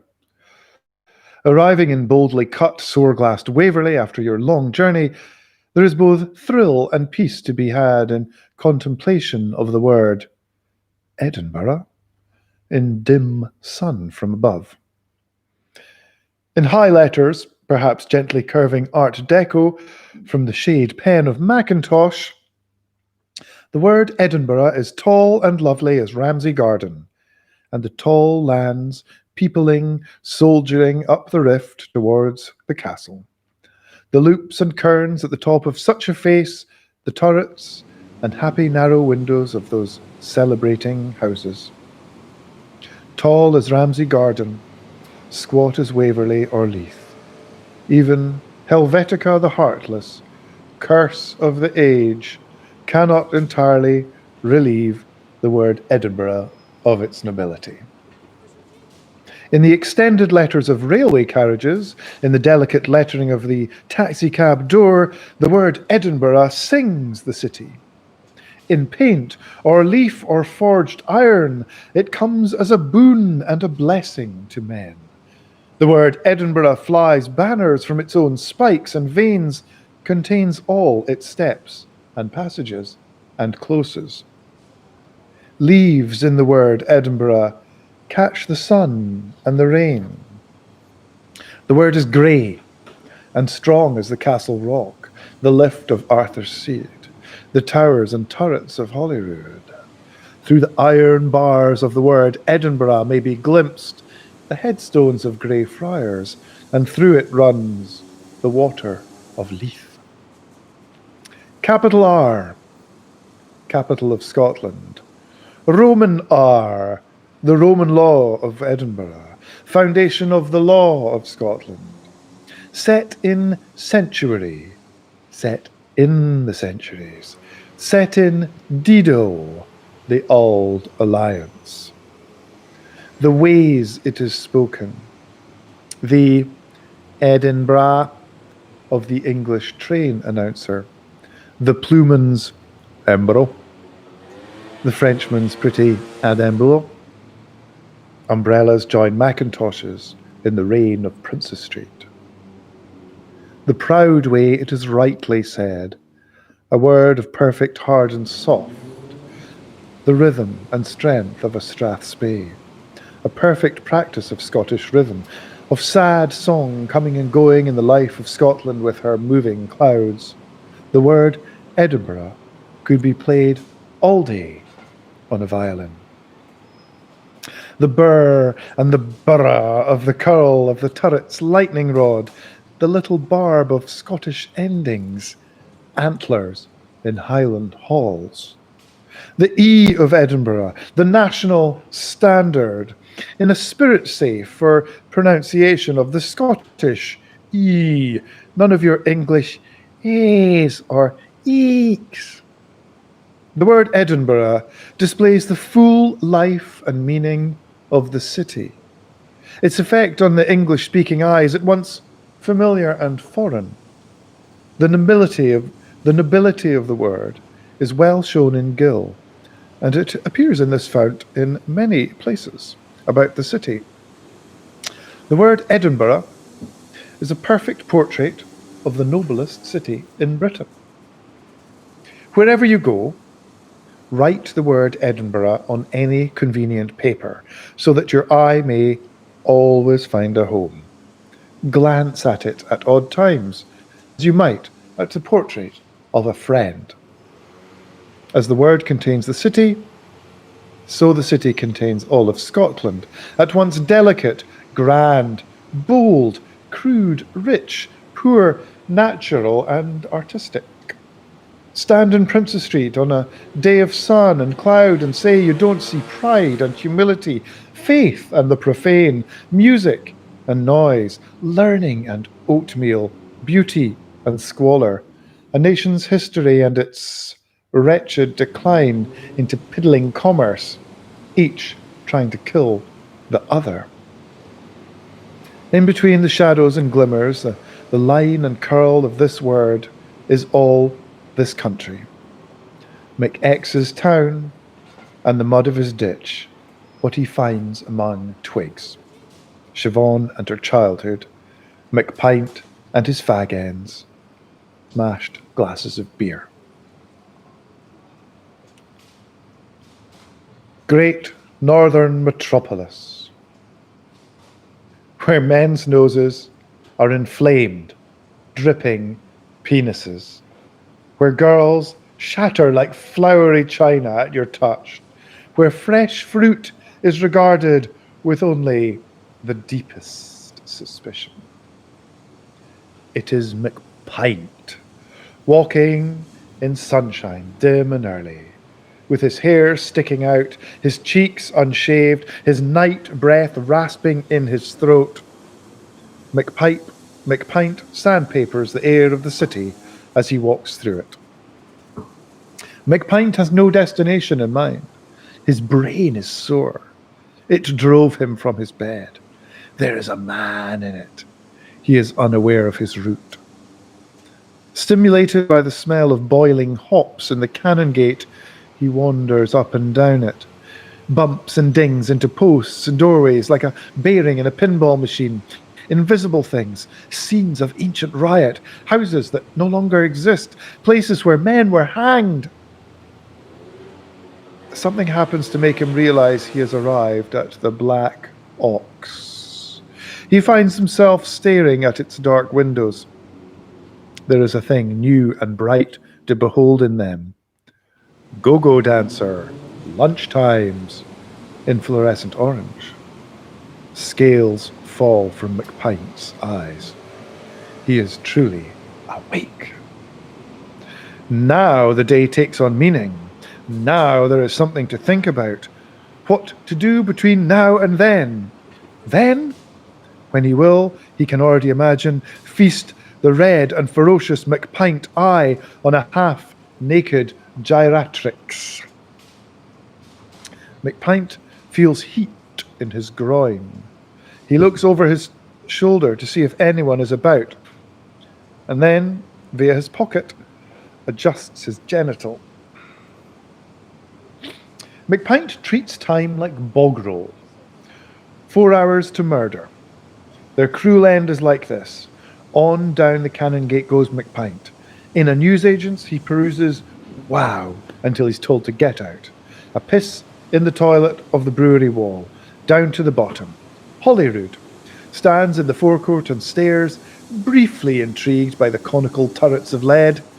McPint stumbles around the ruined abbey. He tries to read tombs, cranes his neck painfully, slowly perceived it used to be a building like a church. McPint accosts a guide. What happened to this place then, eh?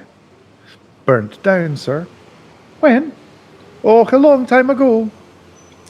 Long time ago stirs McPint's brose of a memory. Something. A name comes up. Cromwell. The guide sees McPint as severely hungover, that he is hungover and nationalistic. He wants an answer, a simple answer. Injustice surges out of the mild little guide. Tears well up in his eyes. Aye, Oliver Cromwell's the man responsible for that, sir. McPint, satisfied, falls over a tomb and is helped up. In the forecourt once again, McPint reflects on history, farts intermittently. He sees passing by the far gate McX, who is trying to make his way along the street but is caught up in a gathering crowd of some kind. McPint goes after him, emitting a wisecrack and another fart. Oh, it's you, says McX. Aye. What are you doing round here then? McX holds up his clinical case. You're here to test the Queen's whiskey. Ha! Across the road. But McPint and McX are now nearly immobile with thronging. McX's round corners enable him to lever himself about and inquire, what's the idea? It's the Queen, you idiot, says a toothy girl. She's coming out in a minute. McX feels a little thrill. He looks down at the crown embossed on his case, rehunches his corduroy, assumes an air of importance. He imagines being the weights and measures to the royal household, the Queen's gauger, chained to the gates of Holyrood so as to be available at any time things need measured. What about a glass of beer, says McPint. Don't you want to see the Queen? Ah, spits McPint. She's no motherfucking Queen. A gentleman turns to look at him. Here, sir, perhaps you've never heard of the Act of Union.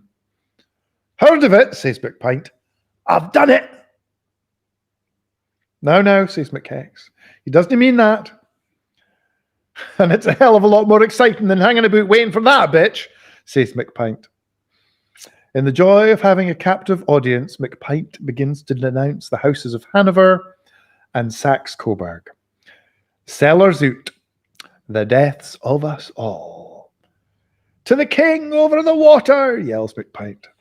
He jumps back and forth across a little unsavoury puddle on the ground. I'll tell you what about Charles Edward Stuart, says McX. I read it in a book that after he left us, he went to Rome and became a drink-sodden voluptuary. McPint stops hopping. Ah, nice work if you can get it, says McPint. The aristocrats have all the advantage. How red in the face McPint gets. How the idea of the Queen shakes the bones in the tombs of his forebears. Though McPint has no ancestors, being a very true, real bastard. The imminent appearance of Her Majesty has McPint foaming at the mouth. A beard of froth foams around his neck. He looks like Keir Hardie. A black car pokes at the crowd, a pastel hat behind the glass. The crowd sighs like springtime, and here is McPint jumping up and down, his bonnet in the air again and again. Hooray, hooray, hooray. As the most exuberant member of the crowd, he attracts the attention of the Duke, who waves. McPint is ecstatic. Did you see that? He cries in a high voice. That was the Duke of Edinburgh. He waved at me. McPint's eyes shine like a boy's. His life may be complete. McPint and McX find a pub in the Canongate. After his second pint of 80 shilling, McPint belches. She wasn't a bad-looking bit. In the war, used to wear fetching hats and that, fetching wee hats and that. And there was a little grey one. You mean, says McX, you fancy the Queen? Ah, says McPint, flushing. She's a bloody German, McX. Just you remember that.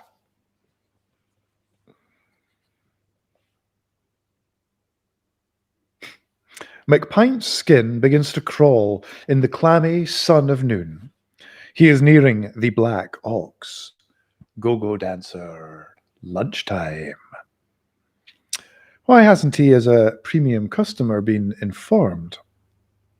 He imagines what oiled kind of temptress would dance go-go for the delectation of the Black Ox.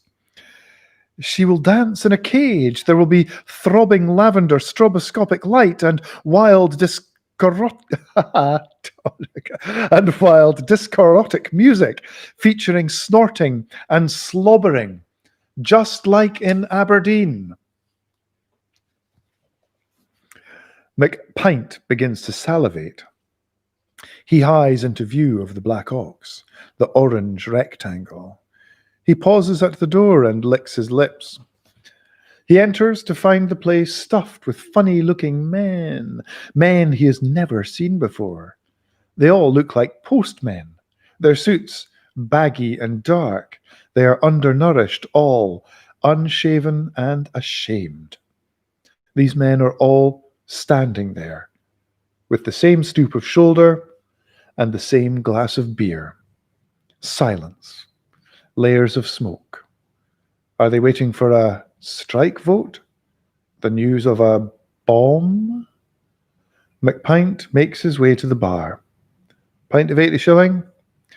Without drinking, he gingerly uses his glass as a periscope, a plywood box in front of the jukebox, a red reflector bulb trained on it through the smoke. Eyes steal up toward the clock. It is a minute past the appointed time. Heat, sweat, dust. Yippee-ki-yi-oh. The door of the woman's bog opens, and she comes out. The men shift uneasily. She is short and has Siamese cat eyes. She was wearing, where you might expect, some Tropez drug addict's idea of the lower torso heritage of the Navajo with a towel draped round her shoulders. She is dark, McPint thinks. He thinks she is a tink. Aye, a beautiful tink named Fiona. Slowly, Fiona puts some coins into the jukebox. She stands on the plywood box and puts her towel off. The perspiring barman cranks up the red bulb. She stands pre-professionally. She's been to dancing school. The men stand unprofessionally. They've never been anywhere. Well, some of them have been on the rigs. What passed today for India. Start of thump music. She raises her arms over her head, lowers her eyes in TV passion. And now the conversation begins, loudly. To a man, they all turn away from her, suddenly, in unison, stridently croaking out hastily invented talk of golf, sport, motor cars, having all crowded in. Not a single one is brave enough to look at her now, grasping her ankles, moving her bottom back and forth, displaying a demarcation of demaculation, alas and alack. Demaculation. A demarcation of demaculation, alas and alack. McPint is the only one looking. He is facing her and 200 men are facing him. 200 postmen staring through him, or perhaps trying to see the reflection of what she is doing in McPint's eyeballs. The pint was dear. McPint feels bound to watch, but they're all looking at him. He feels on stage. Her attitudes are few in number. Invites you to her breasts, demonstrates the line of her torso as if she is the latest refrigerator. Bottom of breast to thorax. Wraps one leg around air as though you are some extension of you. Now bends, is being had by not you, too violent, some muscular bloke in threatening underwear from Empire Stores, and begins again. McPint blushes salmon, struggles upstream against the faces. He can hardly hear the music for the chatter. He cools his face in his glass. Hiss, looks again. Wow. Hiss, wow. Hiss. The coins run out. The red bulb dims immediately. No applause. She is red in the face. With moist brow and lip, she takes the towel, mopping herself like a boxer. In the once again dead hot silence, she trips into the toilet, the pasteboard door of which shuts. Kaponk. Expensive embarrassment. McPint furiously gulps the rest of his 80 shilling, which is hot in his hand. Another. In 20 minutes' time, she, according to the orange rectangle, will come out and grasp her ankles again. What's she going to do for all that time? Sit on the bog? Laugh at them all? Cry her eyes out?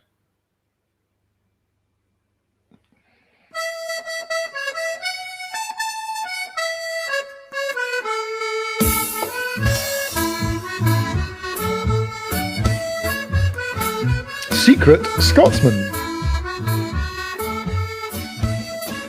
The city of Edinburgh is a salubrious abode for the secretive personality, who keeps himself, to himself, and from himself, quickly finds a companion in this warrened, winded, stared place, which discloses its delights and shames only when it knows you, and then by accident, by slow degree. The secret soul may take a particular interest and pleasure in creeping, the method of which may be learnt from old films. To creep, under cover of night or mist, is a thrilling way to get about. Chance encounters and pre-existing appointments are charged with greater interest, with piquancy, if one has crept there, close to a wall with hand outstretched or a sleeve obscuring the face. Creeping of a superior sort may be accomplished in Advocate's Close, a frightening haunted valley, in Lady Stairs Close, mist hanging on its Corby steps, turrets and lamps, or down Castle Wynd to the grass market, mysterious and ugly. Truly horrifying creeping may be done under the bridges and along the Cowgate, but here other creepers may be encountered, creepers who creep for reasons beyond pastime. Creeping is a reasonable way of defying authority. A policeman might apprehend you creeping, but in the absence of any evidence of wrongdoing in the vicinity, what charge could be brought? Wasting police time. Method. Creeping. But you have nettled them, even when they are invisible. To creep is to give yourself importance, to assert the complexity of human life against the impassivity of the elements. What better demonstration to the sun, the moon, the castle, the vapours and forbidding stones of a gigantic city that you are not as small and simple as you look? On a day thick with fog and coal smoke, Totemic Smith chooses, after creeping along King Stables Road, haunting the Grassmarket sight unseen, even though it is mid-morning, to creep up Castle Wynd with his hand stretched out, crabbed, following slowly up the steps through broken bottles and pools of the urine of several species. The castle only barely sensible, a stern thing behind clouds. Before landing on Castle Hill, he passes an inert man, a terrier so cold Totemic Smith sees it decide not to bite him, a man in bus driver's uniform and a hairy called China Pig in Congress. His ticket machine is dropped to the stone step. She is wearing his cap. They too decide not to bite him. Arrival of Totemic Smith on Lawn Market. Dim, behind a whole library of fogs, dejected blue banners droop over the portal of the castle, an intriguing arch beyond which there might just as well be empty space. A pinpoint of light moves like a will-o'-the-wisp at certain intervals up and down, the brakeman's lamp on a dreadful train disappearing forever in swirling har. It is the cigarette of Totemic Smith. Totemic Smith outlined, impassive, against the resonant grey. What is totemic about Totemic Smith? He is large, rumpled, friendly, cynical, bearish, sometimes crapulous. Since he is large, he is a totem. The punks can find goodness in the large people and issues of the world, though not all of them have goodness. Totemic Smith's traditional brogues are size 12. They hark back to the more ancient qualities. Totemic Smith is a declaimer of poetry in Scots. He has been ejected from drinking shops for this. Totemic Smith is a communist. Totemic Smith is an artist. All day, every day, with most of the day a hangover in a metal shed in ox gangs, he besieges canvas. Perhaps here is cruel in a rage to extirpate the city of the night before. Totemic Smith is not liked by gallery women. He falls down too much at his openings. But isn't that where we all fall down? This is not important as long as he can purchase Air Amour, coffee syrup, 80 shilling and paints, which he manages to do just. On the canvases of Totemic Smith, as McPint has discovered to his pain and derangement, Clyde steamers have legs to march on and mouth to play bagpipes made of crisp wrappers and whisky bottles. Dundee shopgirls who would titillate McPint alone, their skirts pulled up and their makeup smudged, are ravaged by big nuclear submarines on the steep side of Ben Lomond in a dream of heather. We ticket mannies, agape in fear, are attacked by lurching, churl-shouldered men wearing joke-shop masks of the Prime Minister. Black clouds boil in the skies of Totemic Smith. On the misty horizon, the fog manny has made. Rusting shipyard cranes hang, and falcon-like beaks of beer fonts brood. Englishmen are burnt at stakes, and Charles Edward Stuart looks on from the summit of Ben Vraki. Blood streams from under his kilt, his sporran stuffed with American money. Totemic Smith fades from the street corner, where the only proof of life has been the rumble of what sound like taxicabs. He appears in an old building and follows up a dark spiral stair. Green enamel. To live and wander long enough in fog is to shock your corporeality, Totemic Smith says as he climbs. In vapor, citizens of the city may freely mix with its ghosts, many of whom are distinguished and historical figures, especially on misty days, of which there are many. Totemic Smith emerges into the fog again on the roof. He can make out a wee manny in a faded uniform with a ticket machine around his neck. This way, sir, that's 50 pence. Good morning, sir. Thanking you. Totemic Smith enters a humped black turret. Inside a round white screen on which he looks down from a balcony. He comes here most days. The wee manny shuts the door behind him. How are you the day, sir? Not so bad. The manny turns off the lights and pulls an old brass lever. Above them, an iron iris squeaks, opens, a shaft of grey light falls on the screen, mist comes in and swirls around. On the screen, a murky suggestion of the castle, hiding. Welcome to Edinburgh, Athens of the North, says the manny. And as the poet said, precipitous. Stuff that, Mark, says Totemic Smith. Sir, it's only me. You know me. I do, I don't want the tour. I have to give the lecture, sir. It wouldn't be right. Totemic Smith gives the manny £1 for your trouble. Oh, well, all right, sir, seeing as it's you, but didn't tell anybody you came in here and didn't get the history.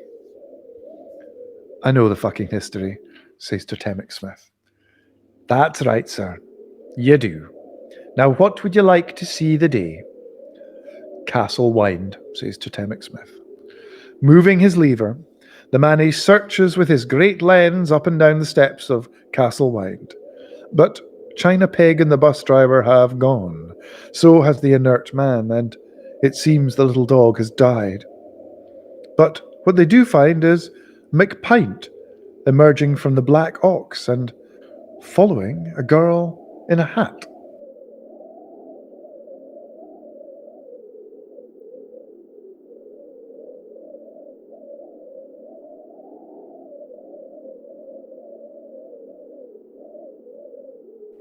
McPint has a liking for ladies in hats. Unfortunately for him, how few are worn. He has newspaper pictures yellowing of years and years of Royal Ascot, which excite him still. McPint will follow a woman in a hat for miles, no matter what she looks like. If she's wearing a hat, that's enough for him, and he wants her. McPint is often successful in this obsession. Do women wear hats with an understanding of men like McPint? Or on the lookout for? Despite his vigorous ugliness, that's a nice hat you're wearing, is often sufficient to get him a bed for the night after a drink. And never a lass is objected to keeping her chapeau on for him during the shouting. McPint's interest in hats has been exploited commercially by someone in that sort of business. Toward the rear of a dubious publication, McPint found an advertisement for special interest hats. Highest quality catalogue sent in plain envelope. Feverishly, McPint sent £4, refundable with first order. In a week, the postie brought a large envelope. McPint locked himself, wildly smoking, into the bog to examine the contents. He bulged, furious, rampant at what he saw. Easter bonnets of white kid with razor-blade rims, opera hats in patent leather, a wide-brimmed summer hat of studded red crocodile worn by a wanton English rose who pouted. McPint must order. To hell with the budget. He chose the black opera and with trembling hands estimated the size of the long-suffering Mrs. McPint's head. He filled in the form and sent a sweaty postal order to fetch the thing, like a cur. The sub-shame he felt in the sub-post office, although the name of the place was innocent enough, She-Hats of London. McPint felt all the men and women of the Royal Mail stare suspiciously at him. London. London. You can get anything in London, McPint told himself. He drank heavily and drooled for a week. He worried about being on such a depraved mailing list. What kind of devils run such a place? He feared they might show on his doorstep, wanting, oh God. But what, he then thought, is the real harm of such an enterprise? Is it the measure of a civilization's decadence, or merely its intricacy? A box arrived. McPint bore it in to the long-suffering Mrs. McPint, who was flushed that morning with lateness. What's this? A present? She was in such a bad mood this made no impression, although it was a bastard well unusual event. Aren't you going to open it? Oh, all right. Enormously the wrong moment, but McPint is ever uncontrollable. The anticipation, she unwrapped, opened. Oh! She got red and acted rushed. What is it with hats? She yelled. Try it on. It didn't fit. That was all there was to it. Even so, McPint was thrilled. He needed Mrs. McPint there and then. The hat absorbed, blocked out her specky shoulders, her tired slip. But she was late. She began to scold him. You'll have to return it. It's non-returnable. What? It says here, made to order. You're mad. You're an idiot. How much did this cost? McPint wouldn't tell her. He was ashamed. She had deeply shamed him. McPint, ashamed. She saw her chance. She beat her breast. Talked of irresponsibility, the price of fossil fuels. Ethiopia. McPint was full of remorse. He wanted to give her an amount of money, the price of the hat, but he hadn't got it. He imagined begging on the street. He was confused because the idea had welled up in him, as it did from time to time, that marriage was for some kind of private fun, once in a while. Even his marriage, honest fun, no matter how expensive. The long-suffering Miss McPint stormed out in a flustered way McPint had great distaste for. He had a fear that as they grew older, Mrs. McPint would one day become a little powdered, lavender-watered Scotswoman you might see on the train, going frequently to the toilet to apply more rouge and always saying, ooh. Mrs. McPint knows about the other girls and wishes the hat wearing could be left to them. It messes her hair. McPint brimmed with horror at himself.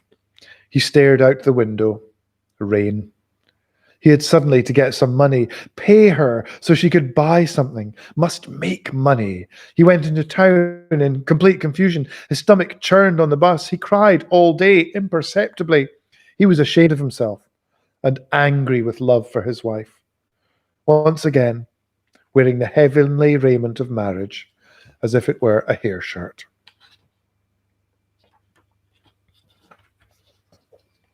Totemic Smith and the Manny watch McPint in the meadows, following the girl with the hat. The Manny works the levers.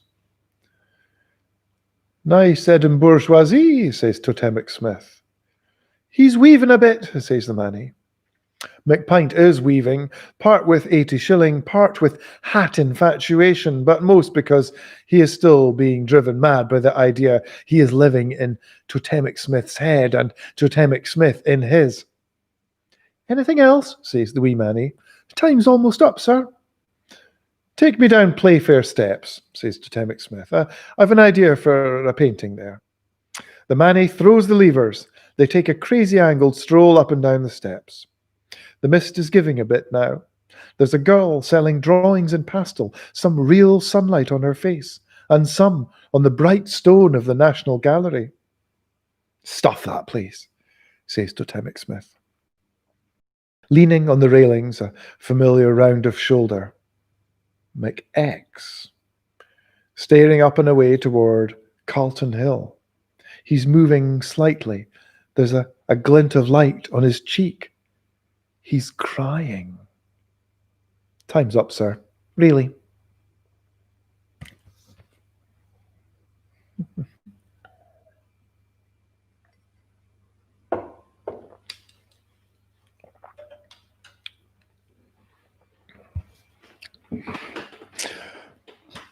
Night, Edinburgh.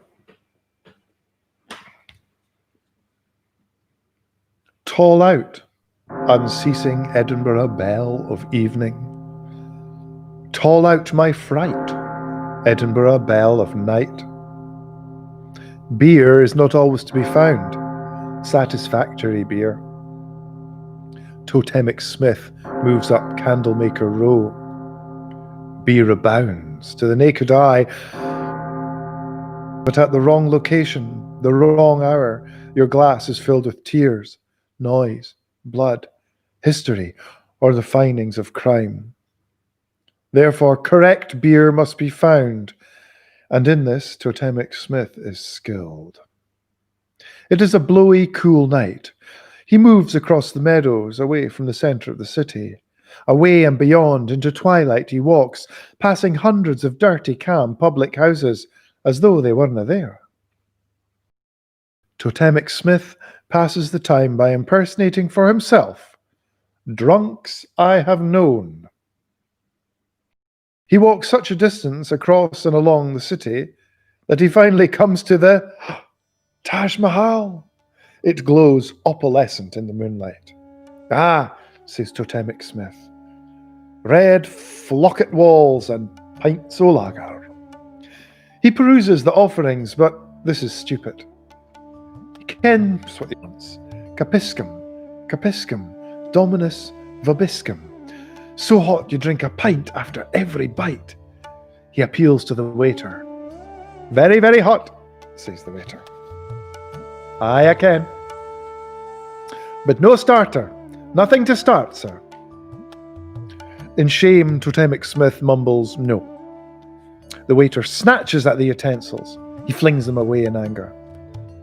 A pint of your best lager and lime, says Totemic Smith. The waiter sweeps wine glasses furiously away and goes to chew them up in his mouth in the kitchen. Totemic Smith breaks up poppadums and forms them in a tangram. The cricketarium, a diorama. Kirk Yetholm, Village Green, 3 years before. Totemic Smith plants his glass in recreation of the sun, setting on this moment of triumph. He selects a burnt sliver, the Jamaican bowler. Gloom and despair rage among the teammates of Totemic Smith. We were battling for our honour, he tells himself. Our best had gone down and I was next. A bell in the deep-throated clock tower, the pepper mill, began to chime as I raised my bat, oil-sleek, dark victory. Totemic Smith's fingers reenact the crucial moment through the magic of poppadom poetry, but voices of unrest are coming from the till. What do you mean, no? A much worsened for wear McPint is clutching the formica's edge, moving from side to side before the two short priests of the Taj Mahal. "We cannot sell to you, please. You must go now, please." Totemic Smith has come in at the end of this. Kirk Yettam is packed up and sent back to the borders. McPint's brain rearranges his vertebrae so he is an inch taller. He just manages to peer over the till. There is value in peering. He fixes the priest with the McPint eye. The man shrinks back. It is a terrible thing to behold.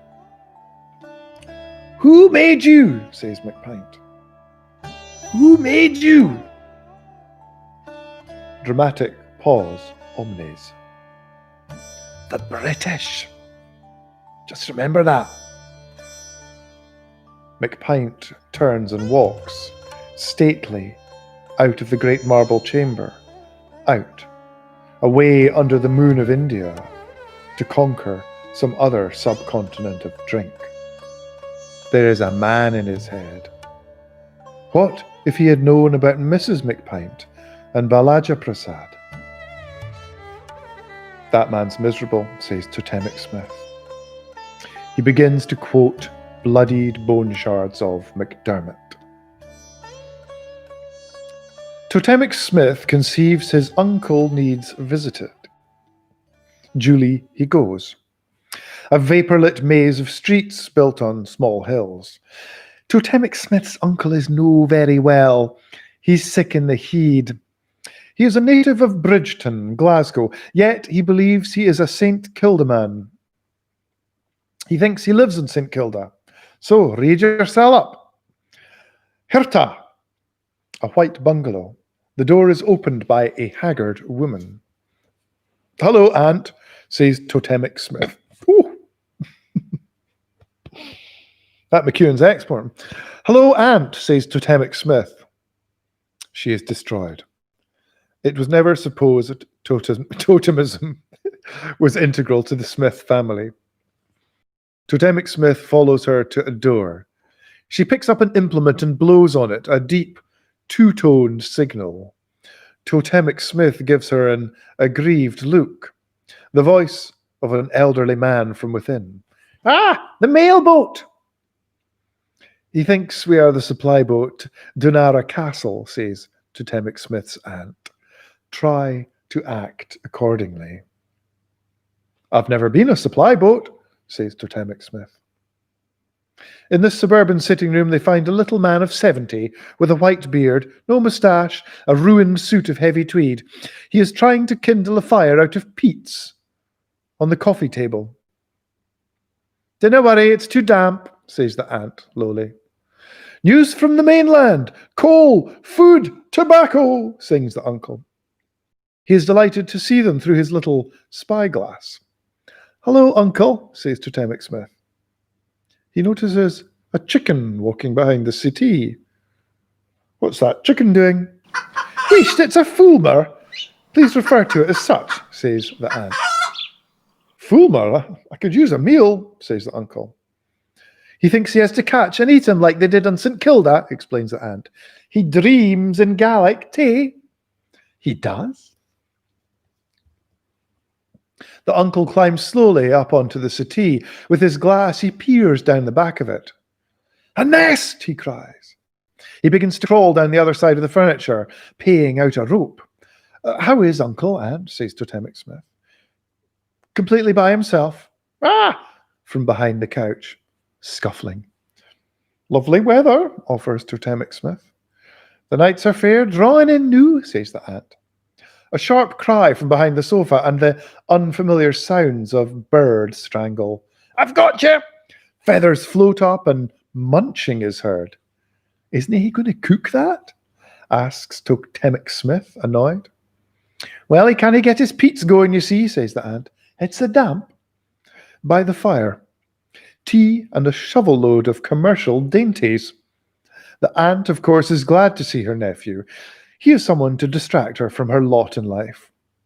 But as an artist, Totemic Smith is suspicious of the fireside. In Scotland, they try to trick you into sitting by the fire, where you will doze after eating fried food and glutinous cake, where you will not, cannot read dangerous books or make art. Or if you can manage it, it will be cute fireside art, postcard Kai.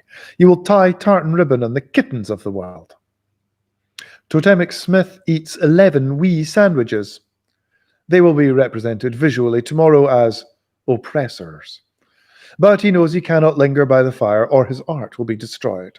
Cloaked inside an immense digestive rumble, we hear, "I must get along, Aunt.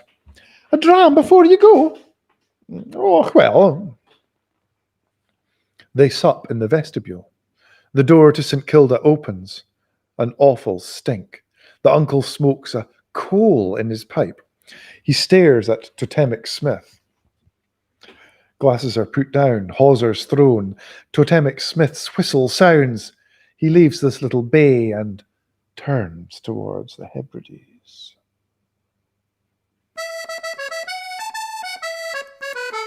Rotation of the hour hand finds him in the Western Isles, bare and old-fashioned drinking shop. He is well served by quick men in uniforms.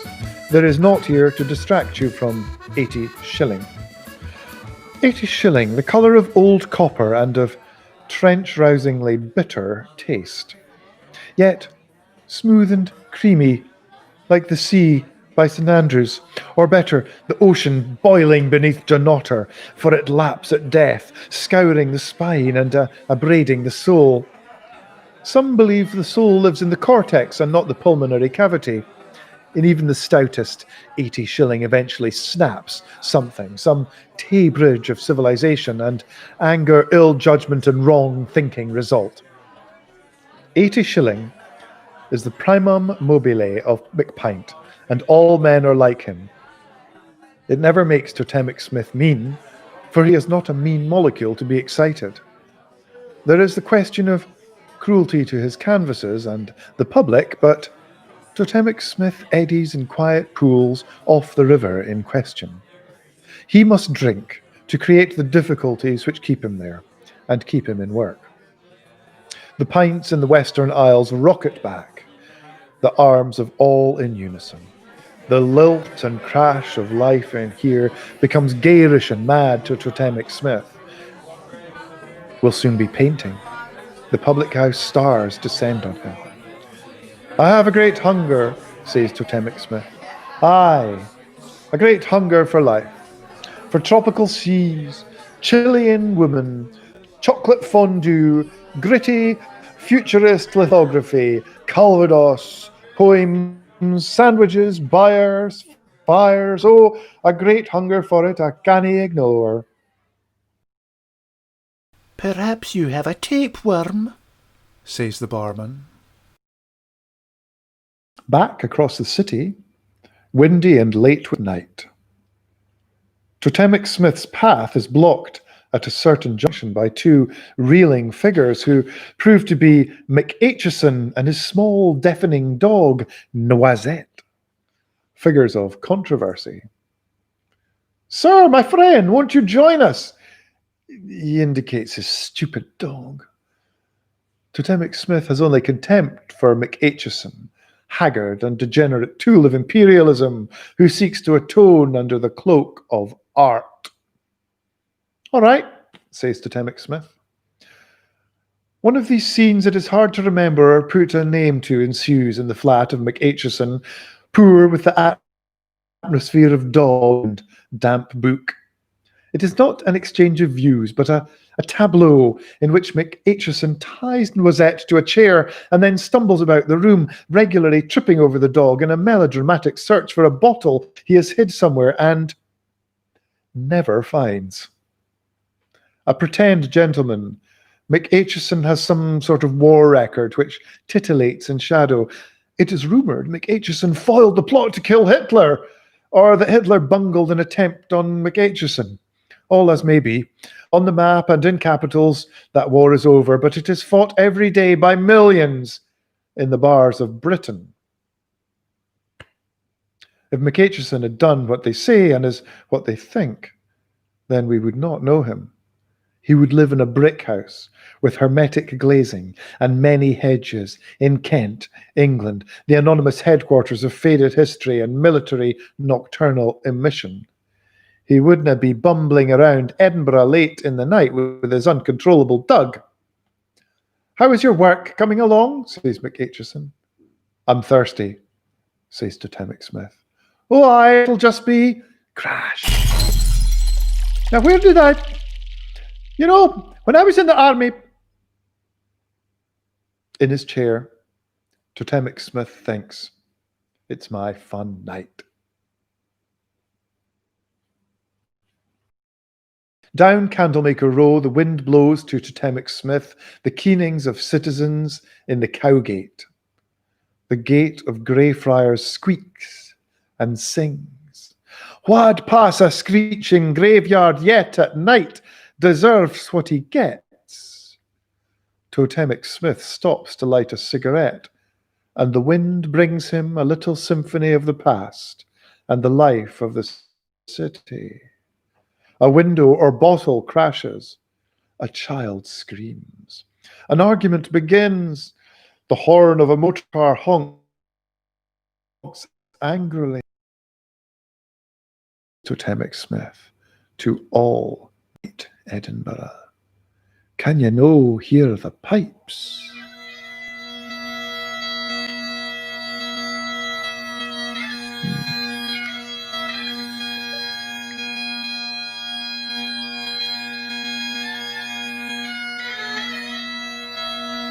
Who the devil? In that quarter of the city called Oxgangs, it is a night in a lane of ancient garages and crazed sheds. It is cold. Totemic Smith has stuffed old canvases into obvious cracks, something like McX on holiday. Flood lamps hang from rafters here and there. They illuminate the loose pink curves of China Pig, who tiredly smokes a cigarette and poses without much art. She is semi-consciously draped in a short skirt over an assortment of totemic junk, a child's army tank, a collection of toy soldiers, a plush Scotty toy, several cases of whiskey, a Victorian fireplace of oak Totemic Smith has found, a stolen headstone, tartan bunting, a rusty tin of Ernamore. Totemic Smith at the easel, his large hand clutches brushes and knives, right-handed, left-brained. A left-brained painter, Scottish legacy. As this painting takes shape, the tank gets bigger, China Pig smaller. The tartan becomes a border around the canvas edge and several political borders. The Tweed, France, Korea, the border between men and women. What about a cup of tea, says China Pig. Her back is beginning to hurt. Odd, her most used thing. Hold on. Using a fan brush, Totemic Smith makes a cloud he knows in the Hebrides of the colours he used for the tartan. Totemic Smith knows tartan. His mother and father are experts in its provenance. Totemic Smith grew up in the rear of tartan discount supply, Leith. He spent his childhood among Highland brogues made of plastic and thin little kilts of horrible great safety pins in them. Aye, for the tourists. The mind of Totemic Smith was punctured by safety pins long before the rising of the punks. Totemic Smith works slowly, with his mother's movements, the same care she uses when straightening things in her shop, or kitting out Hamish, the display dummy. Hamish, the gurning with the nose of chipped plaster. Hamish has the worst toupee in all Edinburgh, and that is saying something. He figures still in Totemic Smith's dreams, never speaking but always there with his rug and chipped, blank look. When Totemic Smith's parents die, he plans to bring Hamish to the shed. Hamish figures as hero in much of his work.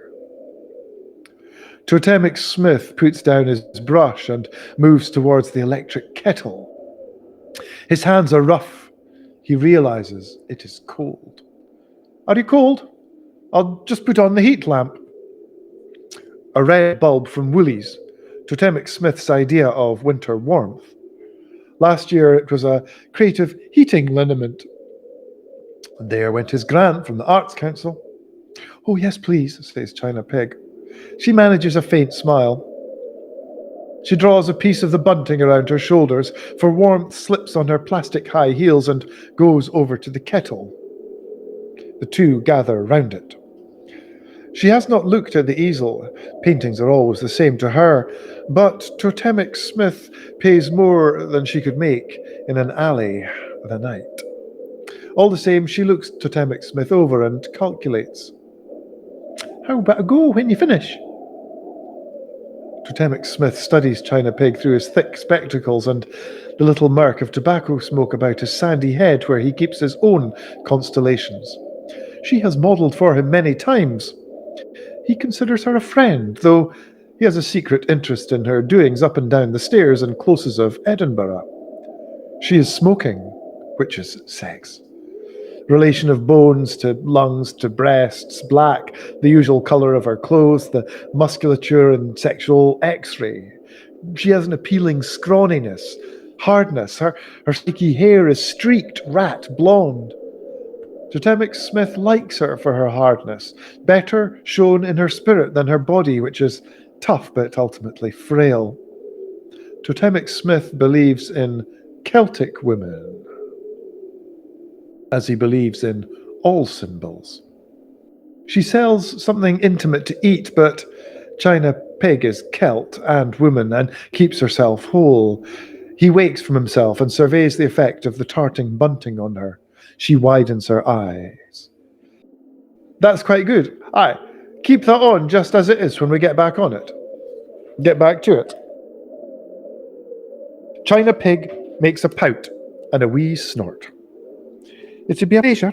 I'm freezing, but what about it? What about what? A wee go, when you're done. Oh, well, I don't know. It wouldn't be good for my concentration. Measly bugger. Look, I'm paying you just the same.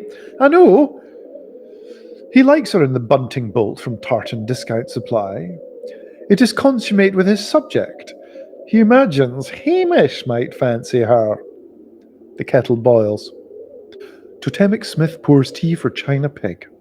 For himself, he fills a mug, half of coffee syrup and half of sterilised cream.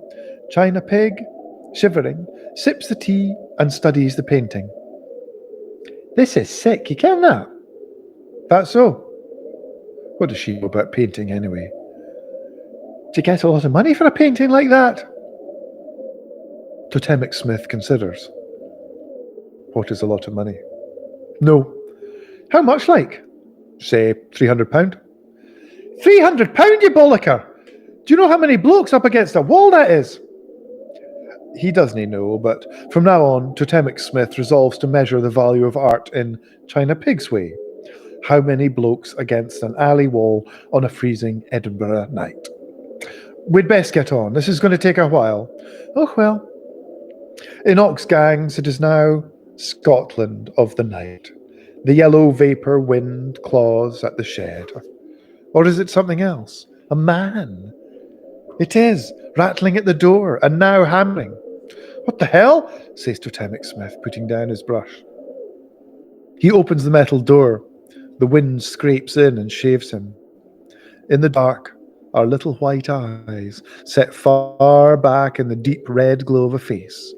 The man stares at Totemic Smith. His eyes shoot past to the light where China Pig pulls her bunting around her. Woo! Hairy though she is, there is a little lavender-watered Scotswoman in there. What can I do for you? Says Totemic Smith. You fucking bastard! The door open, wind abrading the three of them. Totemic Smith's spectacles stare at a man that doesn't seem to like him. I don't think I know you. And McPint comes in. His turnip nose and ear hair ablaze in his brusque, squat body. For some reason, he removes his cap. Totemic Smith shuts the door, but not for wanting this man to stay. McPint breathes in and out hard. He is in his most equilibrious state, fulmination. He throws his weight back and forth between his balls and his feet balls. He puts his hands in and out of his pockets. Totemic Smith sees he has an erection. What gives you the right? Says McPint. He breathes harder, begins thrusting his fat fingers this way and that in the chill air. What gives you the right? Right to, says Totemic Smith. Oh yeah? What gives you the right to come bursting in here, says China Pig. What are you talking about, says Totemic Smith. What do you want? I've seen your paintings. Okay, says McPint. It's an outrage, a public outrage. I saw them in the museum next to tapeworms where they belong. And let me tell you something. Those tapeworms are fine, solid men of the world compared with you, you fucking bastard son of a bitch. I'd like to flay the skin off your miserable bones and shove it right up you. Look at that, says McPint, staring at the easel with fear. You've sold us out. Aye, you've shown everybody our weaknesses. The English. Aye, we've no defences left for bastards like you corrupting us from inside. You ought to be ashamed of yourself. What kind of a man are you? You can just bugger off right now, says China Pig, before I call the police. Aye, says McPint, turning on her. I ken you, the dirty, disgusting whore was in all this bastard's paintings, displaying your Ronnie man's body for £1. I bet you have to pay him to take your clothes off. He's the only one who will, and I bet you go down on him too when his filthy work is done. The way McPint speaks, he is practically vomiting. His face is crimson, and he staggers. I ken you both, he keeps saying. You've no business here at all, says China Pig. If he'll no throw you out, I will. Come on and you try, you bit hairy, says McPint. I'll bite your tits off, I will. In a second, China Pig is on him. What do you know about painting anyway, she screams. What gives you right to come in here like a bloody maniac, disturbing folk what's trying to make a great statement like Mr. Smith? Statement, yells McPint. The truth, says China Pig. This man tells the truth about all you back alley buggers. I ken you rat-faced, degenerate pervert. Oh, aye. He is strong. He hurts her, but she is quick. The point of her battered, hairy's high heel in his nutsack. McPint groans and folds. Oh, a stain on his trews. It has come to Totemic Smith that he knows this man, aye, from following his progress through the city, from the panorama, and from the Taj Mahal. This is frightening to Totemic Smith, to see this man who had already become a subject, a squat, determined drunk, shouldering his way among the closes and temptations of a corrupted Edinburgh. Totemic Smith drops his cup and brushes. Right, you. Totemic Smith pounds over to McPint and picks him up like a dollop of pipe clay. With McPint struggling and cursing in his arms, he nods to China Pig, who drags open the door. I'll bloody kill you! I'll fucking kill the both of you buggers! Screams McPint. Totemic Smith lifts McPint high above him, McPint biting at his face. Totemic Smith heaves him backward and then throws him a mile like, as if to throw him out of life, out of the world. McPint smashes into a stone wall in the old crazy alley. He mumbles and tries to get up, but can't. His arm will not work. He lies shuddering in a lot of blood, weeping. All right, he says. All right, you have to come inside my head to show the world what I'm thinking. What right to show the world what I'm like? Jesus Christ, says China Pig. Totemic Smith bars the door and switches off the lights, except the heat lamp.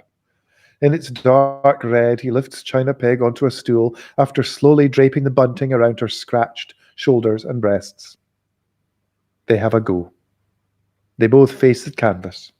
China Pig examining it in earnest now. Done, he pats her hair, buttons his trousers, and rushes for the easel. He sets to work, fast, hard, sweating, screwy. During the night, McPint appears on the canvas, crouched, sailing through Scotland of the night, as he did from the door, over street lamps, chippies, black brassieres, newspapers, tooth-torn fleshes, and the intimater flanks of China Pig. "That's another £10 you owe me," she says as dawn comes.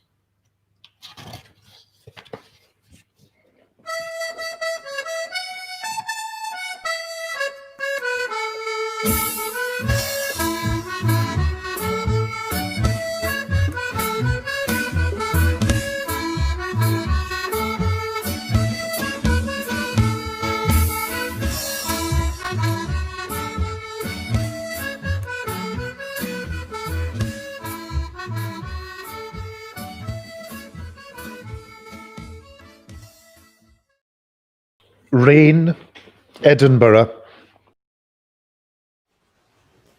Rain, ever. And as it falls, you must fight your way up the streets through an additional element, a grey spiritual aspic which seeps from the core of Edinburgh. Your shoes leaden like your heart. The end of the world's sorrowful aspirations impends, depends, and dangles from the top of every Edinburgh rain-soaked hill. On these days, no one dares raise a proud remark or head, or curl a lip or nostril over the dull flatlands of Lothian or Fife. The thrilling glory of doom all Scotland rides on, the limits of life, are unavoidable on these heavy days. Like the infrequent bus, they must be taken. Pitch and roll of steamy bus interior, jingle of bell, snarl of babe, spit of cat, honk of adolescent. Outside the sky glowers and lowers, it seems, to the very roof of the bus. Yet another ticket to be bought. On it, a wee manny, a mascot, thick thighs and a uniform. His face, through tired printing, a skull, a little death's head. Go by bus. An unfortunate effect. Threw me the way. Outside in the rain, a vegetable stall. Cauliflowers glow dully. A pyramid of aubergines brags of strength and taste like cannonballs. What's this? One's moving. Behind the vegetables, sitting on a low stool, the Pakistani. It's his shop. His dark head an Urdu-speaking aubergine. What a fright. There are many who live in this weather all the time, trapped in it. One day they walked in and never left. It's not so difficult walking up George Street in merciless weather. You enter the rain world through its one-way door. Then you live in it, and it in you, forever. You're mad. You're a dafty. You become a little mad dafty, haunting Rose Street in the bit hours, hiding among memorials in Princess Street gardens. If you're a lucky dafty, you have a tiny, sooty mass murderer's flat in Tall Cross. Occasionally in the town you want a cup of tea and the toilet. But is that your due in Edinburgh? Such a day. McPint and McX in a noisy cafe near Queen Street. Having been thrown finally out of the last most bend-the-law public house they could lay their hands on. McX is silent. McPint, drunk, also silent, irascible and flushed. McPint has got bashed up somehow. He has bruises on his face and his right arm is in a sling. Not something one speaks of. Despite this, McPint had been hoping for a lunch-hour punch-up and hadn't got it. Too many pound peely-wallies, he said. his name for the young men of St. Andrew's Square, they of the pallid neckties. McPint tried to drag McX across town to a particularly disgusting all day, but McX refused. Although they got as wet in the space of 2 streets as they would have going the 2 miles, bus or no, it rains in the buses as well, so you'll feel no relief in getting one, taking up space, wasting time, the curse of the little death's head. McX has a letter full of rain from Siobhan. He keeps fingering it in the pocket of his sodden jacket, his fingers across that Highland handwriting. His cigarette sputters with wet. McPint's fag is wet too and stinks like cremation all over the cafe, which isn't inappropriate. The tea is damp. It can hardly be drunk. It is grey, not brown, a tepid distillate of the city and the day. Actually, they're fit to be tied. And across from them is a dafty. Young for a dafty, but well inside the everlasting rainhoose of the head. It's hard enough seeing dafties in their rainhooses on clear days, but to see one when you're on the threshold of the thing yourself, the heaviness outside. The dafty is making signs or drawings in a notebook. He's quite far gone, for he's using a nib and pen and a bottle of ink. He's a pen and ink dafty. Spread about him at his table, other of his dafty things, a smooth rock for caressing in doorways at night, or at the absolute back of the top of a bus. A vegetable, a broken piece of enamel tile, a little box which might contain more dafty pen points, or something else, awful, or even more awful. Nothing. The dafty makes his calculations, or hieroglyphs, frequently looking up at people, including McPint and McX. McPint can't take this. If McX is paying attention to the dafty, he will do 2 things. Part of McX will file away a few observations on the dafty. McX thinks he is a keen observer of men. However, what McX sees in men is only himself, only those parts of them which are like parts of him. He will put away a few remarks on the dafty to be dragged out for some pub woman of the future, and for a moment McX will ruminate on the plight of poor, hameless dafties and put this into his ongoing neural lament for Scotland, which echoes in him all night. Bong, bong. Fingering the damp letter from Siobhan, McX also feels he or she may become a dafty. When he has been angry with her, when they're told what to do, the would-be modern Scotsman in McX resents her. He has wanted to call her mad. Despite his love for her, he becomes frightened. Her hands. Siobhan runs her hands across the cover of an old book, her fingers flat on the worn leather, back and forth. Never has he seen someone touch things so emotionally.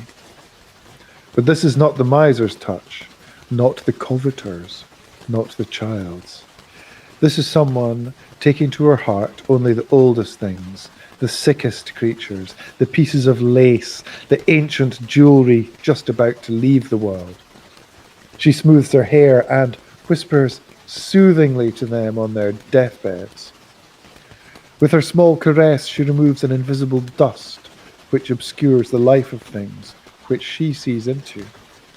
The movements of Siobhan's hands on an old thing are her fingers lightly wafting the water of a dark pool. She peers at the bottom. At the time of stubble fields, she brings in discarded corn stalks. For some hours arranges them in a pail by the fire to give them a last home. To think of her tenderness towards some odd little thing she has found. When she and McX looked in a jeweller's window, he would want to move in on a moment. Jewels don't much interest a man trying to figure out if he has enough money for the messages and the pint. But his squirming was often thwarted, then embarrassed and hushed by her soft staying, her gaze at not some fine piece, but a dusty brooch whose tiger's eye is nearly asleep, a ring worn thin, the agate become dull and stewy as the quarry of its birth, or a little cameo whose face is finally tired of its unskilfulness and prays for its next sail to be its last. She has the same caress for leaves in autumn. When she places them in her leaf press, surely she is pressing them next to her heart, and she has touched her coat and boots that way when pulling them on to hasten outside at the cry of an injured bird. She deserves to be loved for this, by anyone. The blessing of her hand for the world's bereft objects, the homeless, sneered at things, all the victims of fashion and the cruel striving for profit. With slow strokes of her small, tapered fingers, she apologizes to these unbelongings for the treatment they got at the clumsy, grasping hands of us all. And God help McX for the times she has touched him that way. He knows it. But wasn't her love for him born of that other love? Around the corners of McX's eyes, you may see traces of his funeral. His corduroy jacket, ever hanging dromedarically on him, seemed to her his winding sheet. So this unique gentleness has angered McX. Taken on the face of things, judged the way everyone he knows would judge, Siobhan is a dafty. McX's temptation to dismiss her saddens him. His beard droops low, lower here in the cafe. But McPint cannot stand this fairly chap looking at him any longer, writing about him, perhaps caricaturing him in some dafty way in the wet book. McPint's soul bristles. He is iron filings, the dafty a red and yellow magnet. Dafties know they irritate men like McPint, men who are on the rotten lower rungs of the ladder but believe with secret passion in the upper rungs and want the whole to be fumigated. McPint is getting so hot, so mad, McX feels she's sitting next to a bale fire. McX sinks through fathoms of silence, away from this cafe, away from McPint. Now the rain grows furious. It seems the windows must break. Across Hanover Street, a man falls. He can't get up. The wet furies of today's little doom are upon him. Help, help. In this worst of the storm, the dafty begins to sing and to pack up. He's attracted to the violence outside. It's so like what's going on in his strangely furnished head. Begins to pack up his mad person things. His tikis, singing, still casting binocular looks at McPint. When the weather between them can't get any worse and the dafty has shouldered his bag, he comes towards McPint. McX fears McPint will lose control, will burst. His fist creaks with clenching under the table. I might say, says the dafty, that those who fall upon the rock will merely be broken, but those on whom the rock falls will be crushed to powder. Stunned silence. Storm continues in background. The dafty leers at McX and the struck dumb McPint and whispers, Powder. again before shooting towards the door. Dafty flaps flying in a queer side-to-side gait. Thunder 1,000 times louder than the midday gun explodes outside, and he's away, beckoned at by the man still lying across River Street. McPint burns at both ends, at a strange angle. Did you hear that now, he says. Did you hear that about the rock? This is an outrage for McPint. Aye, says McX quietly, gazing into his awful tea. Must be bloody off his fucking bloody rocker, says McPint. If Siobhan were here, she would have jumped up and followed the dafty. She often gazes unthinking, but without malice, at the unfortunate, to experience their always winter. She fights to live in the realm not of tragedy, but of hardness. She loves struggle. All around her in childhood was that battle against the elements, the landlords, the banks. Siobhan would give a fortune to spend a night among the poor folk of the Cowgate, and never, and another never to ride in a sports car or to be had to dinner. McX is thinking this. He slowly inserts his generally unsmoked cigarette into his cup of tea. That's a waste of a good cigarette, that, scolds McPint. Yes, says McX. I could have given it out to our friend before being crushed to powder. McPint doesn't get it. He stares at McX, incredulous. This is not a laughing matter. The Dafty's warning has gone deep with McPint. He has his own visions of being crushed to powder, all right, but damned if the Dafties don't deserve it before him. I think you're a bloody bit dafty too, if you want to know, he shouts at McX. McX's grey eyes are full of rain from the letter from Siobhan in the north. He is going to go off alone and think of her, go back to his encyclopedic dream. Well, I must get along, he says. This further enrages McPint. You're not going out in that, he says. Why, the bar will be open in 45 minutes. Nevertheless, says McX.